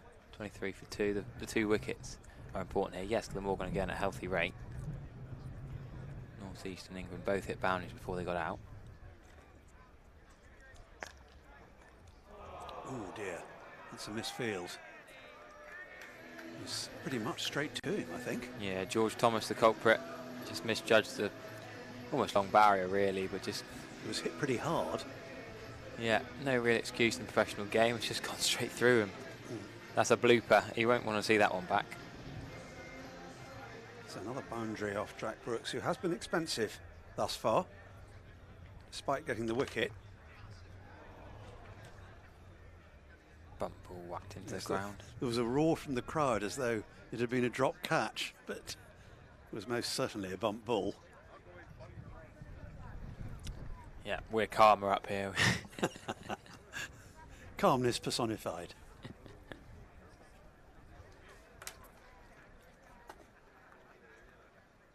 Oh, there's a big swing and a miss. He loves a waft out there, doesn't he, Eddie Byram? It looked glorious when he connected in the previous over, but it doesn't look quite so good when you miss.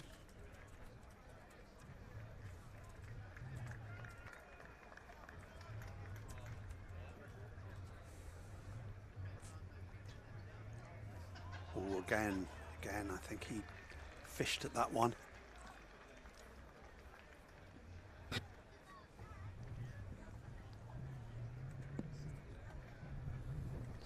Roller coaster from Eddie Barham. Seen a couple of cracking offside drives.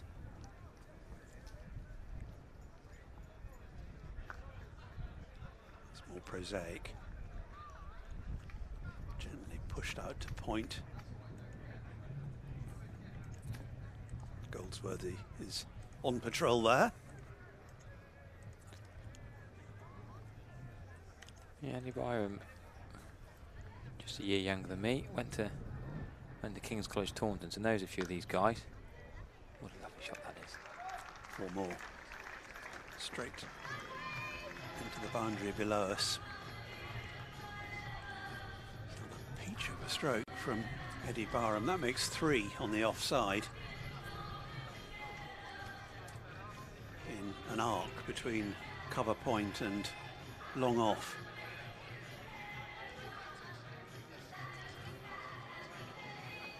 Barham on to 19 from just 17 deliveries. Just stand and admire that. Yeah, Eddie Byram has an overall first class average of 31. List day average of 27 with the bat. T20 average of 17. And coming in at 5 for Somerset and T20 Blast. Instead Leonard is back of a length to Carson. No run into leg side. I always loved Eddie Byram. Zimbabwean born, of course. In Harare. Don't need to say too much about his leg break bowling, but he did pick up 2 first class wickets. But just the way he batted in a couple of games in the Bob Willis Trophy year, some key knocks. The proverbial enemy Essex a few times as well, wasn't it? There were some key innings. That is a glorious stroke by Kieran Carson. JT Langridge is not going to catch that. And that is on the up, stand and deliver. Glorious from Kieran Carson.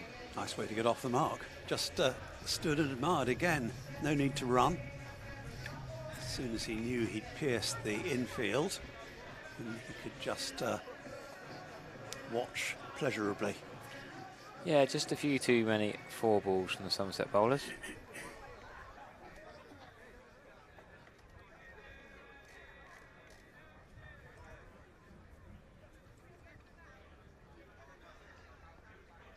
Leg side from Ned Leonard. That one is going to be given as a wide. Wasn't dissimilar to the one you questioned earlier. No, agreed. So if we compare Carson and Byram, the 2 batters in the middle currently, Byram's a year older, but Kieran Carson's played 44 list day games. Byram only 15, spent a lot of time at Somerset. We didn't get into the list day side. So 42 innings for Carson in this format, just the 14 professional games for Eddie Byram. That's a lovely shot for no run. Of course, Byram spent plenty of time playing in the Whipple, playing at St Andrews, playing 50 over club cricket games. But it's different playing at the top level. So Carson's high score is 82, Byram's is 71 not out. Very similar batting average, around 27. Neither with 100, and Carson's got 950s compared to Byram's 350. So neither of these have got the experience and the run scoring records of an Ingram or a North East, the 2 top Glamorgan batters are already out. What a shot that is from Kieran Carson, though. That's emphatic. That's 6 runs. Shortish boundary over towards the Somerset stand. You're not quick enough to bowl there, I'm afraid, Ned Leonard. Kieran Carlson is a good batter, and he will not miss out on that. Went pretty flat. I could use it, but I went back to the batsman very quickly back again. So He nailed it. Somerset stand being peppered again. Kieran Carlson, 8 off 7 balls, now he's on to 10. And the man is back at square leg. Oh, that squared him up a bit. That's better bowling from Ned Leonard. Got something out of that. Yeah, he hurried Carlson there. It's a good response to the 6 hit off the previous delivery. Found a little bit more venom. Let's put the left-handed Barham back onto strike.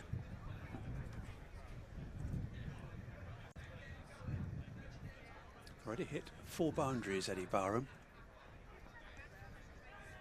Oh, they thought about a single there. Not worth the risk.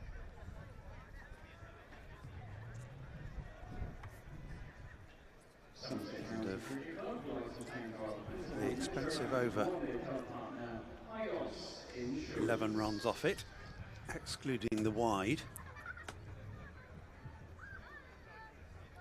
So Leonard has now bowled 3 for 18. Does also have that key wicket though of Colin Ingram, courtesy of an excellent catch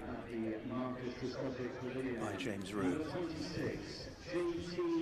Now this is an interesting early change, Steve. What are your thoughts on this? JT Langridge coming in, what, 6 overs in? Only 3 overs given to Jack Brooks.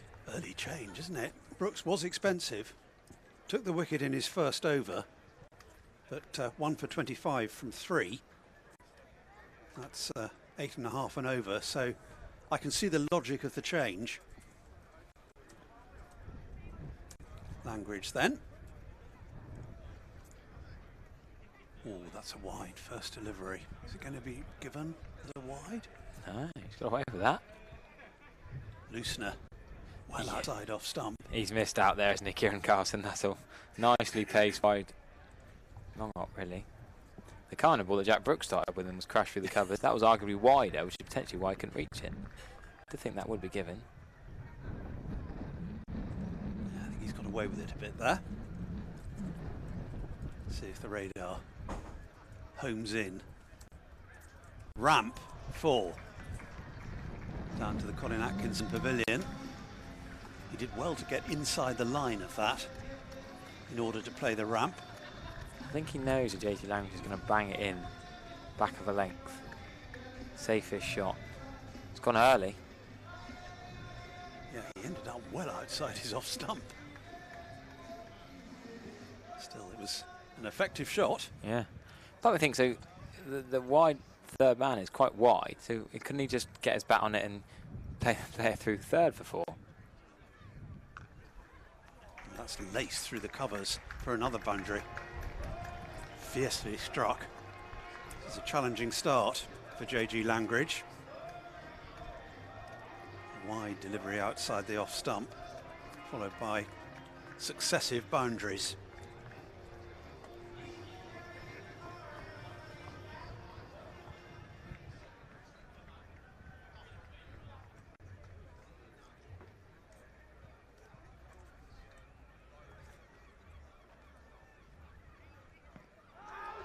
Appeal here for LBW. Not out, says Ben Peverell. I don't think that was ever going to be out LBW, but the sort of chop on was on there. Nearly hit the pad onto the stumps, I thought was more like dismissal. How often do you see 2 scoop shots in the 7th over of the game? Yes, it's quite a rarity.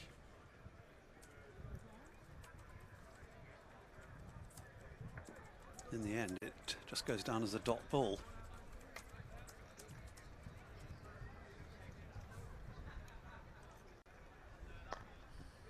Oh, he's found the fielder. Classic cover drive to no effect in terms of runs. Just a yard either side of the fielder. That was 4 more. So dot 4-4 dot so far this over. One to come. Oh, that's going to be a boundary again. Has it gone all the way for 6? It has. Yeah, 6. So altogether 14 off the over.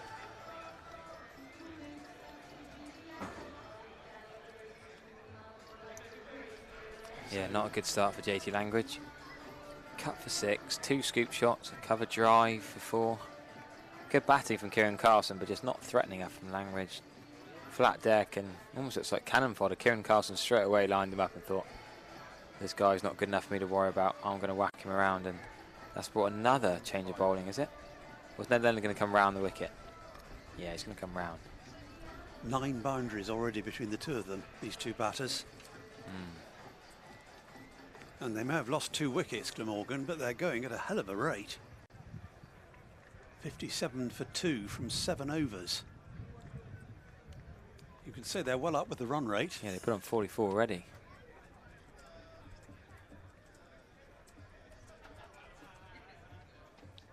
It's in excess of 8 and over at the moment, the Glamorgan run rate.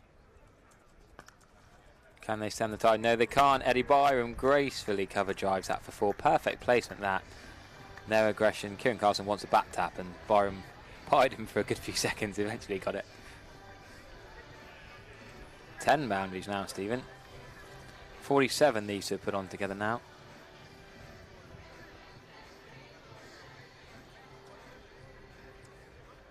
Yeah. The required rate is around 5.5. They're going at well above that at the moment. Yeah, a couple of rumblings around the Somerset fans where they'll chase that down by 5 o'clock kind of thing, and they're on course to currently. Still got 237 to get, but yeah, and the 2 wickets are down. And also, as I said earlier, inexperienced middle order for Glamorgan. No Chris Cook. Of course, no North Eastern England. Those two both going single figures. It's still big for Somerset in this game.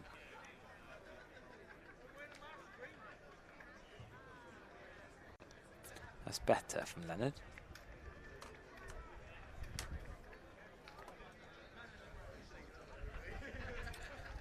This is his 4th over. 1 for 23, his figures at the moment. Yeah, no maidens. You think Timmy van der Houten bowled 2 maidens in the power play. Somerset don't seem to bowl maidens in the power play.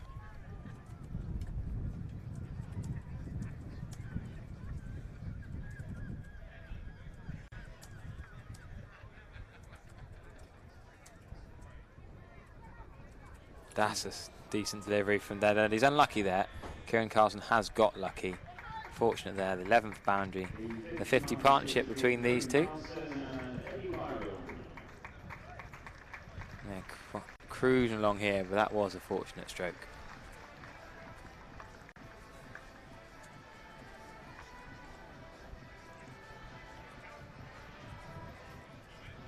Yeah, they could do with splitting this partnership, Somerset. It's doing a lot of damage in a short space of time.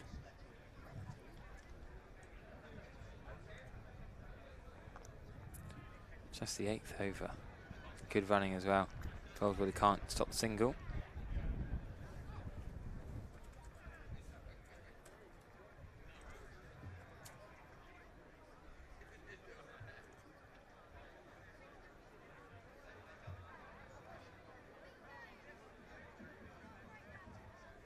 So Eddie Byram back on strike.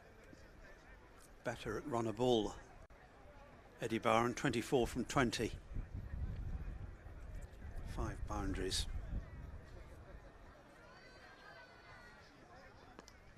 That's a good finish to the over. 67 for 2 after 8.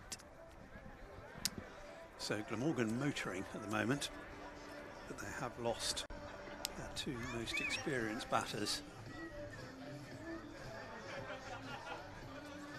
It's very much the Byram-Carlson show at the moment. Mid-pitch chat between the two of them. JG Langridge is going to continue from the Marcus Trescothick Pavilion end. Given rather a torrid time in his first over, which went for 14. But Sean Dixon keeping faith in him.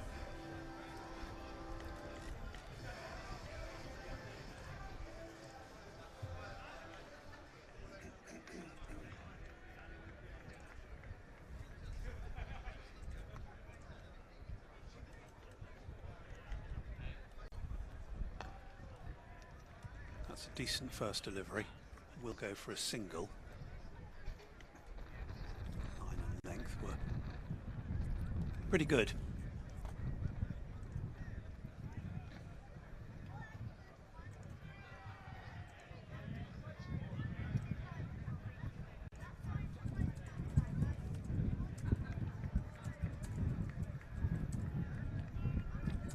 Langridge, one of two young left-arm bowlers on the Somerset staff. Alfie Ogborn, the other.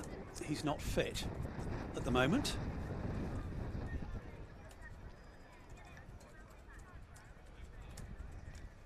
Four, down to long leg. No protection down there at all, and Barham helps himself. He's given too much width. Yeah, just can't quite get it right, can Somerset. Not bowled enough areas, just done a bit of research.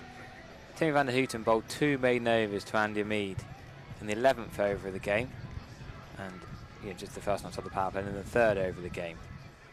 And I feel like Somerset don't tend to bowl maidens in this 50 over comp. Jack Brooks has bowled a couple, but here on a flat one at Taunton it's hard to do that, and the batters are batting well. On his pads, and this is going to be 4 more. Barham was cruising here. It's boundary number 8.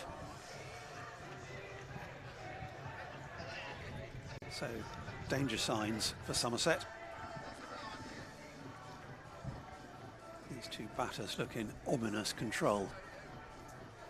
We're going to have to look at another bowling change. Yeah, got to go to spin, I'd have thought. Give Josh Thomas an early bowl. They might go to Danny Lamb, he did open the bowling before. This time it's going to be a single. Should have been 2, I think. I think that was lazy running from Eddie Barham. Perhaps Langridge got in his way, but he jogged that. I think that's an easy 2 if he runs hard the first time. He's missed out there because he was cracking on well. He could have kept the strike. Kept taking JT Langridge down. They're going at 9 and over, Glamorgan, at the moment. Josh Thomas took 3 for 40 from 10 at Durham earlier in the week, so he's got a bit of confidence.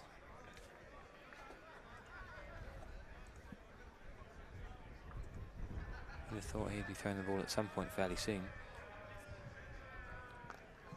Up in the air, and 4, first bounce into the Trade Nation stand. It's the 3rd boundary in this over.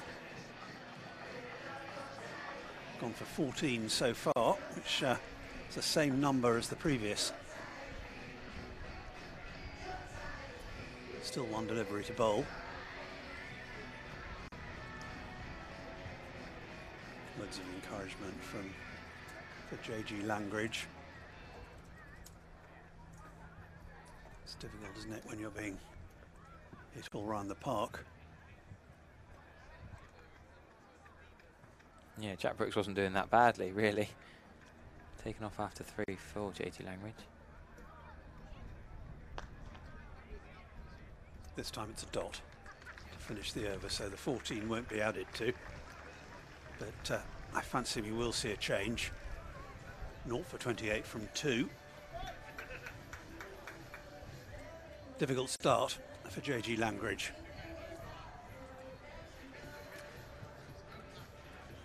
.81 for 2, Glamorgan, from 9 overs.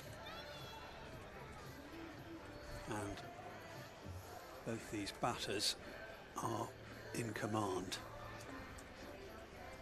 Barham 33, Carlson 35.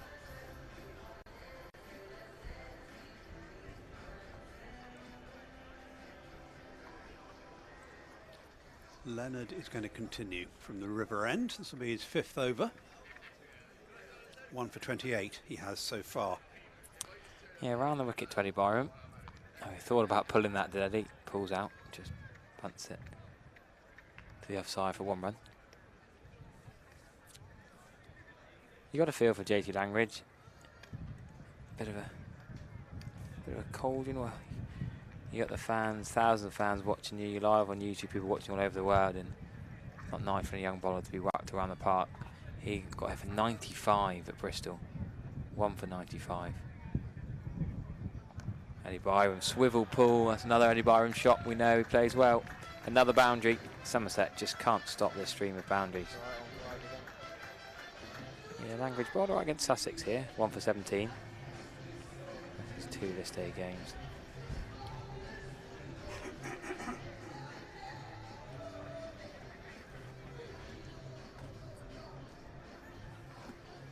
We have a disappearing ball, or even a disappeared ball.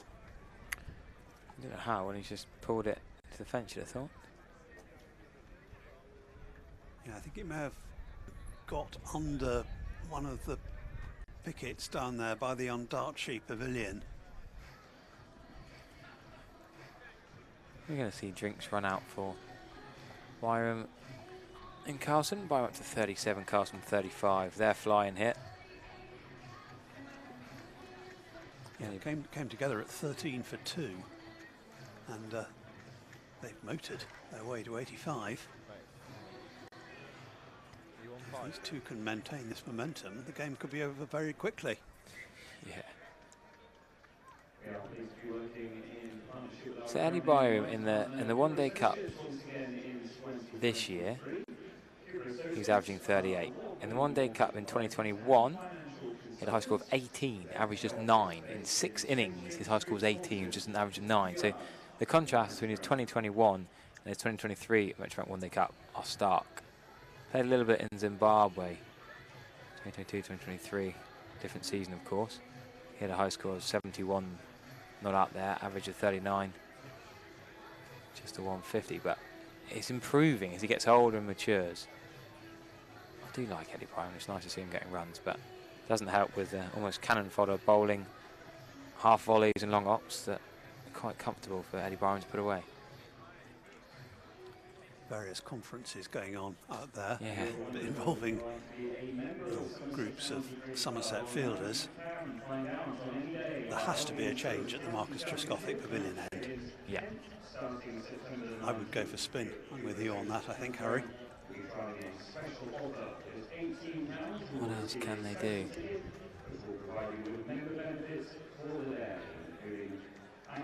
Just change the pace of things.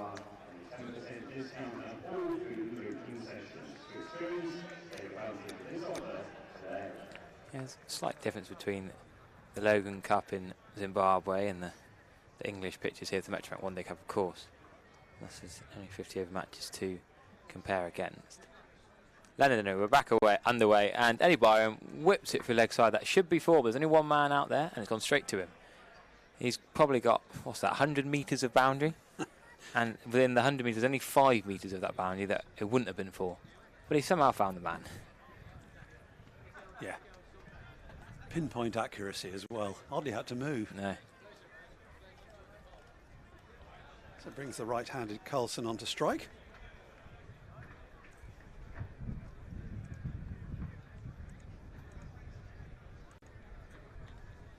What can he do here, Ned Leonard to Kieran Carlson? Short and punched. Good fielding at point. Carlson's annoyed. Didn't get that for 4. Yes, they're finding the fielders this over.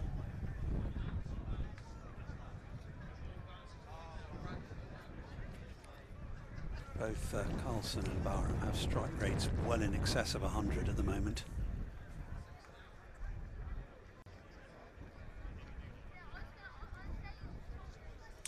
Yeah, making the most of this power play. Only 2 more balls left in it.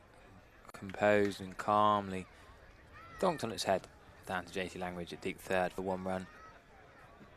Glamorgan couldn't quite reach 100 in their 10 overs. They've got 1 ball left. Well, I suppose a couple of wides and no balls this ball and a couple of boundaries could do it, but I think Ned Leonard is into his spell well enough now that he'll just get out the over here. He's actually the most economical of the 3 Somerset bowlers used so far, Ned Leonard. And got one of the breakthroughs. Nice cricket from Eddie Byram, just 1 run, flicked off the hip. So a dominant power play for Glamorgan. 88 for 2 after 10 overs. Yeah, he's going at 7 and over, Ned Leonard, which when you think of some of the carnage we've seen out there, isn't actually too bad. That's in 5 overs. He's got through so far. Shared the new ball with Jack Brooks. And we are going to have a change at the Marcus Trescothick Pavilion end. George Thomas. We didn't expect that, did we? Thought spin or Danny Lamb. Didn't expect George Thomas, but again, he bowled well. Got a couple of wickets up at Durham early in the week, so a bit of confidence. Bowled well at Gloucestershire, most economic of the bowlers at Gloucestershire, so a bit of faith in him from Sean Dixon. It's working out field placings. 4 fielders outside, of course. The circle allowed now.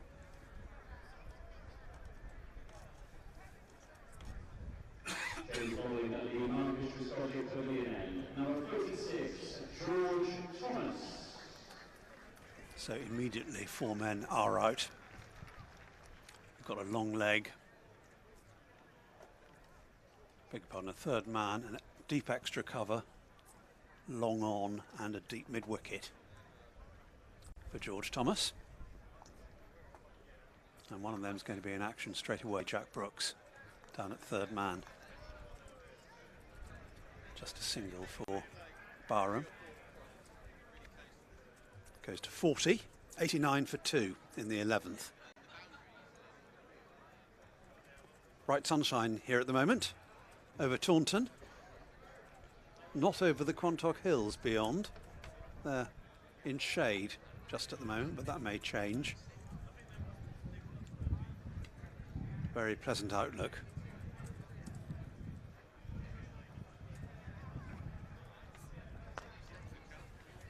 Driven firmly, but only as far as mid-off, who is set back, Danny Lamb. Useful hand Lamb played with the bat earlier. Double quick 41. This is going down to the boundary, just pulled inside the rope at deep backward point. Good effort. Down at 3rd man. That's J.G. Langridge down there. Yep, good diving stop, good bit of fielding. But yeah, Danny Lamb re-injecting some vigour into the Somerset innings late on with the help of George Bartlett, getting them up close to the 300, which Glamorgan are now chasing, and chasing pretty effectively right now.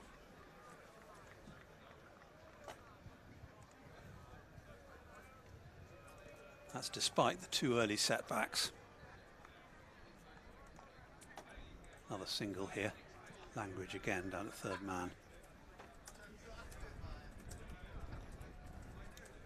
Sam Northeast and Colin Ingram dismissed in the 1st and 2nd overs of the Glamorgan reply.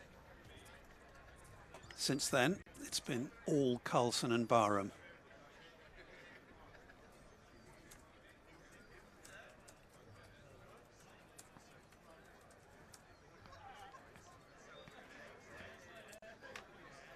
Big field change here. Trying to get Langridge at wide, deep 3rd. Well, no, deep fine, sorry. Almost a long leg. Freddie Barham, as well as the deep square.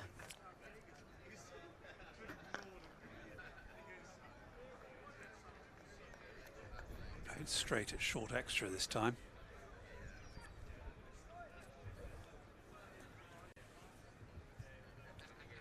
So far, 4 off the over, 1 delivery left.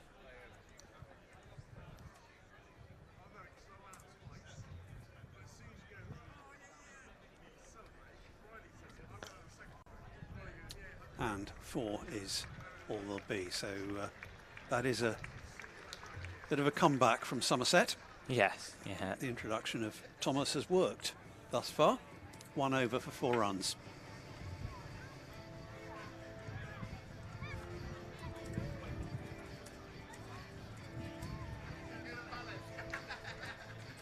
So the Glamorgan run rate has dipped below 9.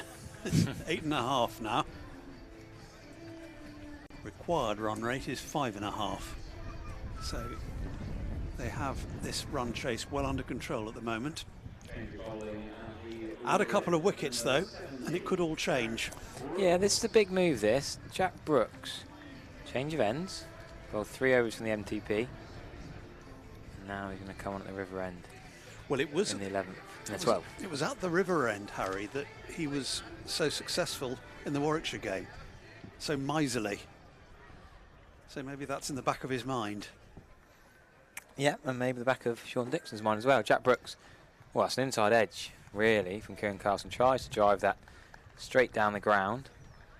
Can't beat mid-on. George Bartlett nearly didn't pick that up. But yeah, that Warwickshire game, Jack Brooks, 10 overs, 2 for 33, including 2 maidens.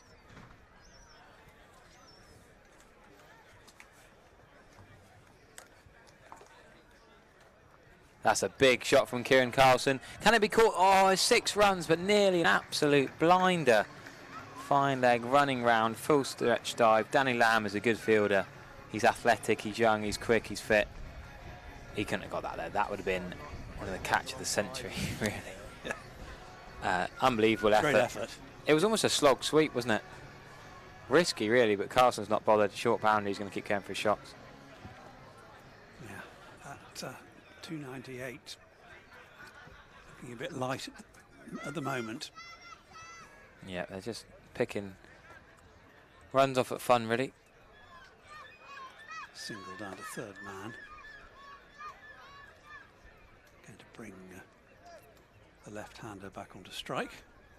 Eddie Barham, who's on 40. Yeah, Kieran Carlson's overtaken him onto 46. Well, that's a cheeky single there. Good running, and it's picked up and not thrown properly. Good single there. Eddie Barham and Kieran Carlson on the same wavelength to get that run. 100 up.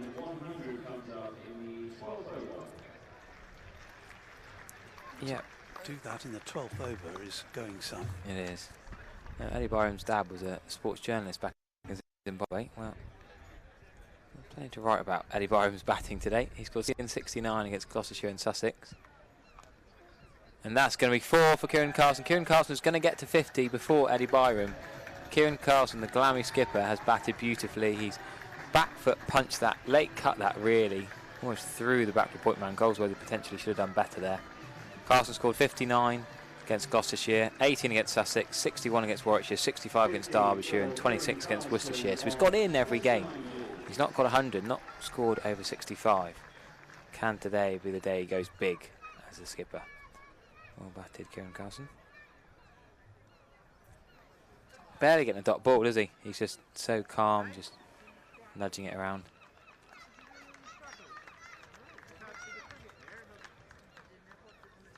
Expensive over 13 off it. So Jack Brooks's economy rate just hovering under 10 and over.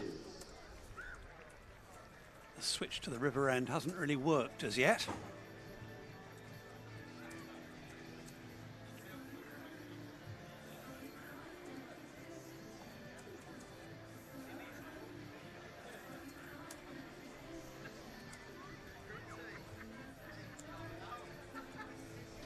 Still to be George Thomas. Managed an economical start. Can he maintain it?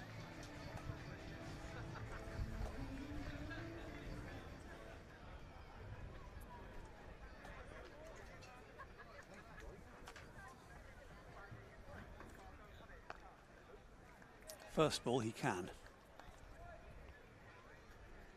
It's defended out to cover and Andy Umeed.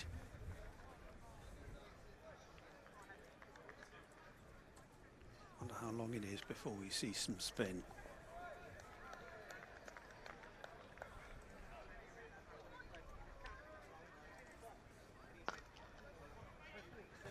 Firm drive and slight misfield by George Bartlett, which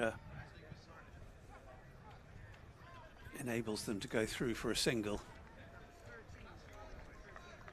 52 Carlson now. Just looks it so easy, doesn't he? Kieran Carlson batting beautifully.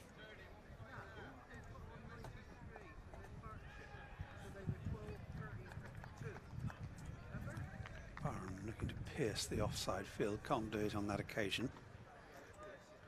Finds backward point. So both of these batters are making it look very straightforward at the moment.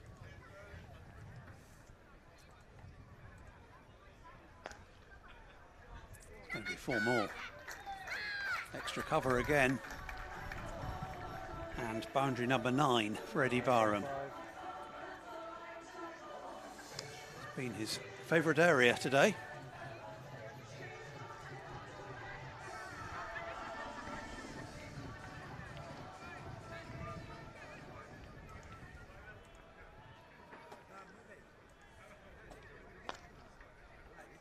Didn't time that. It's got it straight back to the bowler. That boundary was actually the first that's been hit off George Thomas.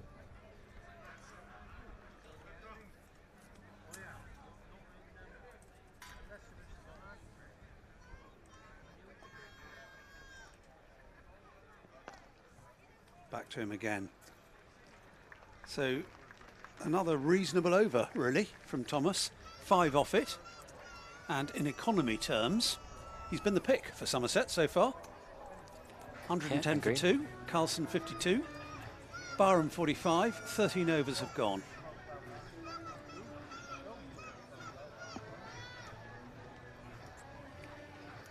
Yeah, not really sure what Somerset can do here. Got to bowl some spin, surely. Goldsworthy, Josh Thomas. Try something different. I think they'll be gutted there's no Bashir here today, really, when Kellaway and Carlson bowled quite well from this end into that sort of rough outside left. Not really rough, but just behaving a little bit. Oddly, differently, different bounce. Still to be Brooks, though. This will be the second over of his River End spell.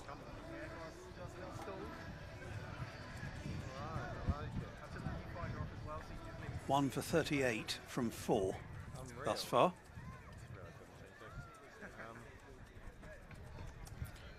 What can Jack Brooks do? I don't think... Is it resort to slower balls and change-ups and variations yet? Yes, he just doesn't quite seem to have settled into the groove this afternoon.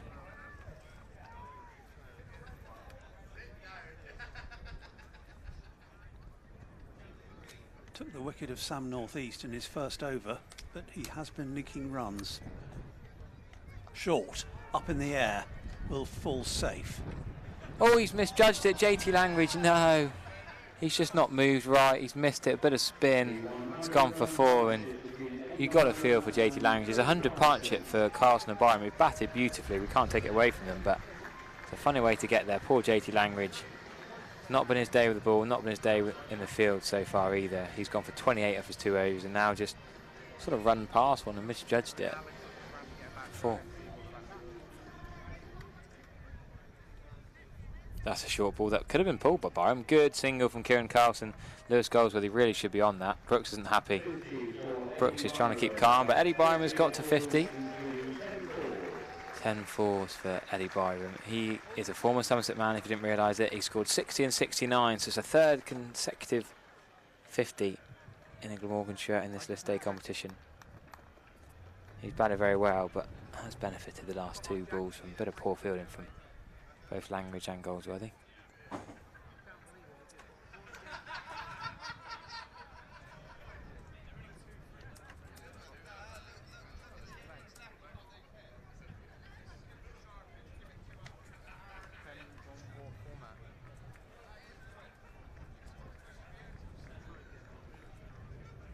Bit of a field change. Yeah, I think I'd have a great time. I genuinely want to go. If I wasn't working. Short, there goes again, and James Rue all on his own takes that well. Yes, that ploy worked reasonably well, that delivery. Cost a boundary earlier in the over. And that goes down as a dot.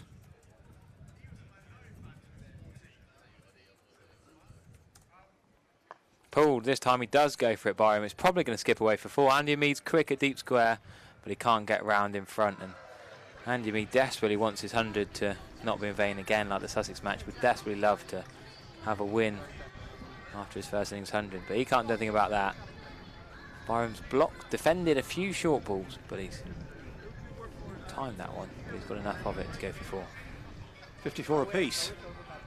Byram and Carlson in what is a destructive partnership. Came together with the early dismissals of North East and Ingram. Really making hay out there at the moment. Oh, sorry, yeah. Just 14 overs gone, 121 for 2.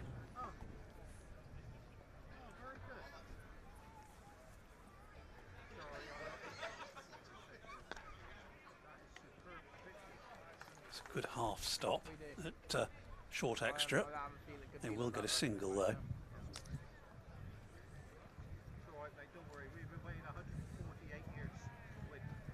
Danny Lamb wringing his right hand after that attempted stop.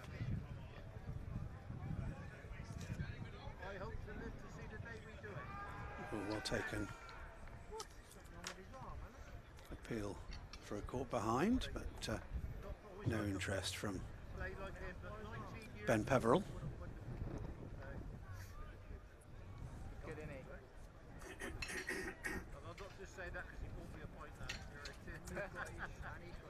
should have bought him a point for the way he's playing. I know, I should have done.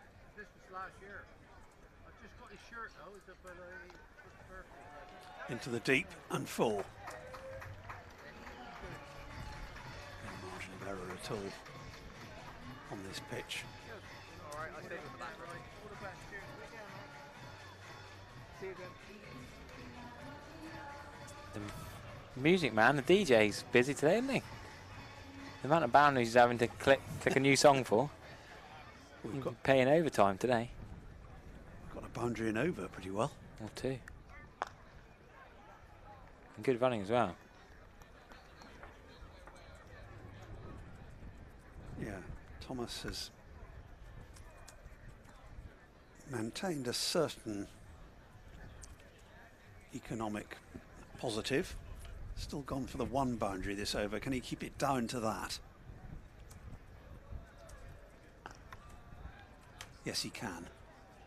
It's going to be a dot. Just 1 delivery remaining. So far, 7 off the over.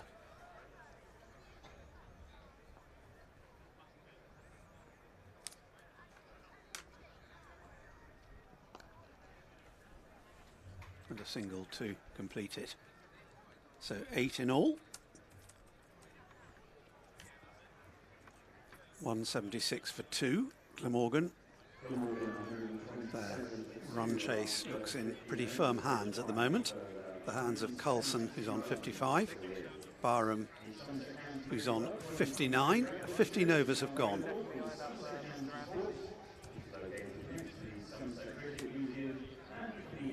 .35 remaining, and I imagine those 2 batters will be content with that scorecard at the moment. Yeah, we can't argue that from a Glamorgan point of view. They'll be getting the coach started for an early trip back over the Severn Bridge at this rate. Yeah, they desperately need to break this partnership, Somerset. So yeah, Lewis Goldsworthy, here we go. Yeah. Here we go. Second bowling change at the River End. Interesting. Chosen before Josh Thomas, on rank, fair enough, on age, but has had an injury, missed a couple of games in this tournament. Lewis Goldsworthy, I like that he's been given a bowl.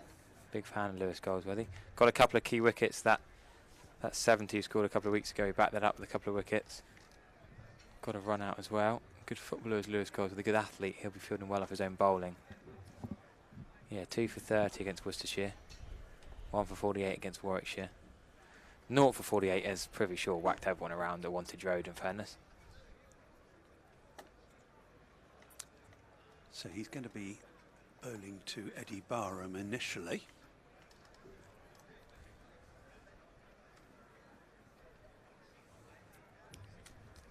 Yep, mid off in the ring. Deep cover goes a little bit squarer, more deep point.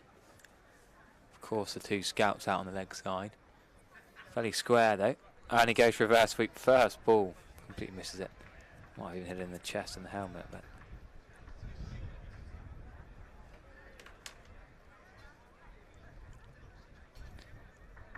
Yeah, 350s in a row for Eddie Byron. What can he do here? No, he's going to defend. Okay, reverse sweep, defensive shot. What a partnership this is, says Asia on the live chat. Yep, fair comment. Has been very good. Barely offered a chance either. Chanceless, would we say? No, half chance for Danny Lamb, or quarter chance, a tenth of a chance. I don't think we need to call it a chance. And there was the inside edge that, yes, that could have gone anywhere, yeah, but agreed. that's not a chance. But then, yeah, Privy Shaw inside edged his first ball at Wantage Road and then backed it up with one of the highest list day scores of all time. So you ride those. Change of fielding for the right-hander. Dixon wants deep square, more mid-wicket. He's telling him where to go and he's not listening. Ah, he's got it now. He's got the message. Danny Lamb out there. What can Lewis Goldsworthy do? Full and straight and no run. Straight to extra cover. So you look at the first things. Van der Hooten, Gorvin and Kellaway all bowled 10 overs. Surprised if anyone for Somerset bowls 10 overs. Oh, that's another misfield.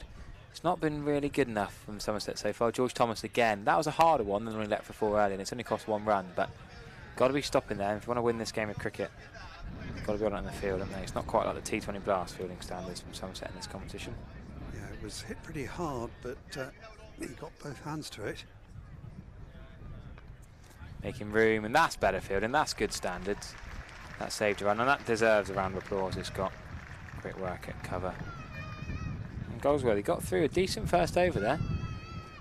Just to not have a bounding, just a couple of dots, couple of singles, bit of pressure, and see what happens after that next over. Just the 2 off it. Could they try a big shot because there's been a bit of pressure put on? You never know. I reckon that's the most economical over we've had so far. First over spin. What did I say, Stephen? All along I've been crying out for spin. Good start by Lewis Goldsworthy.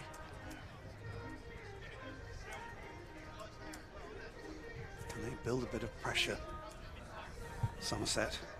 George Thomas has been pretty good. 0 for 15 from 3. Just a couple of boundaries off him so far. It's bowling to Kieran Carlson. And is that going to be cut off? Yes, it is. That was one of the most glorious looking shots of the game, but only going to get 2 runs for it. One? Did you get one? Just the one. Yeah. George Bartlett got running around and did very well. I think they probably thought it was going for 4. They probably should have pushed 2, really. I thought it was hitting the stumps initially. Yeah. Just eluded them. 130 for 2.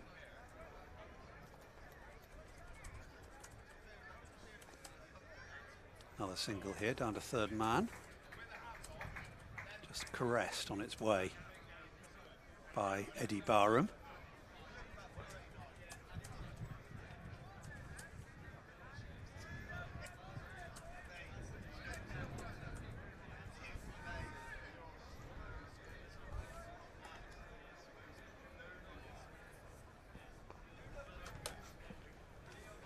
Flamboyantly driven, but no result in terms of runs.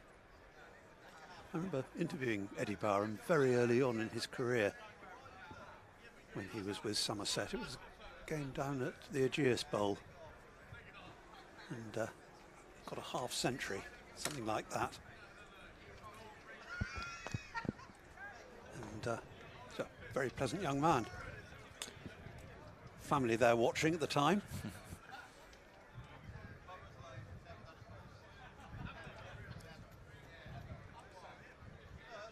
Made the move, of course, from Somerset to Glamorgan, so he's on his old stamping ground and doing very well. 61 not out. Yeah, because I'd feel a bit gutted if I went and it was just like a really Well, a single match. for Carlson this time.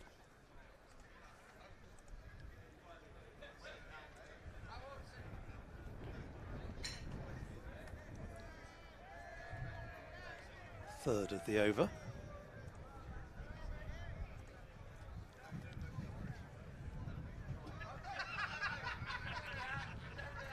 Stag party's warming up downstairs. Just turn the effects mic down, Jimmy. Just trying to get his mid-wicket and his deep square leg in place in the right position. Yeah, well bowled. Just the 3 off that over, so 5 runs off the last 2, and that just raises the pressure a little bit. Glamorgan's still firmly in control, but if they could just put together a run of overs. Exactly. No, you're right, we've been crying out for it for a while now. Spin worked. Now we've got a tight over from George Thomas. Crucial, isn't it? 4 overs for 18, I beg your pardon. Yes, 4 overs for 18, George Thomas. So economy of 4.5, that's not too bad. No, he's been economic throughout the tournament. As I say, that over just going for 3.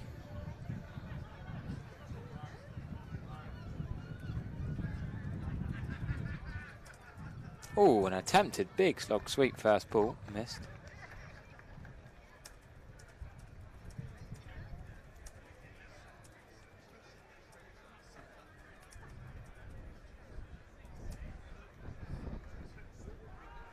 No, nothing doing that. No, it didn't look particularly confident, the appeal. Thing is, they've done so well so early on, they scored so quickly, they can have 3 or 4 overs without a boundary now and still be well ahead of the rate in Glamorgan. So we've had no boundary for what? Over 2 overs now. The over for just 3 from Thomas, the over for just 2 from Cosworthy before that, and there's only 1-4 on the previous Thomas over. Finds the fielder again.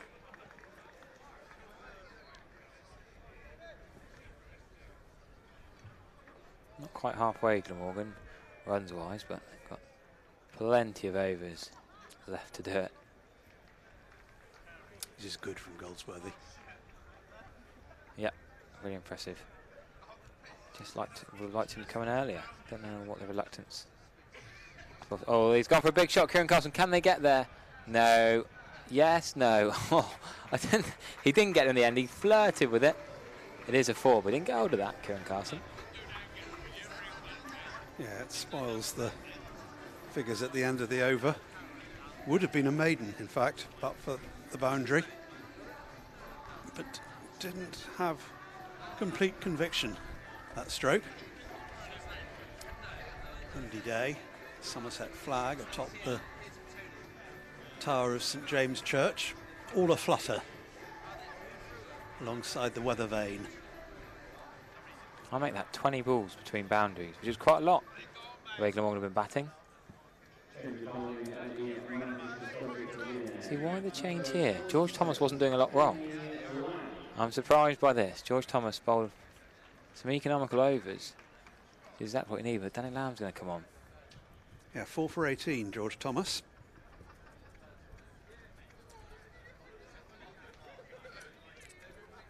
Lamb on for the first time, having contributed with the bat already.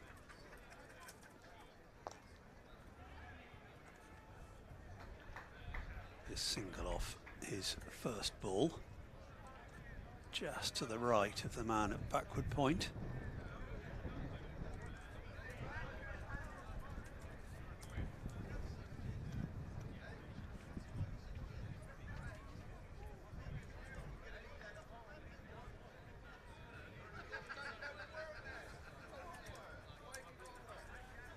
Single for Barham puts Carlson on strike. Fiercely driven, and no hope of stopping that. That was always going to be 4. It's Carlson's 11th boundary. He's hit 3 sixes as well as 8 fours now, and has a higher strike rate even than Barham, although Barham's going some as well. They're both better than a runner ball, these two. Another single here, possibly a leg by. The hand raised in readiness by Ben Peveril, the umpire, with the broad-rimmed sun hat.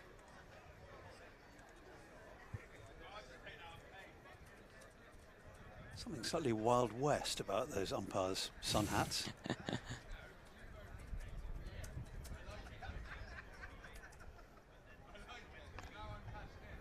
Single here, out to deep extra. I'm not in a position to criticise Sean Dixon, but I'm just a bit surprised. What's your take on this, Stephen? Lamb's coming to the attack late. Fair enough, he's more of a deft specialist finisher of the innings, but George Thomas and Lewis Goldsworthy have tied Glamorgan down. The last 3 overs have been the quietest period of the innings. 20 balls without a boundary, a few dot balls together. Why is he taking George Thomas off to bring Danny Lamb on? And he's been hit for 2 boundaries in his first over back, potentially. No, good bit of fielding. Yeah, it's a good stop. Good saves him there.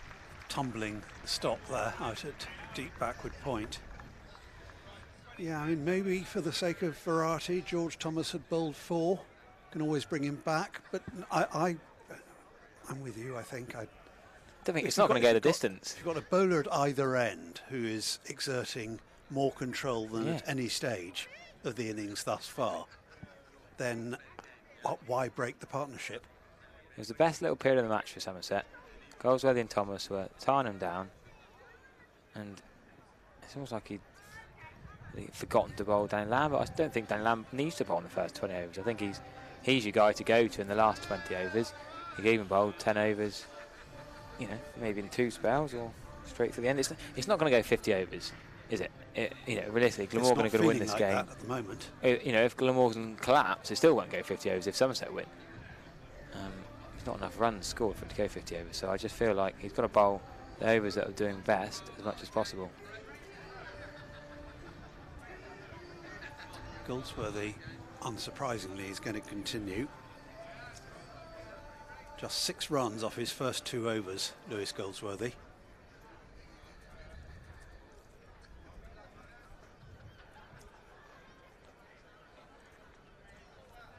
And he's going to be bowling to Barham. Yeah, good use of the feet there, not to come down the wicket, but just to shimmy forward and drop back and deep and make room to play the cut. Came together at 13 for 2, this pair, taking it to 146 for 2. We're in the 20th over. That's a big shot from Kieran Carlson. That's a nice shot, controlled, slog sweep for 4. I mean, that might go up in the air, but takes him to 150. I guess you take the risk.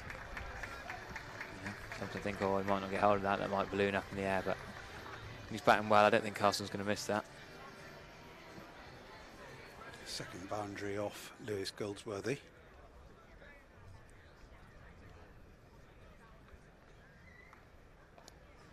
Gives himself room again.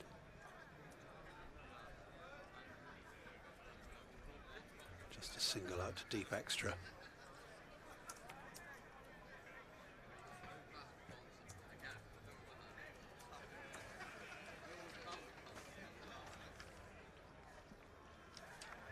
Well, use of the feet by Barham. Goldsworthy probably should have stopped that. Been annoyed with himself, couldn't quite get to that. Just the 1 run. Yeah, didn't time it. Not often we've said that about Eddie Barham this afternoon. Yeah. Good point.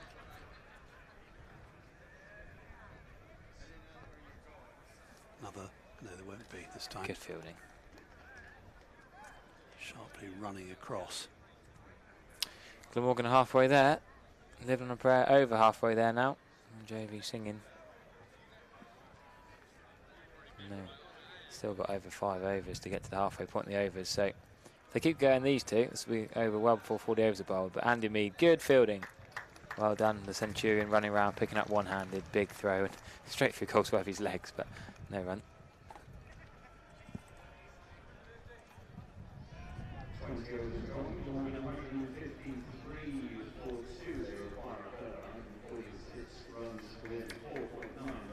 They've put on 140, these two. 30 overs remaining.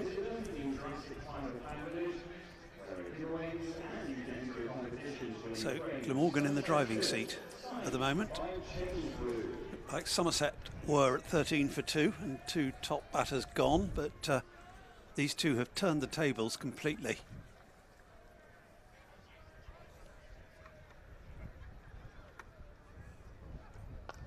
Up in the air, and is it going to be? No, it falls short of George Bartlett.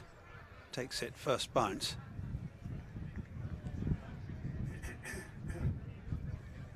Yeah, I thought he nailed that. I thought he got hold of that and it was going to be a catching chance or 6, but no, in the end they just fell short. Bartlett couldn't do much about that.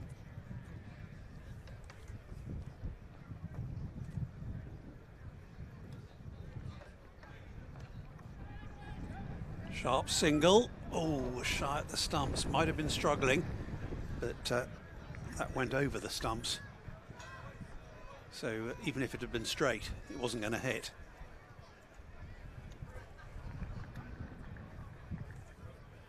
The single completed.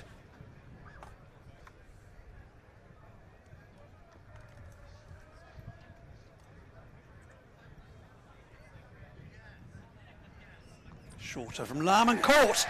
That is the critical wicket that Somerset desperately needed. Carlson has gone. The captain has been dismissed by Danny Lamb, and that was a fine low catch at backward point.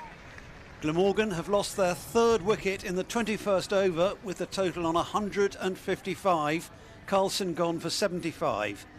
Yeah, could this open up the inexperienced Glamorgan middle order? Danny Lamb is an innocuous ball, really. Back for punch. He's absolutely nailed that, Kieran Carlson. Before, if it was a yard either side. Decent catch that, Lewis Goldsworthy. Good pair of hands. He couldn't keep it down, could he? Well, he absolutely nailed it, I think, didn't he? Well, he was looking to play it backward of point. Certainly in the general area that he was aiming, but just couldn't keep it down. Low catch in the end. Well taken by Lewis Goldsworthy. That is a breakthrough that Somerset desperately needed, and you can't but wonder at how it will affect the course of the game with Billy Root, the new batter on his way out to join Eddie Barham, who's still there on 66. Guess how many balls he faced, Stephen, for his 75? 75? 70? No. 57 balls. Oh yeah, so all the way round. Yeah. Serious knock that from Kieran Carlson, captain leading by example.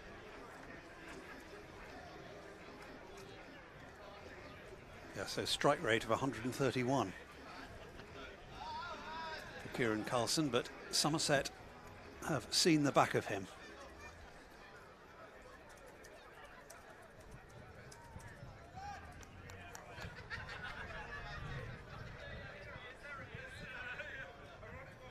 So 2 left-handers they're together now. Billy Root is away. It might be a leg by, actually. Looking to play it to leg, but off the pad. So Root will have to wait a while to get off the mark. 156 for 3.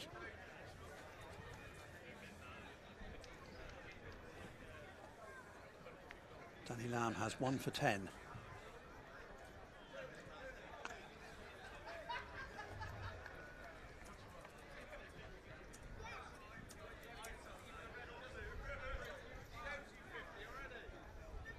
Wicket came out of nowhere, didn't it, really? Innocuous delivery, short ball back of length, really. Nothing special from Danny Lamb, but you take him. Good catch from Goldsworthy. Could that open up? Then this was a slightly loose shot. It's a good looking stroke. He's played so many of them, Eddie Barham, today. Get 2 more for that. Another misfield from Somerset, though. The captain himself stuck out a left finger and then sort of pulled out. Did I really fancy that? They got the feel that Somerset, they can't qualify the group stage, doesn't really mean anything. He's whacked his hand down and then he's caught a fingernail and he's still gone for runs. So Barham goes to 68, 158 for 3. Glamorgan, in terms of run rate, are comfortable. They're still going at 7.5 and over. Required is just under 5, so no problem in terms of the run rate. What Somerset need to do is to carry on taking wickets. FSM the dog on YouTube says, "Yay, my coffee got a wicket." The things people do on YouTube comments to try and buy a wicket. Well, Goldsworthy's going to continue. Overcast now, not going to rain, but it's not sunny, not the blue sky stunning day it was earlier. Probably don't need the aircon on anymore. Lewis Goldsworthy into the left-handed Billy Root, who loves a few sweeps. He won't go too early. Back foot punch should be 2 if they push it. No, just going to take 1.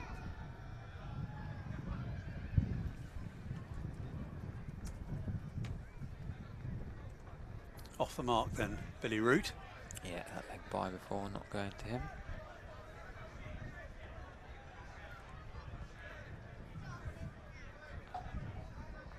Pull, scuff pull really, for just 1 run.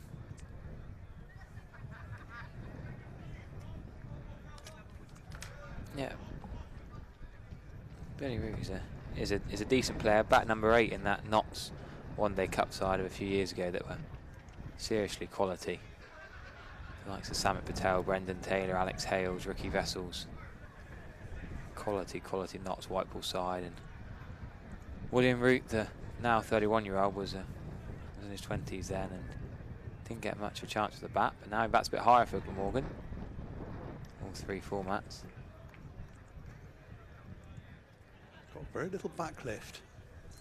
Yeah, it's worked all right for him so far in this comp day. 34 not out against Derbyshire, 56 against Warwickshire. 2 championship games ago, he got 98 at Cheltenham. Did bowl against Derby in the championship, but hasn't bowled yet in the one-day cup. Sort of prods it and just takes the singles. I think his back lift will get higher and bigger as he gets into his knock. Yeah, got a couple. Brace of singles for Billy Root. Morgan end the 22nd over on 161 for 3. Just 138 runs needed off the remaining 28, which with just the 3 wickets down looks pretty straightforward.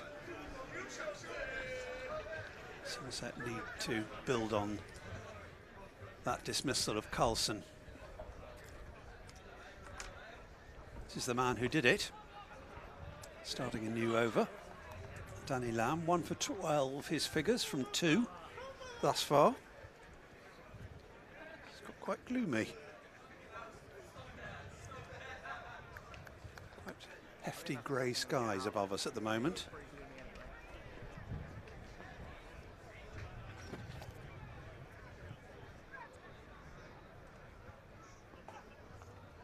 Outside edge, and it's going to be 4. I fancy he may have intended that. Yeah, I think he did.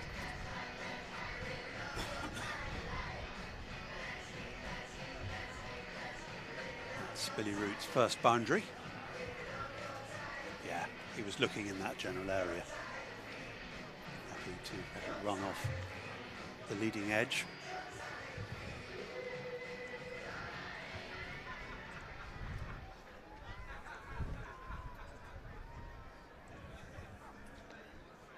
And he's going to get 4 more down to fine leg this time.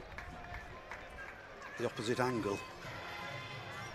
Use the pace of the seamer and just manipulate it around. Good batting. First through third and then through fine.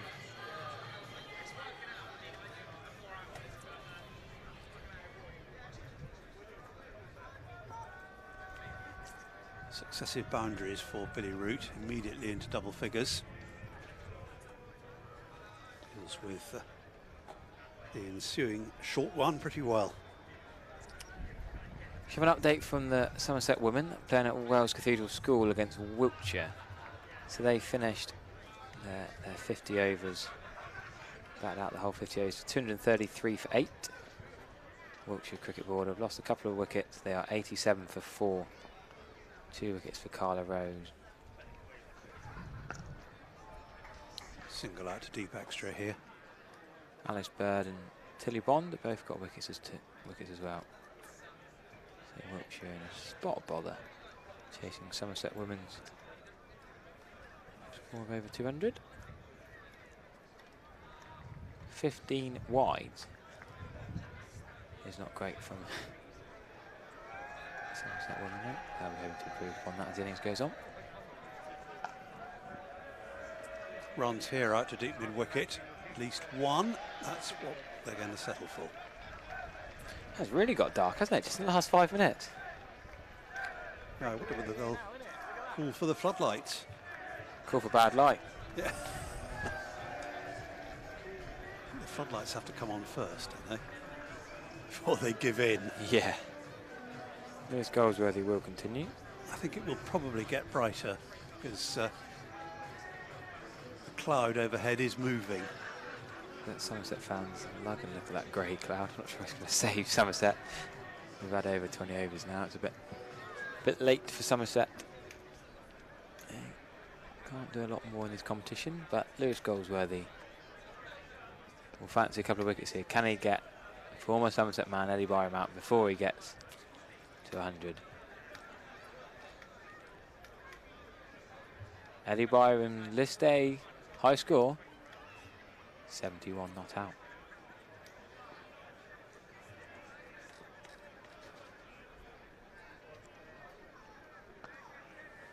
Nice shot from Billy Root.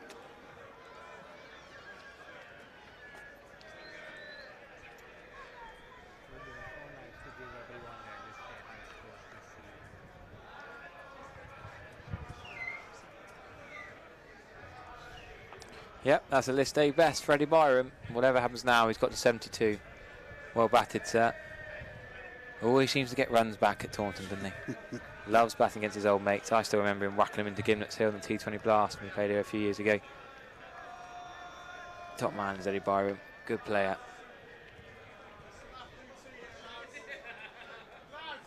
Sharp single. Comfortably taken. Yeah, give him particular pleasure, I imagine, to get his list A best on this ground.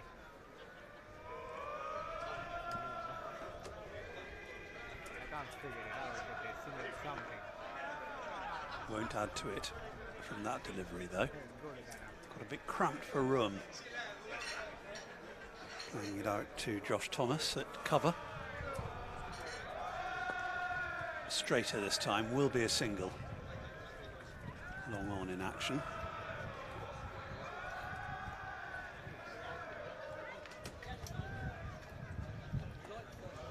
Despite the loss of their captain, Glamorgan still going along at a pretty comfortable pace.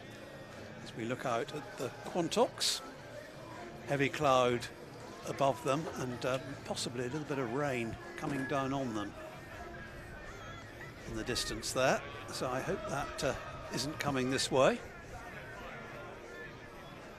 A bit of a sense that it's brightening up at the moment.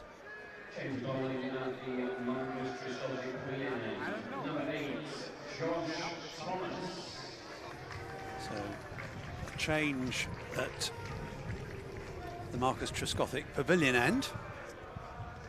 We've already seen George Thomas, now we're going to see Josh Thomas.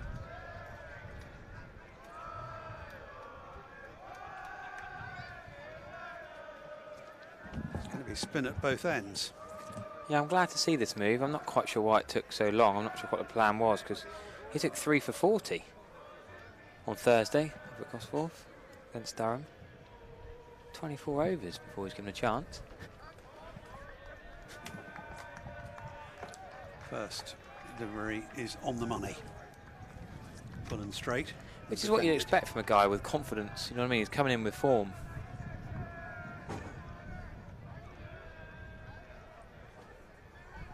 Shorter and pulled down to deep backward square for 4.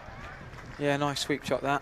Can't bowl there, Josh Thomas. Well, I suppose I say can't bowl there. It's not that bad a ball, is it? Is that more? Are we giving that to good reach from Byram to get out to it? It's a little bit leg side. A little bit short too. Yeah.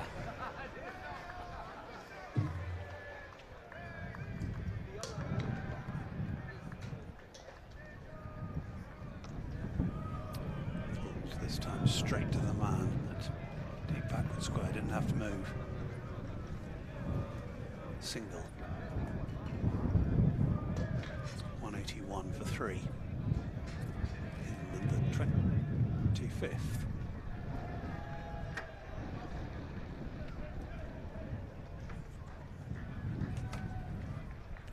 Another single, this time found a third man. Singles keep coming, but every now and again the boundary as well. We were saying in the mid stage, probably around about this stage of the Somerset innings, they were taking plenty of singles but not hitting the boundary as often as has been the case with Glamorgan. That's been the difference. Yeah, they've hit boundaries well, they've run between the wickets well, they've just batted well altogether, haven't they? Classy from Eddie Byram and Glamorgan. That's 22 away, Eddie Byram, from the first list day 100. What a thrill it would be for him to do it here. Yeah. And much deserved if he gets there. There's a Trade Nation temporary / permanent stand, which I'd have thought will be going down after this week, with only one more home game here, not till September. 1 or 2 drops of rain coming down. You can see some anoraks coming out. I see a Glamorgan jumper there too. Hope that doesn't get any thicker. As I say, it looks like that big cloud is moving away gradually. So I hope we're lucky. Goldsworthy will continue. Left arm spin from both ends here, as we can just about see the pitch in this grey light down below us. No floodlights needed. Just been trying to get an update on the US Masters T10. Bit of rain in America, so Pete Trigo might not get a chance to play today. Darren Stevens is involved. Doesn't seem much of a master. Of course, he's age-wise, but Billy Root gets a single. But Darren seems to be one of the oldest players, one of the older players in the Masters, but probably one of the most recently having played pro cricket. He's done pretty well in the One Day Cup the last couple of years. He'll be gutted to not be involved, but the Masters cricket gets some funny battles, doesn't it? Some of the legends playing against each other. Driven pleasantly, but only as far as Thomas.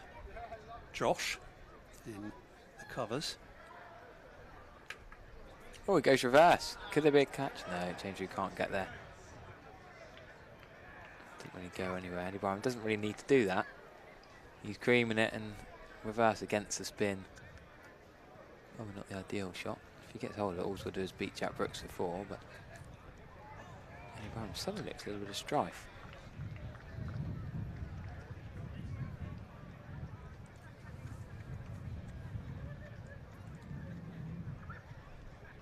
Good over this from Lewis Goldsworthy so far, just a 1 run from it. That Billy Root punch out to deep cover. There we go, Byram does the same. Can they get 2? Jack Brooks can't get there, there should be 2. No, they didn't run. Eddie Byram sometimes doesn't run quite as hard as I think he should do. I think he was expecting the fielder to intercept. Yeah. And had forgets how old Jack Brooks it down is. as a single. To be fair, he's done quite well, Jack Brooks, to get near it. We've got our first result of the day. Worcestershire beat Sussex by 8 wickets, 194 for 2. Gareth Roderick 41, Azhar Ali, former Somerset man of course, 74, Kashif Ali 53, and Matt Waite, who was rested for the game down at Taunton here a couple of weeks ago, he got 10 to finish the job. Look at that, rain coming down a little bit heavier now.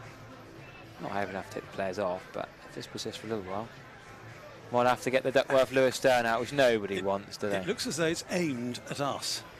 The Marcus Trescothick stand. I think they may have to come off. Well, James Rew's down his haunches, they're ready to go. Cracking on, I like this. Not worried, Ben Peveril and Ian Blackwell are tough cookies. They just say crack on with it. The umbrellas are on, a lot of people are legging it. People are leaving now, the covers are going to come on. Now Ian Blackwell says, sorry, I've got to go. Danny Lamb's gone to sign an autograph. The far side of the ground. Players suspended for rain officially, as Danny Lamb now thinks, actually, I'm going to go and get dry. This is proper rain. Look at it. Teeming down now. Well, we'll check in on Curtis Campher and George Dockwell, former Irishmen playing India in the T20 and some of the other one-day cups. We'll take a bit of a breather and we'll update you as soon as there's any prospect of further play. But for now, good afternoon. 14 runs to win.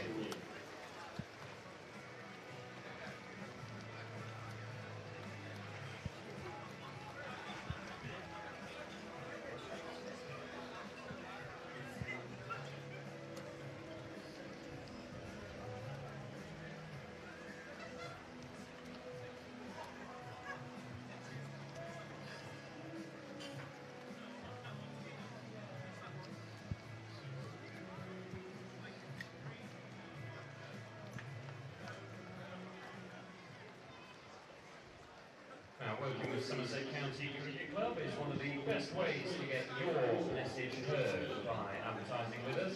Your business could be seen by tens of thousands of people every single day. There are a large range of partnerships and advertising opportunities available at Somerset County Cricket Club, from traditional pitch-side perimeter boards and player sponsorship to hospitality packages, shirt sponsorship and tailored business membership. There is something to suit every business and every budget. For more information, please visit reception in the Marcus Juskowski Pavilion or visit our official website.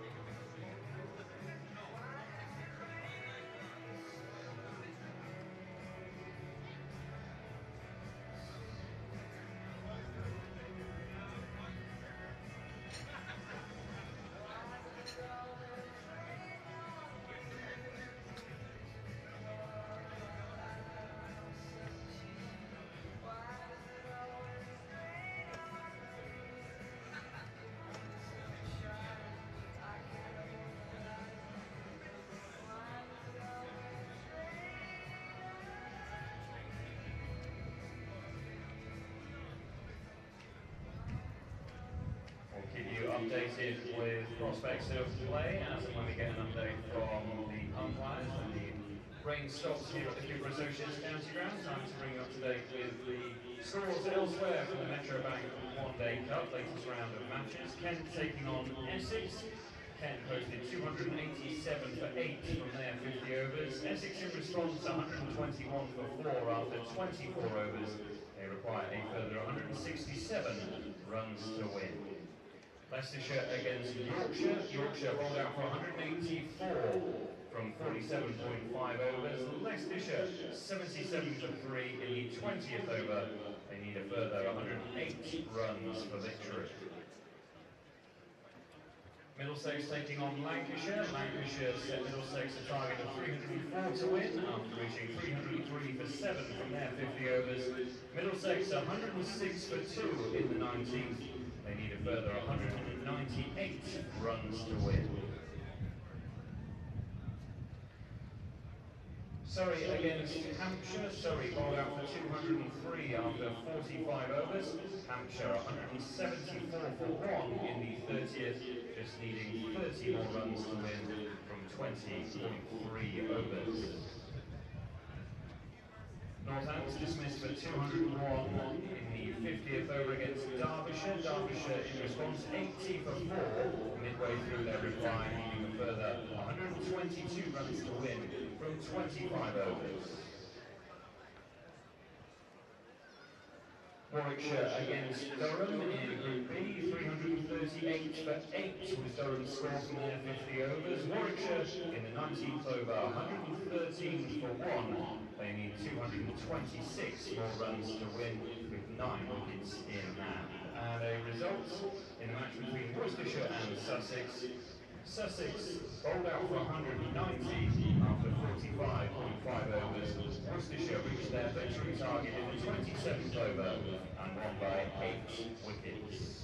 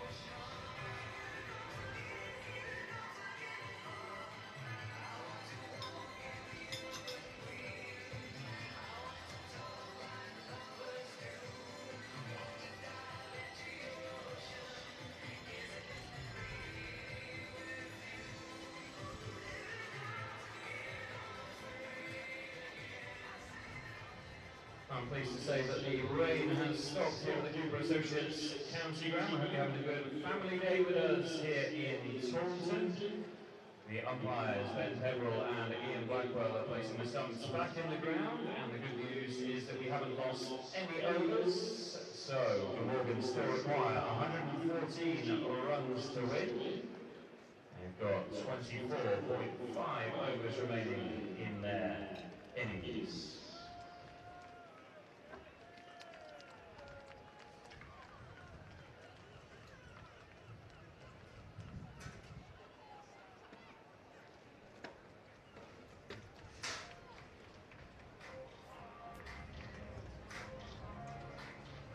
So please welcome back out into the middle the not-out batters Billy Roots and Eddie Byram, and led out by Sean Dixon. Please welcome back Somerset.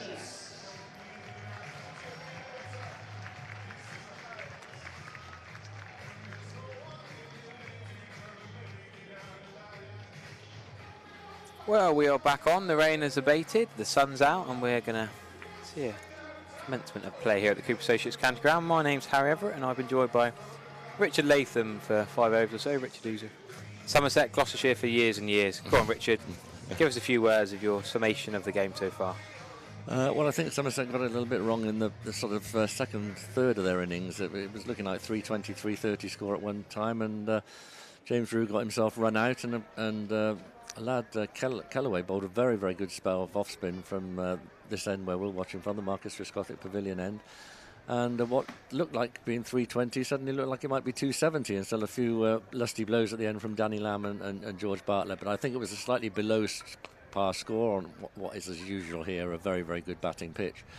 And Glamorgan got off to too quick a start, and they're firm favourites now, certainly.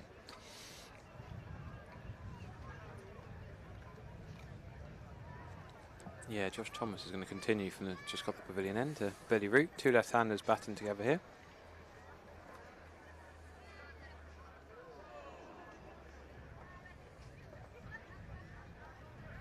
First wide in a little while. Thought Byron could have hit that, to be honest with you. Potentially a little bit harsh.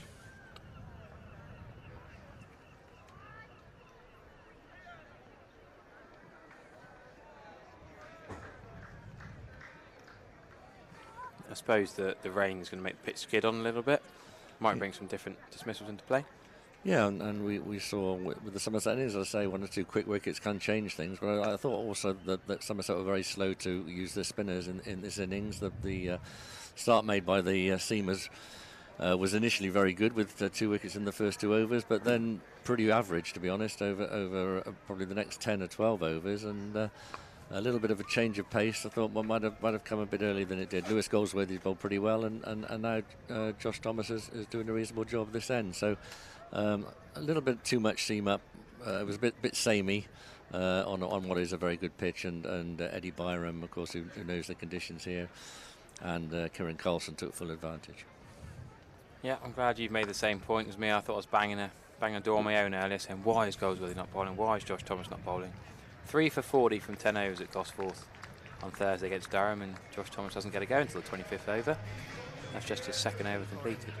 Yeah, and he's bowled 2 overs for 10, and Goldsworthy's bowled 6 for 24. So in the context of the innings, which has seen the Glamorgan batsmen score very, very freely, both of those are pretty good efforts. So yeah, I think maybe 2 or 3 overs earlier, certainly could have got Goldsworthy. Well, after all that chat about how well the spinners are doing, they're gone to seam. JT Langridge is going to have another go. This time he's going to have a bowl from the river end. Yeah, he was expensive. First 2 overs for 28, I think it was. They targeted him. And these young bowlers, this is where they've got to learn and mix things up a bit. Maybe not try too hard. Sometimes that can be the case. And try and maybe bowl too quick. Just mix it up a bit. This is an interesting little spell because the Glamorgan batsmen have just got to get set again after the interruption. So a wicket now might just get Somerset back in the game, but as I say, the visitors are firm favourites. Yeah, interesting to see how Langridge goes. That's full and straight, good delivery. He needs to get a bit of confidence up. The poor lad misfielded one down below us. He got whacked around. He's had a pretty tricky One Day Cup introduction to professional cricket. The left arm seamer from Ilminster is where he's playing recently. Plymouth born, but still only 17 years old. Yeah, Somerset's fielding in general today hasn't been up to the standard they showed in the T20 successes, where they were very, very good. I know it's a different set of players, largely, but some sloppy fielding today.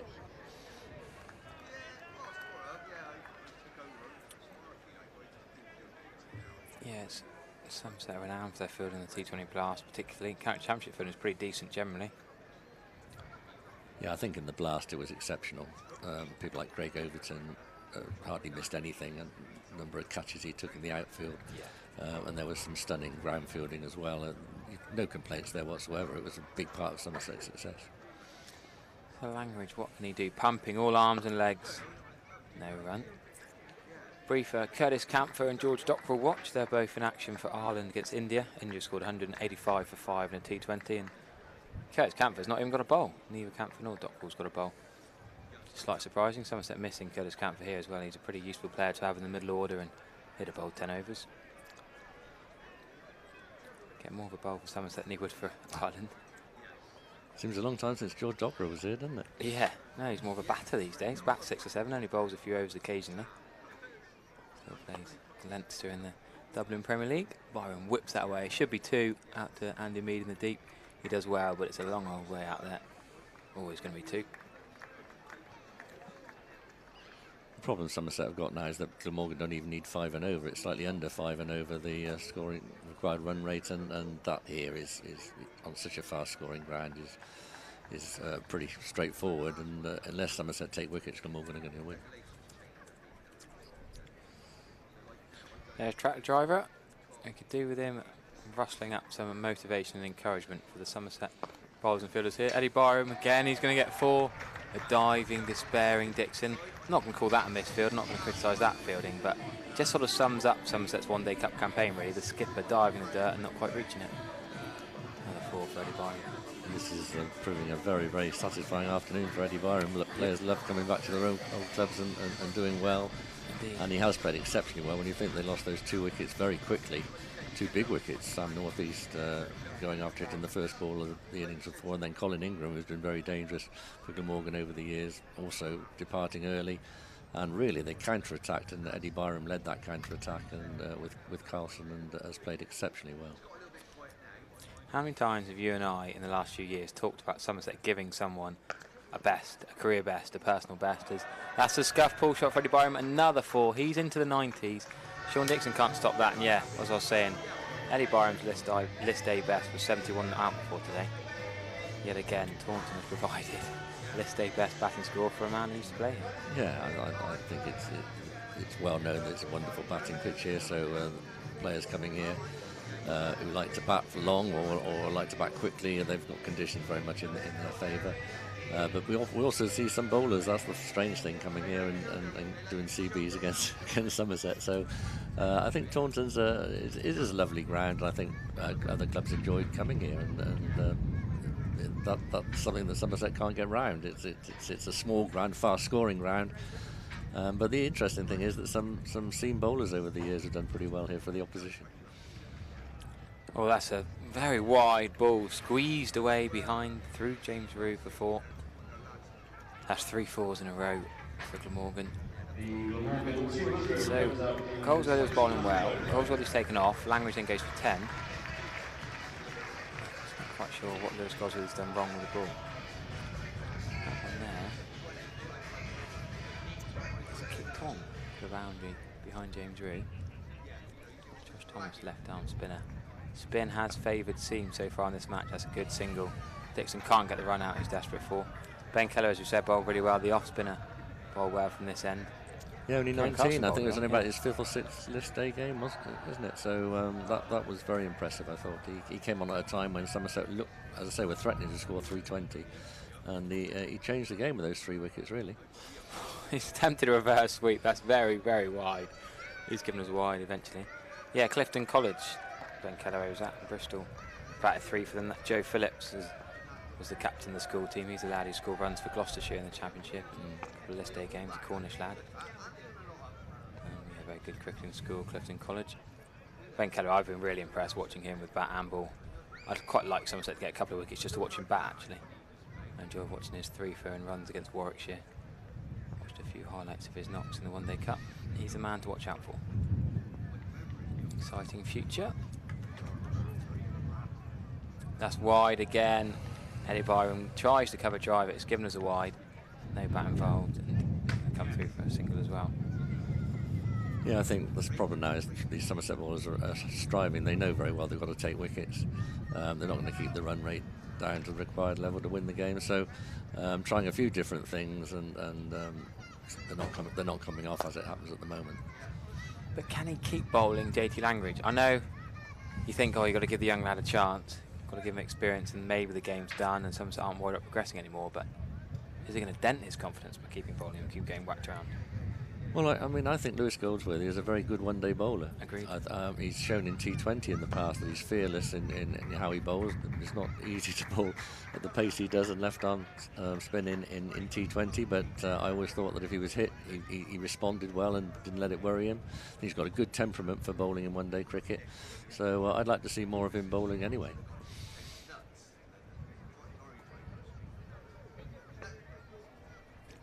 Good singles, rotating the strike well, defending it into gaps to get singles and keep ticking the strike over. I mentioned the first result in the One Day Cup today. Well, we have a second result. Surrey playing Hampshire. Hampshire win by 8 wickets in that one. 100 for Joe Weatherly, 100 off 100 balls, and then out. Both here, Middleton caught and bowled Moriarty. They put 163 for the first wicket. Sorry, I've been disappointed in this tournament. Patel got 78, that was all to shout about really. Is Ian Holland of all men, the USA international, the leading pace all-rounder really, got 5 for 35. Yeah, you'd have thought Surrey of all teams with the size of squad they carry, might be able to do well in this, even with losing players to the 100, and it hasn't proved the case.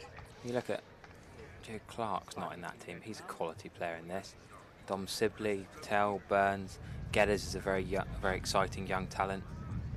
A few other youngsters who haven't played as much, but Moriarty, decent spinner. Verdi was another former Somerset man who struggled up at Southport, but Verdi was talked about with an England chance a couple of years ago, and now he can barely get a game for Surrey.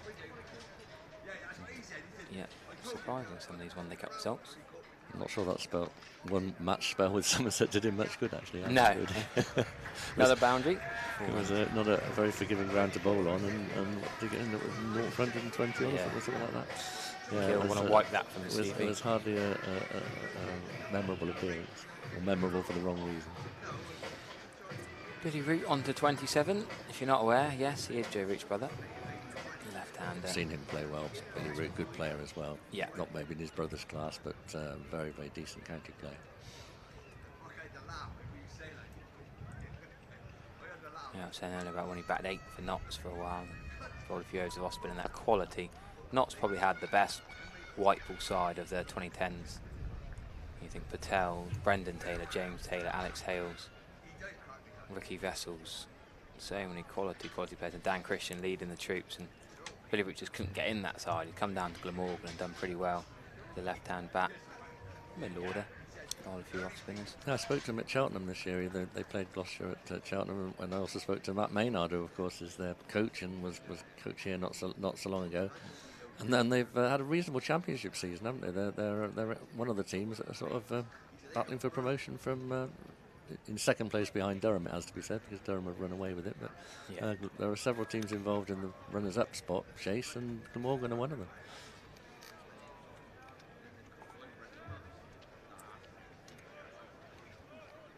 A lot of teams giving the One Day Cup a chance, like Essex of rest. There's no Jamie Porter, there's no Simon Harmer playing. The big names who aren't at the 100, some of them aren't even playing in the One Day Cup. They're just seeing it as a time to rest or recover from injuries.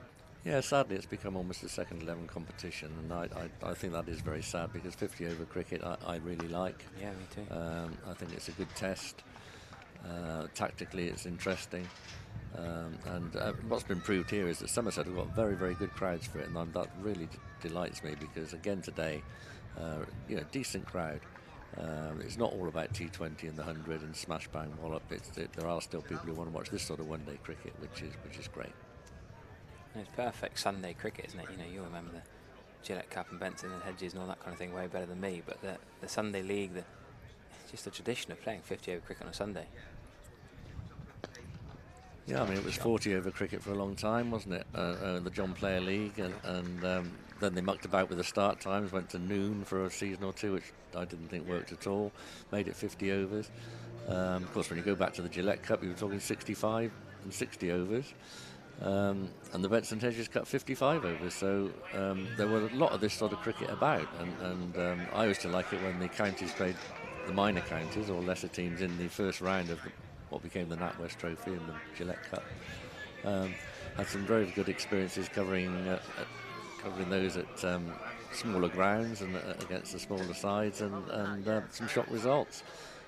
So I really used to enjoy those. And now we're reduced to this is our only 50 over competition, and it's not even a first 11 competition, really. Very sad. Yeah, agreed. Even the Unicorns playing, and Scotland CB40, YB40.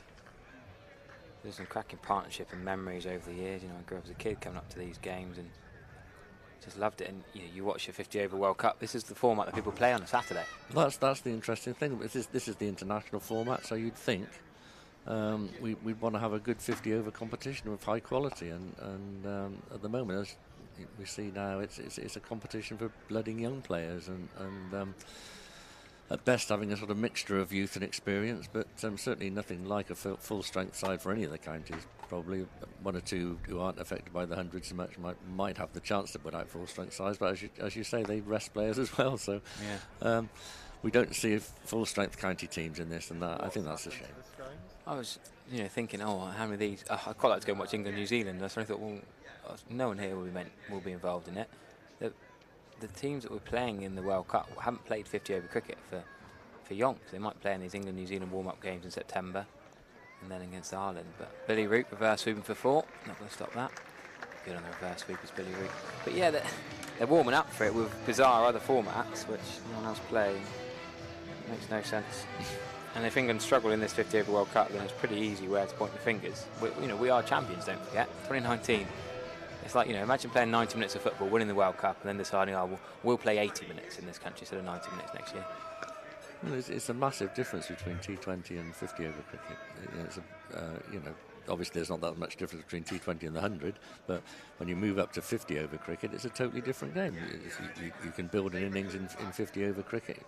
As I say, tactically it's far more interesting, I think. And so, if you go and play at international level, then all that applies, and you want to have had some practice at it. Like I say, I love the tactical nuance of a 50 over game. I remember the 2015 World Cup when I was working out in New Zealand, and I got obsessed by it. I watched every single game, went to a few, so cheap out there. And I just love watching the likes of Sangakkara and Tirumana for Sri Lanka, for example, building an innings. McCullum and Gupta whacking it in the first 10, and then it was the start of people going really hard in the first 10, then they'd knock it around in the 50 overs, and then the likes of de Villiers would try and take 100 off the last 10 overs. Suddenly 250 becomes 350, some games just going 400, so different parts. Look at the 100 we saw from Pujara here in the Sussex game, and absolute class act, brilliant test batsman, run machine, and it almost was like he was going to get 100 for the minute he took down. That's how good he is.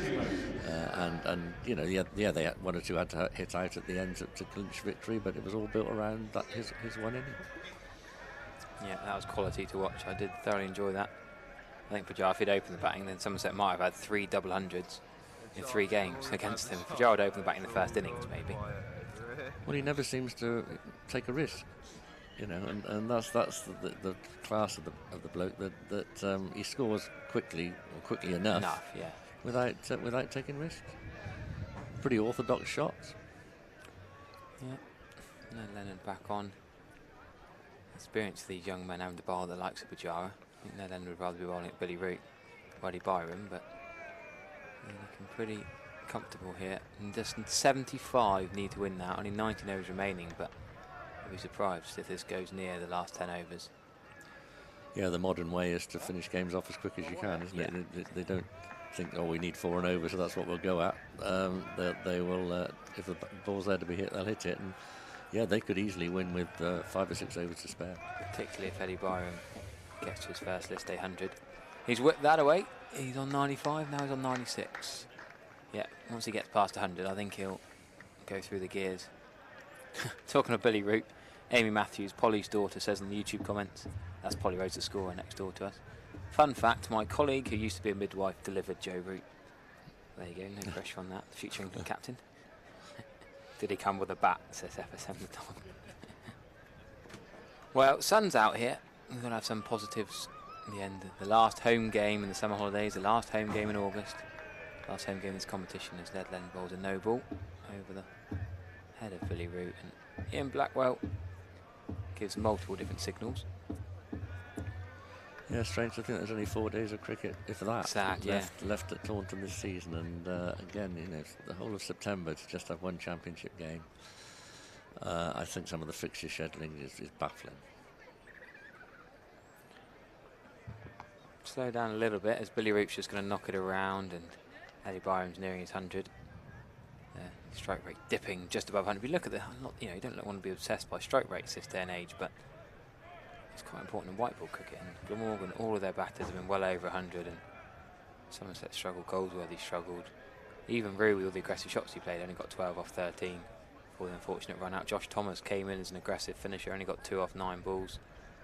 And Glamorgan have scored quickly without taking many risks. Can't remember a drop catch. Well, Somerset, I think, made 318, was it, against Sussex and lost? Yeah.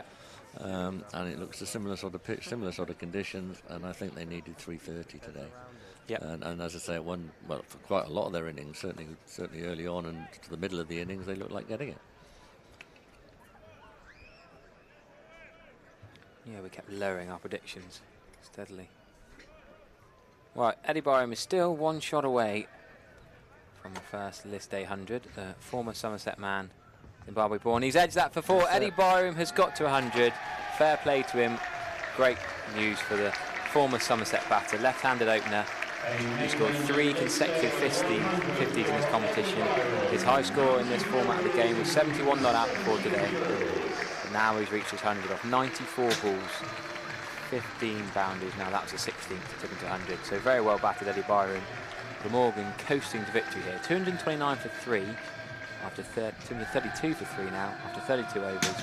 Just 67 needed to win. And nice of James Rue there. A little pat on the back for Eddie Byram. James Rue in the academy, St Andrews. Growing up, we spent a lot of time with Eddie Byram at the Wyvern. Looking up to him, I suppose. You think of a left-handed bat. I'm buzzing for Eddie Byram, to be honest with you. All impartiality aside. No, there'll be a lot of Somerset supporters here remembering what a promising young player he was here, Eddie, and things didn't work out for one reason or another, but he's gone to Glamorgan and done pretty well, and today he's never looked remotely in trouble and played very positively. Very, very fine innings. Wow, the leg spin of Andy Mead is going to come on. Does that sum up sort of the desperate plight? Andy Mead is going to bowl leg spin.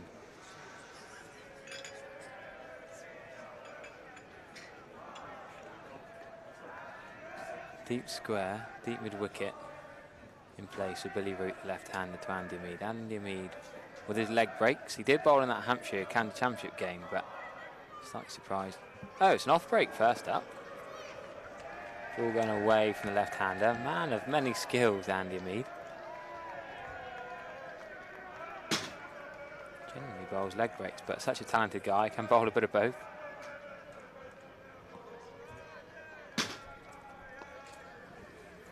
Good running.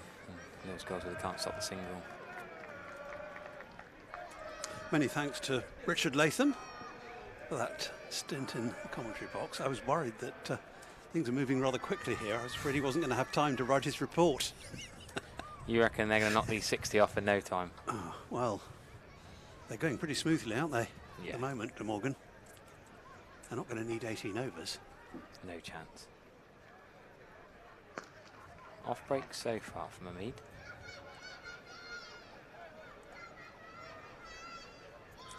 Still, we might have a flurry of wickets. What are we calling that Eddie Byram shot? A lift for 4, an edge for 4? Edge. Deliberate though. Yeah. Safe shot. He was going for that ballpark. Yeah. One covers the side angle. We have the main one. Great moment for him as well. Especially here to reach his first list day 100. Having started his career here. And then you basically we have 2 static ones. So, like, when That it's on the Somerset wicket, it'll either be on the stat total count of 298. We were wondering how near it was to par. Doesn't look particularly so now, does it? No. Looks well below. So you've got 4 cameras. Yeah. So where's that 4 more here. Mode out to deep mid-wicket by Eddie Barham. Yeah, so That is his 17th boundary. it's, yeah, no, we've had a lot of nice comments on this. It's been good. Yeah, I'm delighted for Eddie Barham. He deserves his 100. What can he do now? Is over 100. Can he get there in style? It's not, so there's 3 of us. Can he accelerate to the finish line? There'll be 2 of us on the cameras at a time, obviously. And then whenever you're hearing 60 runs needed. the other one of us, of me, I guess. What's your name? Alex. Alex. I'll think of Alex. What was yours name? Steve. Nice to meet you, Steve. Yeah, no, it's yeah. Well, I hope you like it. It's a lot of effort. Be Ned Leonard from the River End. 1 for 44, his figures from his first 6 overs. I've watched some. And loses his run up. First time. Had a brief interruption for rain earlier, but bright sunshine here at Taunton at the moment, and looks likely to hold for the remainder of this match. It's, as I say, like the media manager Ben. Yeah, there's been a lot of sort of effort. This camera, for example, wasn't here last year. No, I don't have to say. I don't think I've seen. Single here for Billy Root. It's actually a very chopped good down angle to have. to backward point. Able to access the side on angle. It's like even not Played his part very well, Billy Root, since he came in on the dismissal of the skipper. Kieran Carlson, who made 75. What looks like to be the match-winning stand, really, that Carlson took part in with Eddie Barham. 13 for 2 when they came together. So the thing is, from this camera, you can usually tell 155 for 3 when they were parted. Swatted. That would have been a wide. Again, how many times have we seen wides hit today? Because you're not allowed to like broadcast. Well, obviously on the stream. I'll single down to long leg. If they broadcast a controversial moment, then 58 more needed by Glamorgan. Plenty of time to get them. overturn it or whatever, that's when it gets tricky. So. But that scoreboard's new, isn't it? So that's Yeah, that one's new as well. The picture on that is brilliant. Oh, it's fantastic. Yeah, I mean, be able to.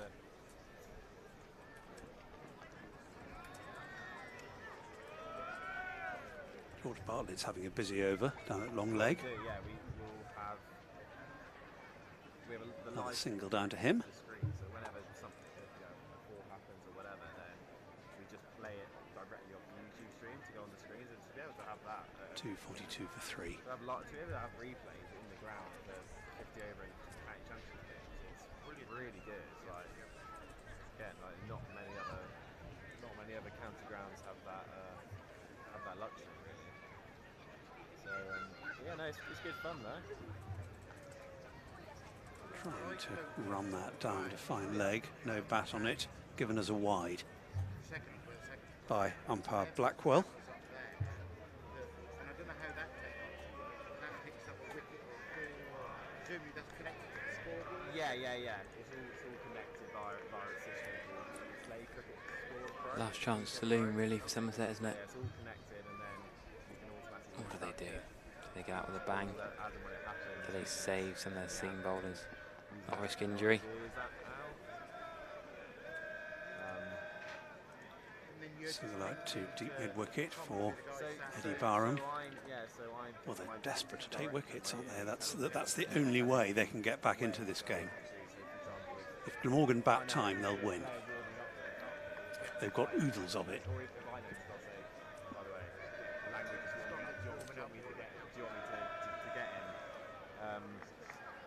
So I always know, like when I'm on the stream or off. Wide, I would think. Yes. Yeah, so let's Second of the over. 12 around that doesn't matter because I think if anything, that was the wider of the two.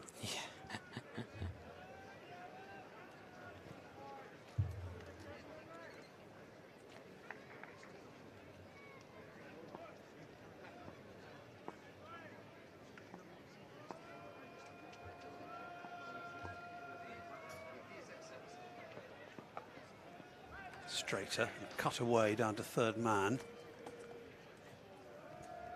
Easy single. Route into the 40s.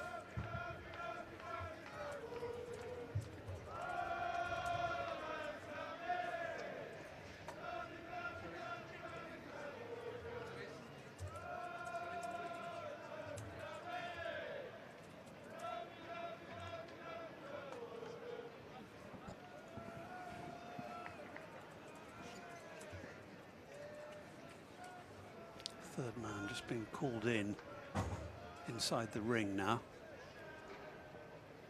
by Leonard. Opened up all his stumps there, isn't it? It's a weird shot from Eddie Byram, isn't it? What's he trying to do there? Go over extra cover, I guess? Don't think you'd find that in the coaching manual. No, you wouldn't, Stephen. End of the over, 2:46 for 3. So Glamorgan have 16 overs in which to get 53 runs, which I reckon they will do it in the 40th. So that gives them 6 overs. Yeah, go 8 and over-ish. Yeah, 8 and over, they'll do that. Yeah. Yeah, confident about that. They're not quite up to 8 and over. They have been, certainly in the early stage during that partnership between Barham and Carlson. They were over 9 at one stage. I think Byram will strike a few blows soon. Billy Root will keep sweeping and nudging and taking the strike around. I suppose we could give some updates in the other one-day cup games. We've got 2 completed games already informed upon. All the other games are in the balance more. Essex need 110 from 14 against Kent. Middlesex need 138 from 20. Leicestershire needs 55 from 19. Leicestershire will cruise that against Yorkshire. Warwickshire need a few, mind. Be surprised to see Warwickshire lose to Durham. They need 159 from 21 with 7 remaining. That could be a good finish. Derbyshire needs 68 from 12 with overs with 6 remaining against Northants. Northants without pretty sure, of course. Andy Mead still the off breaks to the left-handers, and Billy Root's just finally won pretty much every ball. Derbyshire, another team who are effectively out of the competition, whatever happens today. Yeah, they definitely are. Down and out, Derbyshire and Sussex right at the bottom. They're the only 2 teams below Somerset in the standings in Group B. Oh, an aggressive use of the feet, and he's gone. Eddie Byram, 108, has run down at Andy Mead. Andy Mead's got 100 and a wicket now. That was quite similar to Sean Dixon's dismissal in the first innings. Run down and just missed it. He's going to get a clap from Billy Root. Eddie Byram has batted magnificently. He's got Glamorgan pretty much within just a few blows of victory. 249 for 3. The man who played for King's College, Taunton, Zimbabwe, youth age groups, Taunton St Andrews and Somerset, of course. What a knock that's been to watch, Stephen Lamb. Yeah, big day for him, Harry. Tremendous. It's lovely to see someone who started out as a homegrown player here make his maiden list day century at Taunton. Acknowledging the applause, Eddie Byram knows the conditions here very well and made good use of them today. Most certainly a match-winning knock.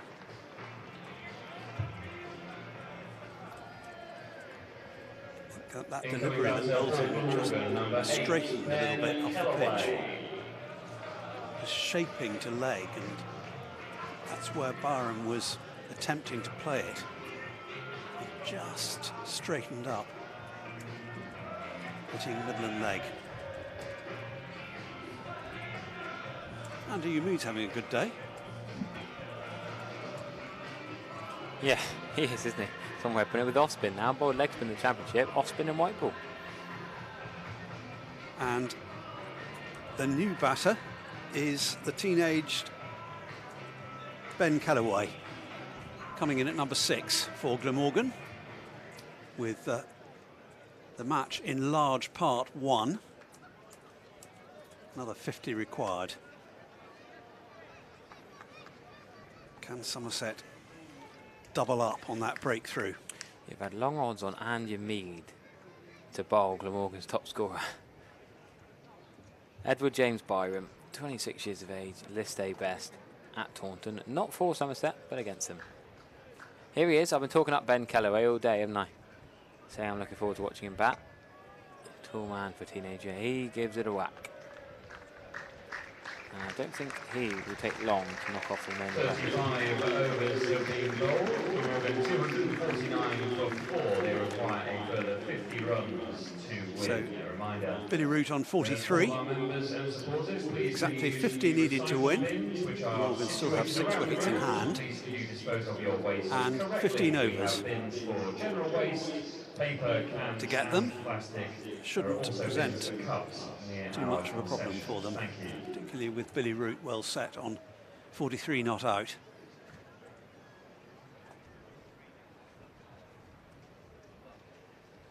Leonard's going to continue from the river end.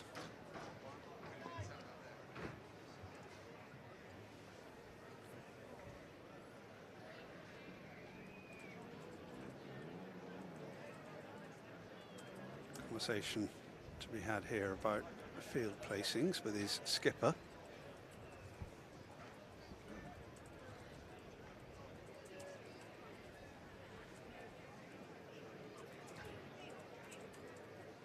Sure whether there are any changes going to result from that. Dixon's going back to his position at cover.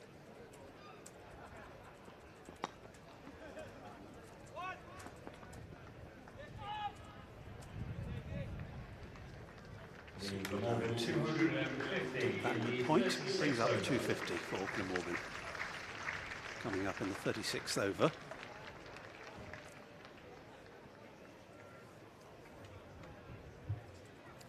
Kids in for Family's Day. Look like they're having a great time. Plenty of activities outside the playing arena here at Taunton.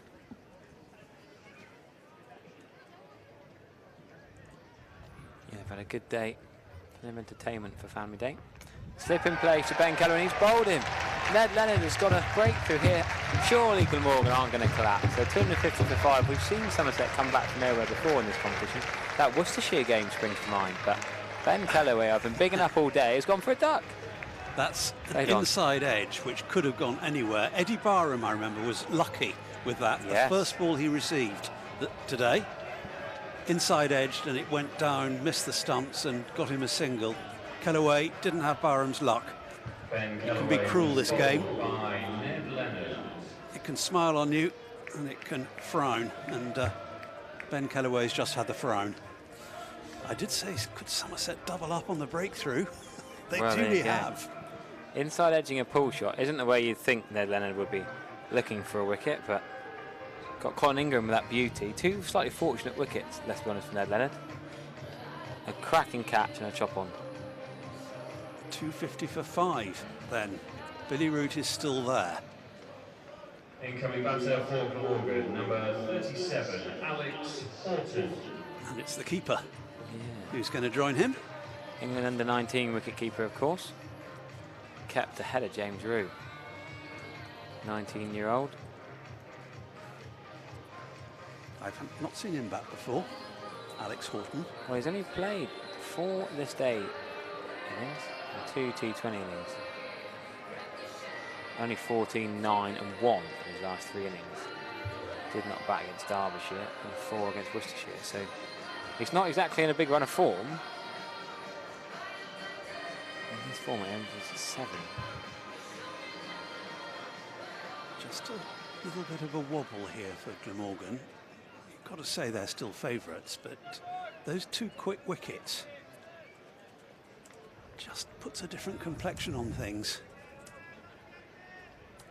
Still 49 runs needed. 5 wickets left now.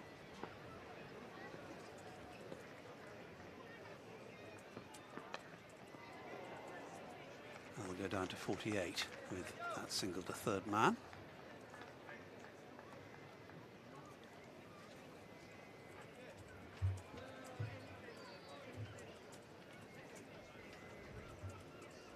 I think Billy Root will have to take the experienced role here, nudge and nurdle it around. Get it side over the line now. 3 wickets in 4 balls taken by Somerset. 3 wickets in 4 balls, eh? That's good. Good. Come back.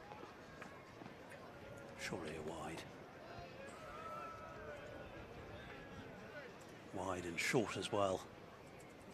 There's no way that Root was going to reach that.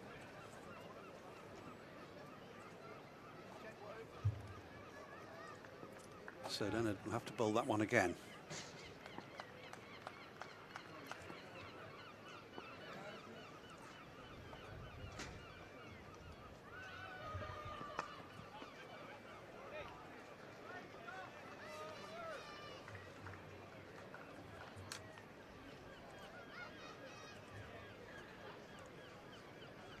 .252 for 5.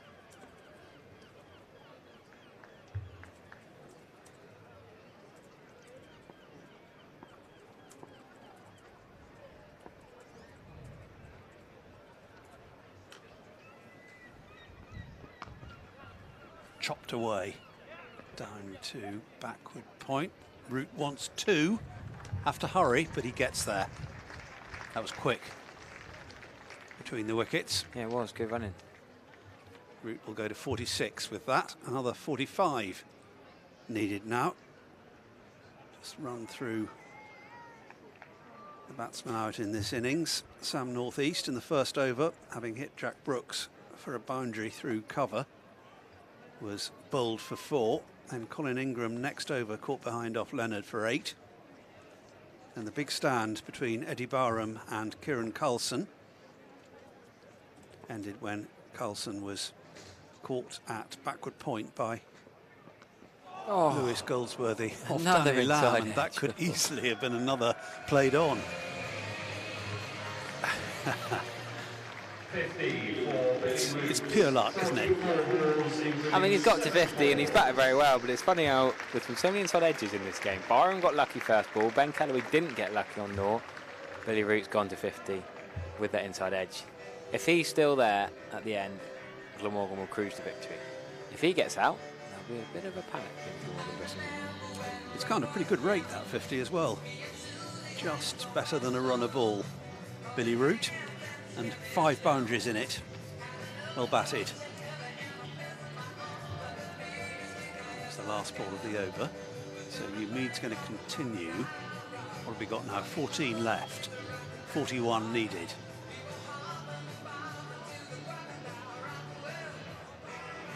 Glamorgan still favourites.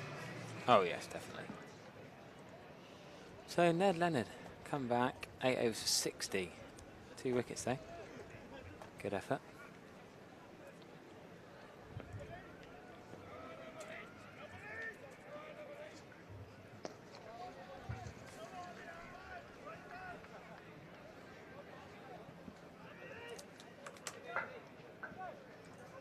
Single here out to deep mid wicket to get the over underway.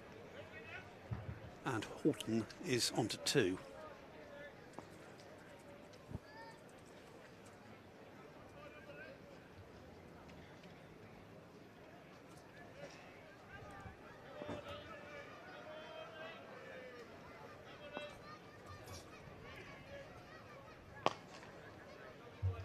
Another one here for Billy Root.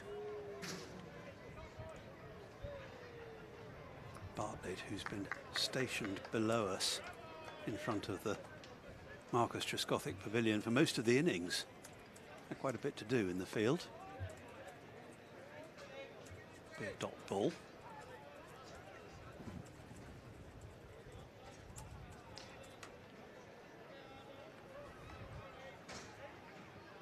Yeah, the 2 other wickets that have fallen since Carlson did, that of Eddie Barham.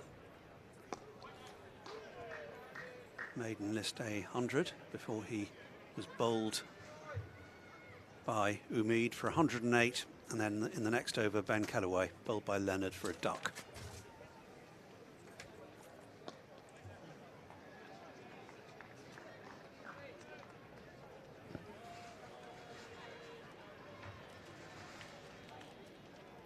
What can Andy Umeed do now?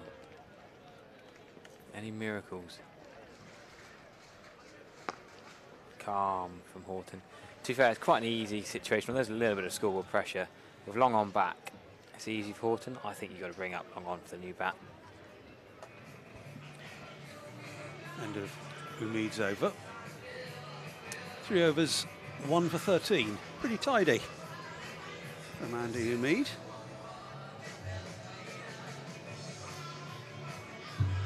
Ned Leonard has 2 for 60 from 8. Is he going to continue? Looks Change of like bowling at not. the River End, number 44, Lewis Goldsworthy. Lewis Goldsworthy's coming back. He's bowled 6 for 24. Again, he's been pretty tidy. Still looking for a wicket, though. Good moment for him to take one, if he can.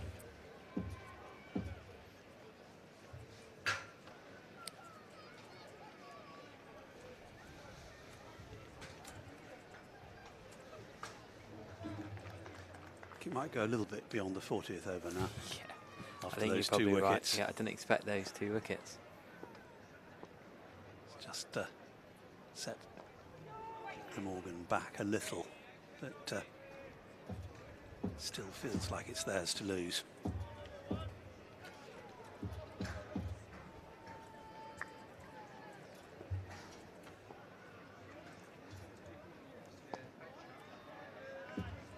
Defence from Horton. Calm and measured.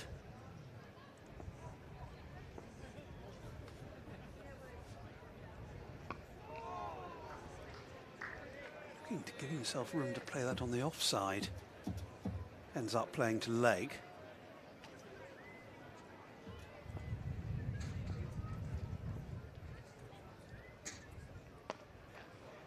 Finds a gap at last. Do you not think bring the deep cover up? New bat. Horton's not got any confidence when he formed, not scored any runs in this competition, no history, no pedigree. Make him do something rash, put a bit of pressure on him. 262 for 5 now, another 37 required.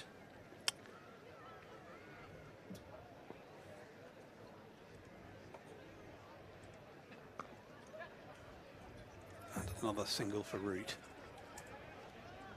Still content to nudge it around, Billy Root, and that's really all that's required. They've got overs in hand to knock off these remaining 36 runs.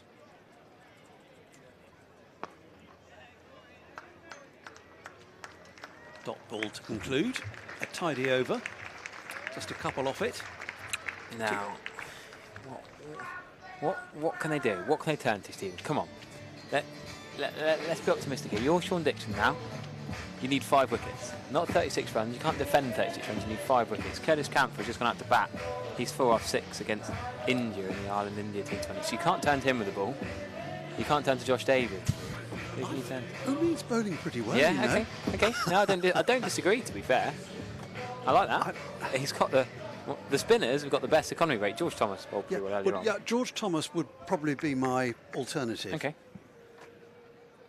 Felt he was taken off a little bit prematurely. Yes, I agree. I think we agree with that. We'll have to have words with Sean Dixon. The Lamb and Everett captaincy up here would have, I think, slightly differently. Although Danny Lamb did come on and take a wicket, in fairness. What, your long-lost nephew? Long lost. And Umid off spin to the left-hander. Just going to be 1 run. Andy Mead's not going to stop the single there. I like his enthusiasm, though. He's pumped up. He's fired up. He's up for this. He's not given up. He wants to have 100 in a winning cause. You got a feel for a guy who scored 200s, and if they're both in losses, you feel a bit gutted for him. Yeah, and it's while he's bowling, to a degree, it's in his control. Especially if he does the fielding of his own bowling too. Yes, I like this. He's coming up. Mid on, long on, is into the circle. George Butler. Bring deep back with square up. Bring deep cover up. Don't give him a 1. Big shot, and that could have gone straight to mid-wicket. It's going to be scuffed for 4, but he did not mean it to go there. That would have been game-changing, I reckon. Horton. Could have been, couldn't it? Watch the replay of this. That's it, number 6. A yard from Dixon. It's gone past Mark Davies and Anthony Gibson in the BBC commentary gazebo, the Trade Nation. God, Mark Davies needs some sun cream on his head, doesn't he? Didn't realise the sun's glaring in there. He looks sunburnt for me. We'll have a way with him after. Yeah, as it goes down Yeah. in the late afternoon, floods in there. Because he posts no use past 5 o'clock. Some lovely Somerset hats. Look at those hats. Enjoying the sun and family day. A few fans have gone off early, but plenty still here. I'm still rather taken with those umpires' hats, Harry. Yeah, not a fan. The broad-rimmed. As that's defended. It looks like almost like it could be Lee Van Cleef or Charlton Heston underneath those hats.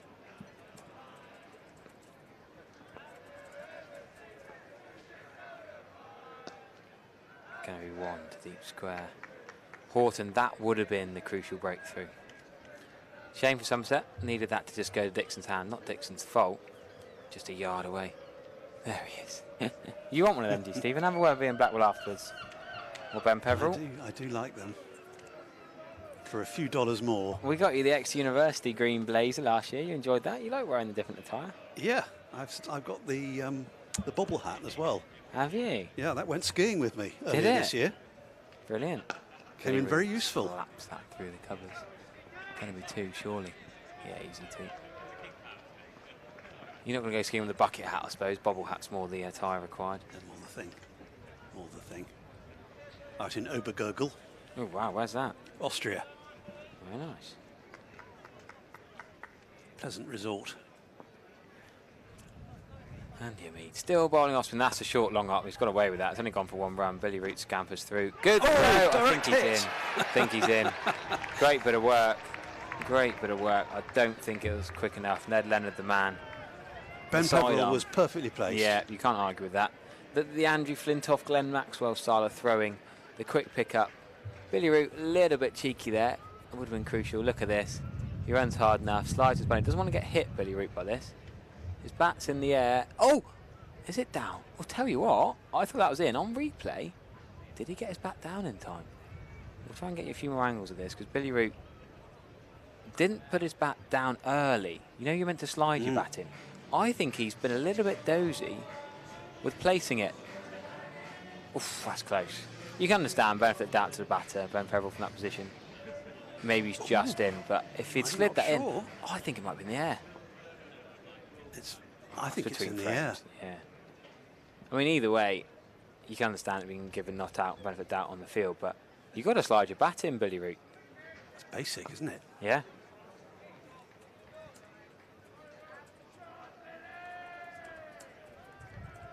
So 26 more needed now. Nearly there, Glamorgan. Oh, Curtis Campher's going big for Ireland. He's slog sweeping for 6. Wouldn't Somerset love to have had him for a couple more games? I really enjoy watching him bat and bowl. We'll give a couple of updates from the YouTube comments as well. We've been slacking on that today, haven't we, Stephen? Too busy chatting away amongst ourselves. I suppose that's a commentator's job, but Goldsworthy, what can he do? Played straight back to him. That's ball the new over. I didn't realise this. Amy Matthews, Polysort, said, does Somerset mean to broadcast the cameraman's conversation? It is interesting. I wonder what he was saying. Is that taken? Is that taken at cover? Yes, it has, I think. Yeah. The fielders are converging and Horton's got to go. So, is there life in this game yet? There are just 26 runs needed by Glamorgan, but they've lost their 6th wicket. That's a good catch, low down. That's a long up, isn't it? Dying on Sean Dixon. George Bartlett, isn't it? George Bartlett, beg his pardon. I think that's a long up from Goldsworthy that slapped straight at Bartlett. Good catch, as you said. Wow, Stephen, what is it with Somerset in games that are dead and buried? Like that Essex game. Do you remember that Essex game in the Championship on the Saturday morning? And they nearly roared back and won that with Overton and Siddle. Yeah. Ridiculous how Somerset... Having been bowled out for, what was it, 100 and, just over 100 7 in their down, first innings. Yeah. Well, that is an excellent catch by George Bartlett. And Alex Horton, well, he's short of double figures again, gone for 9. Another inexperienced youngster coming in. This is Zain al Hassan. Is it squeaky bum time for? Well, it's only 26 needed. There's Yeah. no problem about time. You'd still say they're favourites, wouldn't you, Glamorgan? Yes, yeah. I mean, Zainul Hassan, he got 26 not out against Sussex the other day. He got 69 in a first-class game against Derbyshire. The guy can play. Played a few games for Worcestershire, 22-year-old. But wickets in the 35th, the 36th, and now in the 40th. 3 wickets have gone just to give Somerset a glimmer of hope. Billy Root, though, still an obstacle. Surely Glamorgan cannot lose this game. Goldsworthy has a wicket. Hassan is driving, going to get runs here, at least 2. Lovely shot first ball.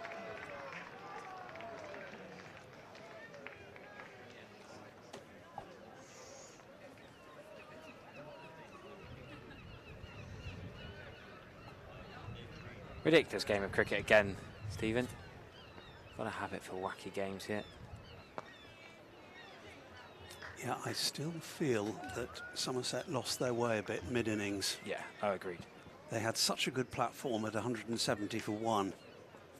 Looked like it could be 300 plus, 320 or so at that stage. And if they'd got to that, look at the match situation now. I wonder how different it might have been. Applause for Lewis Goldsworthy at the end of the over, which included the wicket, 1 for 29. His figures from 8, Lewis Goldsworthy. 24 required by Glamorgan in 10 overs. They've got plenty of time to do it. Can they retain these remaining 4 wickets? That's what Somerset are going to try to prevent. Yeah, Goldsworthy's have the habit of getting key breakthroughs. He got the catch of Kieran Carlson as well. I just think Sean Dixon missed a trick here. I think he should have bowled more spin earlier. I think spin was the way to go on this wicket. None of the spinners have bowled badly. At least 1 here. Could we see Andy Mead play in the County Championship's opening bat, and could we see some part-time overs? Could he take the overs in the Championship that Lammonby enable him bowling this year? Well, he's made a pretty good account of himself this afternoon, following that 100 earlier.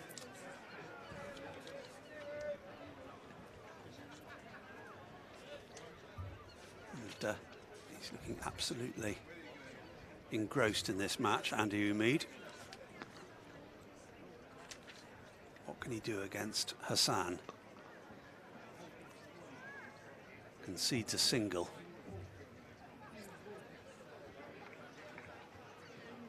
.277 for 6. 22 more needed now. Oof, I thought that was a dip in low full toss. His eyes didn't light up. Billy Root's been very calm. Credit where credit's due. I missed the collapse. He's stayed true. Yeah, it's quite important that, isn't it? When you've got wickets falling around you, you can maintain a cool head as one of the specialist batters. Then it gives the team some stability. It's gone on to 59. Billy Root with that single. Glamorgan edging their way to victory here. Oh, talking of edging. 21 to win. Yeah, surely these two do that. Would be Glamorgan's 3rd win in this tournament. Is Billy Root just saying leave that ball? Don't need to play at it. Plenty of time left. He's going hard, isn't he, Zainul Hassan? Doesn't want to leave many balls. Straight to Sean Dixon that time. Good over from Umeed. Results at Welsh Cathedral School. Somerset's women beating Wiltshire by 127 runs by the Duckworth Lewis method in a 50 over match. The PA announced just centuries for what Daisy Jeeves and the Welsh Layla Cathedral School. Lamina. Blackburn, you had a bit of rain in the women's game. Somerset winning on the Duckworth-Lewis method. Somerset women, that is. Got 4 wickets before the rain fell there, so good win for the Somerset ladies. Now, Lewis Goldsworthy. Can he strike again? Of course he can, Stephen. Not with the first ball of the over, which is a dot. Played comfortably enough by Root. You know, you said earlier that it's not within the thinking these days to just go at 4 and over and win the game. Well, you might have to. No, not if Billy Root does that. That's a glorious cover drive for 2 at least. Yeah, it's not going to go all the way. Just calmly comes out. Oh, our mate's out. Curtis Camphor's out for 18. Shame.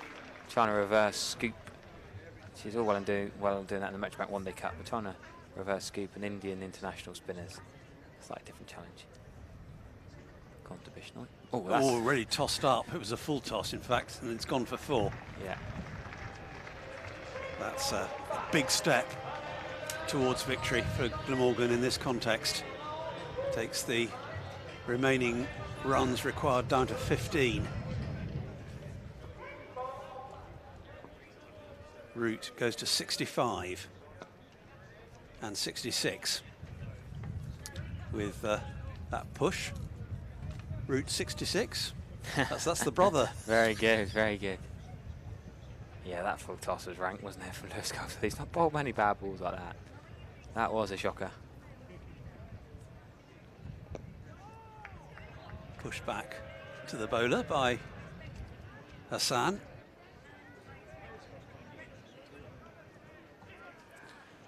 There it is. Road in the States, isn't it? He's on the back of Root's England shirt. Joe, that is, not Billy. Well, the rank full toss aside, that wasn't a bad over. Yeah, fair comment. 285 for 6 then. Root, well, you can't be on 66 forever. I'll probably move on in the next over, but just another 14 needed now by Glamorgan. Somerset still need 4 wickets. So it's the visitors who are the clear favourites still, despite that flurry of wickets that we've just seen. Umeed's going to continue. Yeah, long off is back. And Billy Root is going to not get a single there. Good fielding, running round from extra coverage, Sean Dixon.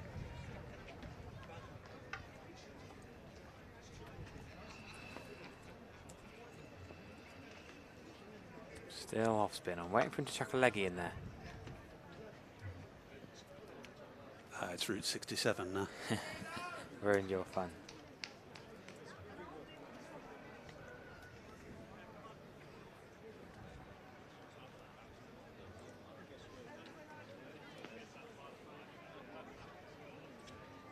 Oh, that could be another rank full toss. He's not hit that straight to the fielder, has he? Zain Hassan's hit that straight to the fielder. He's got another wicket. What are Glamorgan doing? A rank full toss again. And Ameed's got another wicket. Leonard's got a couple slightly lucky wickets. Ameed got Byron when he ran past and was bowled. And then Zain Hassan has hit that straight out to the man on the boundary. And 286 for 7. Glamorgan still need 13 to win, and they are bottling this, to be honest with you. They'll probably still go over the line, but they didn't need to lose this many wickets. Billy Root is aghast at the other, and look at him, hands on hips. What are my teammates doing? He's that was an extraordinary dismissal.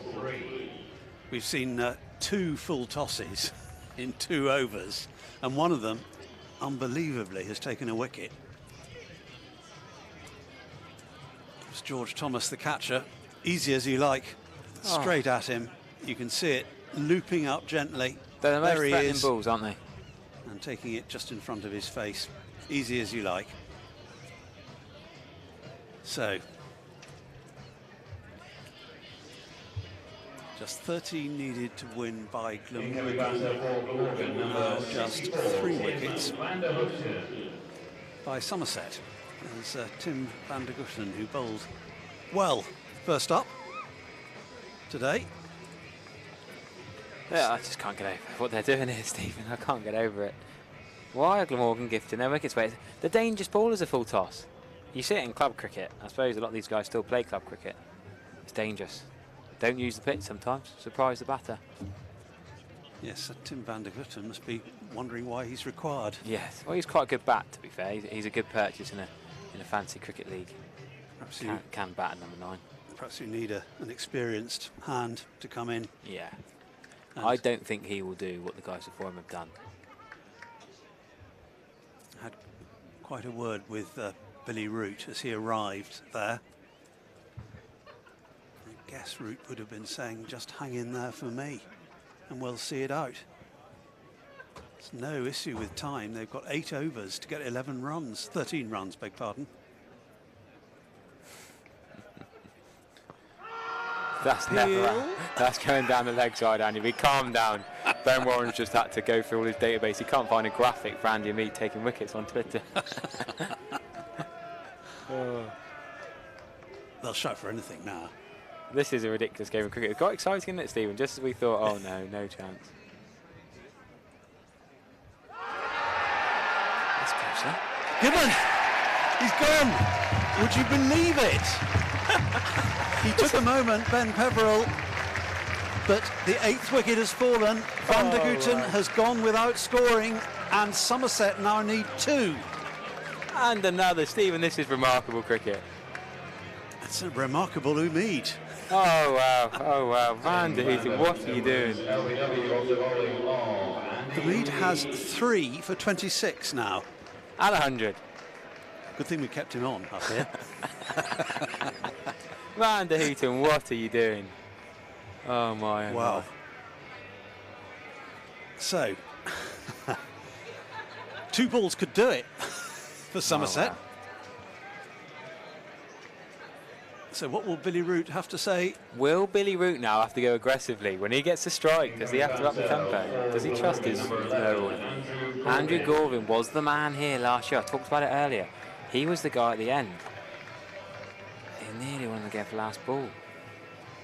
But we're down to the bowlers now. No question about it. And Billy Root. What was that shot, by the way? We haven't talked about the shot yet, Stephen. What was Van der Gutten trying to do? Hit that over the Ondarchi pavilion? It was a nothing shot. It was a big old slog, wasn't it? Yeah, it was. It was a mow. Yeah. An attempted mow. Oh my, oh my. Calm the heart rates. 286 for 8. 13 needed by Glamorgan. 2 wickets by Somerset.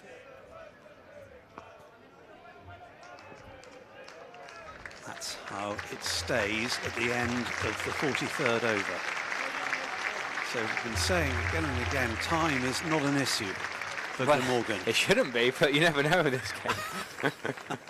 They've still got 7 overs to get 13 runs. Still need 13 runs to win. Somerset County Cricket Club would like to thank our principal Metro Bank One Day Cup partner. But my word, I didn't think the equation was going to get as interesting as this. Quite extraordinary. The summary with that confirmation, 13 runs needed off 42 balls, just at the bottom there. And that isn't an issue. The issue now is the wickets.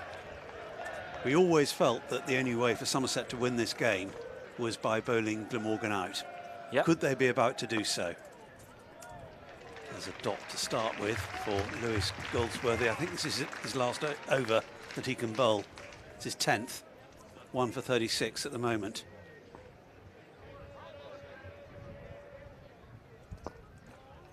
Defence again. Just feel maybe they're caught in 2 minds now. Glamorgan. Goldsworthy with a wicket. Root driving will get 1 only. And that will put Gorvin onto strike, which Lewis Goldsworthy won't mind in the slightest. No, indeed. Still got 3 deliveries to bowl in this over. I just can't get over Van der Gutten's shot. We'll replay that at the end of the over. We'll try and relive some of the wickets, some of the bizarre we've been talking him up as well, hadn't we? Yeah. The experienced head.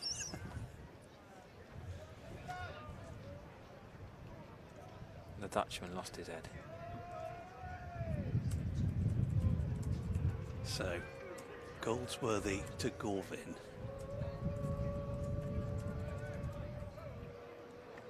Some deliberation about the field. Dixon has gone in at first slip. I think he's taking his time, isn't he, Gorvin? That's his first.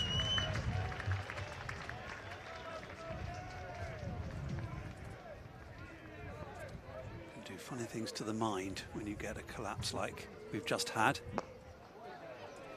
Gorvin wants a single, is going to get a single. 2 wickets in 3 balls in the previous over. And now Billy Root back on strike. 11 needed for victory. Here's some chanting in the crowd, Stephen. They're right up for this, those that's still in the ground. That is the end of Lewis Goldsworthy. What a spell. Clap that man. Lewis Goldsworthy, 10 overs, 1 wicket for 38 runs. 1 for 38. PA just confirming. And that's very well bowled. Economy rate just under 4 and over. You can't take off Andy Mead. No, well, even with cider drinker on. The Wales was a back. This is extraordinary. Who's favourites now? Well, still Glamorgan, just, surely. I think so. I think I'm with you on that. But another wicket, and my oh my. My oh my indeed, it already is. The pigeons will be under pressure from the cat. Right, Andy Mead from the Triskelly Pavilion End. Defended, Gorvin, solid. As I mentioned before, Gorvin has history at Taunton. Needed a 6 off the final ball. Managed a 4 straight at the top. I remember that vividly. Here I'm commentating that time, and here again. Will it go down to the last ball? Surely not. Well fielded. Yeah. Yeah, hear the applause. They're loving it now, the crowd, aren't they? They've been a little bit sombre for much of the day. But they're engrossed at the moment. Defence again from Gorvin. Just a single to his name. Mead already halfway through the 45th.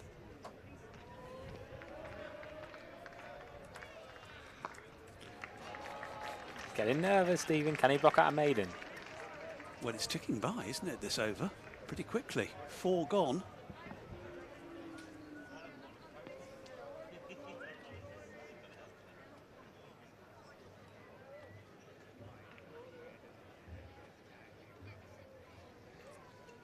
Wants an adjustment to the field. Andy Mead. Not sure whether he's going to get one. He's just had a word with Sean Dixon. Haven't seen any change. Oh, good fielding by Sean Dixon. So it was a Wednesday the 28th of July 2021, and Somerset beat Glamorgan by 1 run. That was Gorvin. He was the man at the end there. Andy Mead. Gorvin does punch it away for 1 run. Good batting by Gorvin. He keeps the strike though. Somerset won't mind that too much. There's going to have to be a bowling change at the river end. Who will come on? This tricky moment. I wonder about George Thomas. Pretty tidy earlier. 5 overs gone. Glamorgan 289 for 8. They require 10 runs to win. So, just 10 runs needed, but they're going slower and slower, Glamorgan. They were flying. Number 19, Ned Leonard. It's Ned Leonard who's got the nod. He can bowl 2 more overs. 2 for 60, his figures. He could double that figure in the wickets column. What a hero It's he'd a gamble, isn't it? Bowling pace here there. Anything on it, a little edge could go for 4 and pretty much win you the game. There's much thought being put into the field, as you'd expect, with things having suddenly got this tight. Billy Root's on 68 not out, and must have found it hard to believe some of the goings on at the other end. 68 from 63 deliveries, and he's still at the non-strikers end at the moment. Here's Leonard then. To Gorvin, that's played comfortably enough up to mid-on.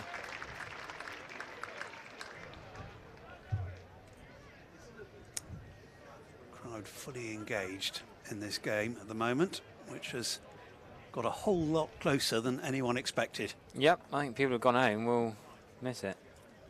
I've got people texting me saying they went home. Well, what did you go home for? Leonard again to Gorvin. Will there be a single here? Yes. At a deep backward point, Umid is in action again. Can't keep Umid out of the game at the moment. So that brings Billy Root back onto strike. The runs required figure drops to a single one. 9 needed by Glamorgan. 2 wickets by Somerset.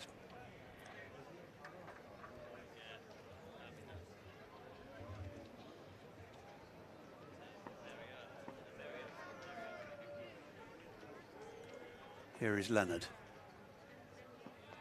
Short bouncer, in fact, and Root wouldn't have been able to reach that if he'd tried. No, he's a short man, isn't he? He's not going to get near that one. We should probably read some comments out, Stephen. The YouTube comments, the chat will be going mad. We can, I picked in on who went home when it rains, said Cowpat. Yeah, very good. Celebrations in the last wicket. Fuller from Leonard, that's going to be 4, I fancy. Oh no, we've got a man in the shadows, out in the deep. Camouflage in his pink top. Just a couple for Billy Root. Good bit of fielding. The shadow gets very deep this time of day over by the Somerset stand. The apartments behind it cast a big shadow over the ground. Players casting pretty long shadows too. As we move towards the evening. Oh, well bowled. Yorker, well dug out as well by Billy Root. That was good cricket. Just 6 more needed now by Glamorgan. Yeah, surely they can do it now. We can't have another twist, can we? Well, there's 1 delivery remaining in this over, which will be to Gorvin.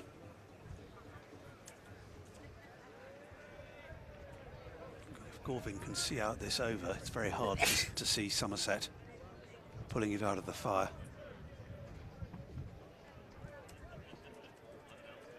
Here it comes.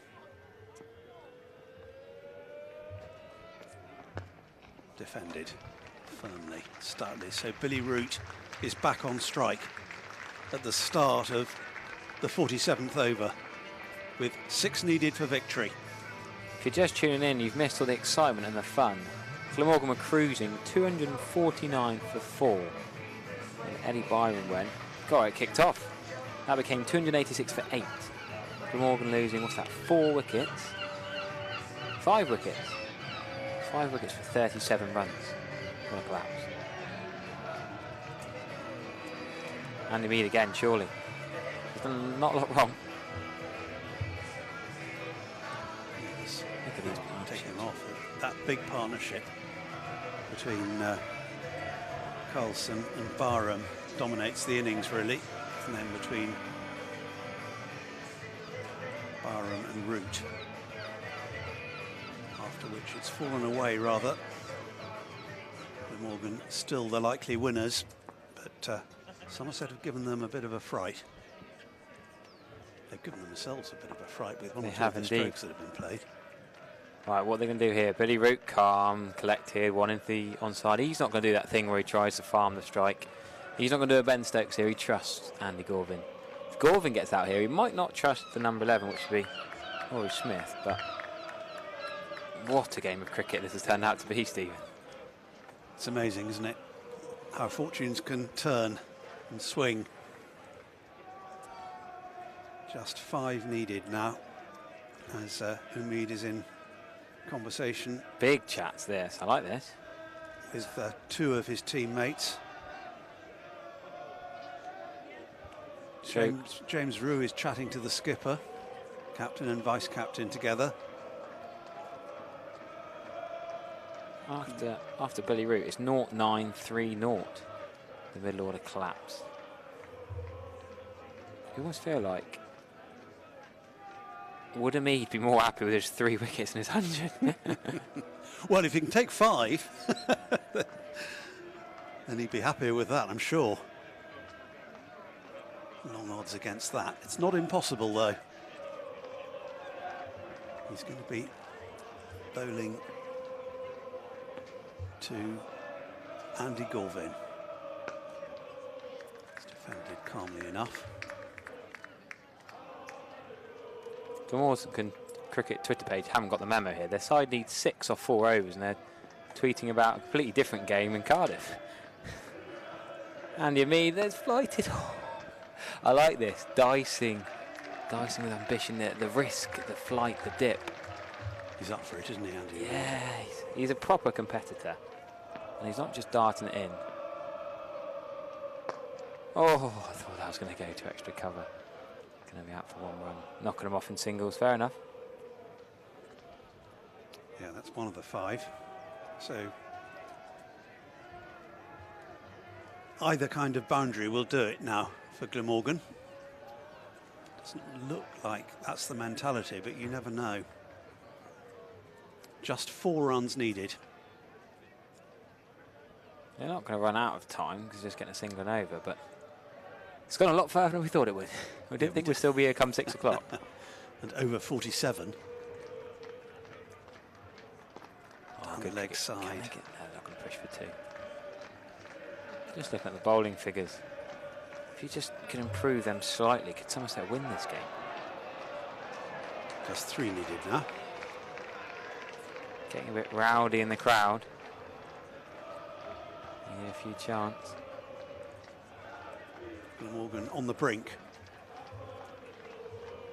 Yeah, that overthrow giving Root that 2nd run, but could that be crucial? Just 2 needed now. Yeah.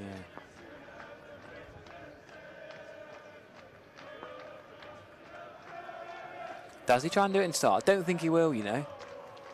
1 ball left.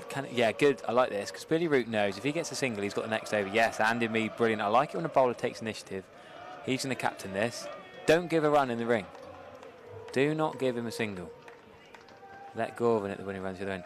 Oh, he's gone for it. He's tried to slap that through for 4, Billy Root. No run. Great final over from Andy Mead. Well, you think it's going to be final over. I'm presuming it's going to be his final over. Surely they're not going to block out a maiden. Andy Mead, 8 overs, 3 for 31. Stranger things have happened, Harry. Yeah, sorry. I won't fill it in on my scorecard quite yet. Is that what you're saying? It's yeah, I think that would be the way. Here's the equation: 18 deliveries remaining you in this match, potentially. Potentially. 2 runs needed, or 2 wickets needed. 2 runs by Glamorgan, 2 wickets by Somerset. It's not over yet.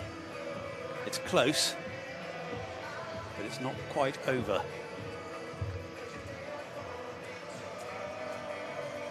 So is Gorvin going to be the hero? Go back to, I've just found it online, the Somerset Facebook page has got highlights of that July game back in 2021 when Gorvin was the man at the end. You can watch that.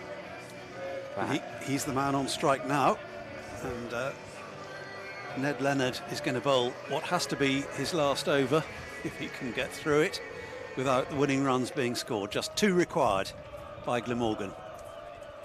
So here is Leonard bowling to Gorvin. Going down to fine leg, that's it. Glamorgan have won by just 2 wickets. Boundary for Gorvin, just helping it away down there.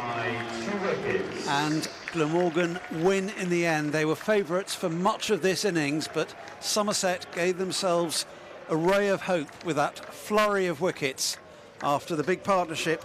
Well, 2 big partnerships really, both of them involving Eddie Barham, first with Kieran Carlson and then with Billy Root.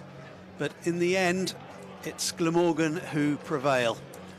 Great effort by Andy Mead, in particular unexpected effort with the ball. But in the end, Glamorgan just getting over the line. Thank you for your what became a really entertaining game to finish. What a remarkable finish, Stephen. Yeah, just to recap, Glamorgan lost 5 wickets for 37 runs. Andy Mead, after his first innings 116, got 3 of them.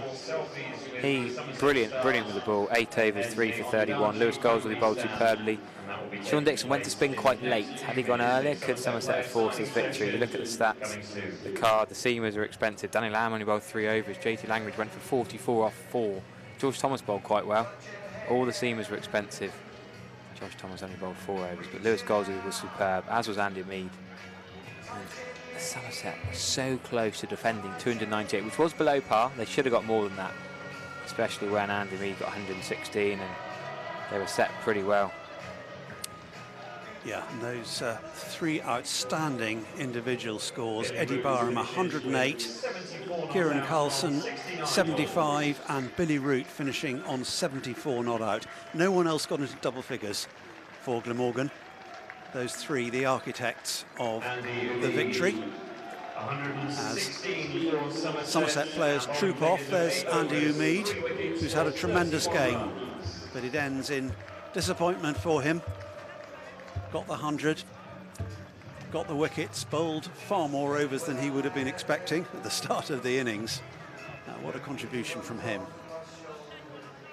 Handshakes between the two sides as they head off. Glamorgan, it's their 3rd win in this competition. Somerset remain stuck on 2. That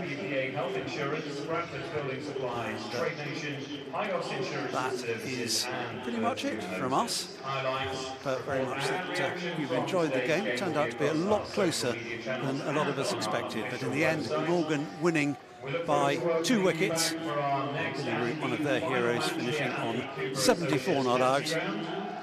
Gorvin, the last ball hero, just kicking that delivery down to fine leg to complete the Glamorgan victory. Thanks to Max Waller for joining us on commentary early on, and to Ian Shepherd and to Richard Latham. And in the meantime, from Harry Everett and from me, Stephen Lamb, a very good evening to you. Have a safe journey home, and thank you once again for your tremendous support today. We hope you enjoyed Family Day with us at the Cooper Associates County Ground. Enjoy the rest of your weekend and have a safe journey home.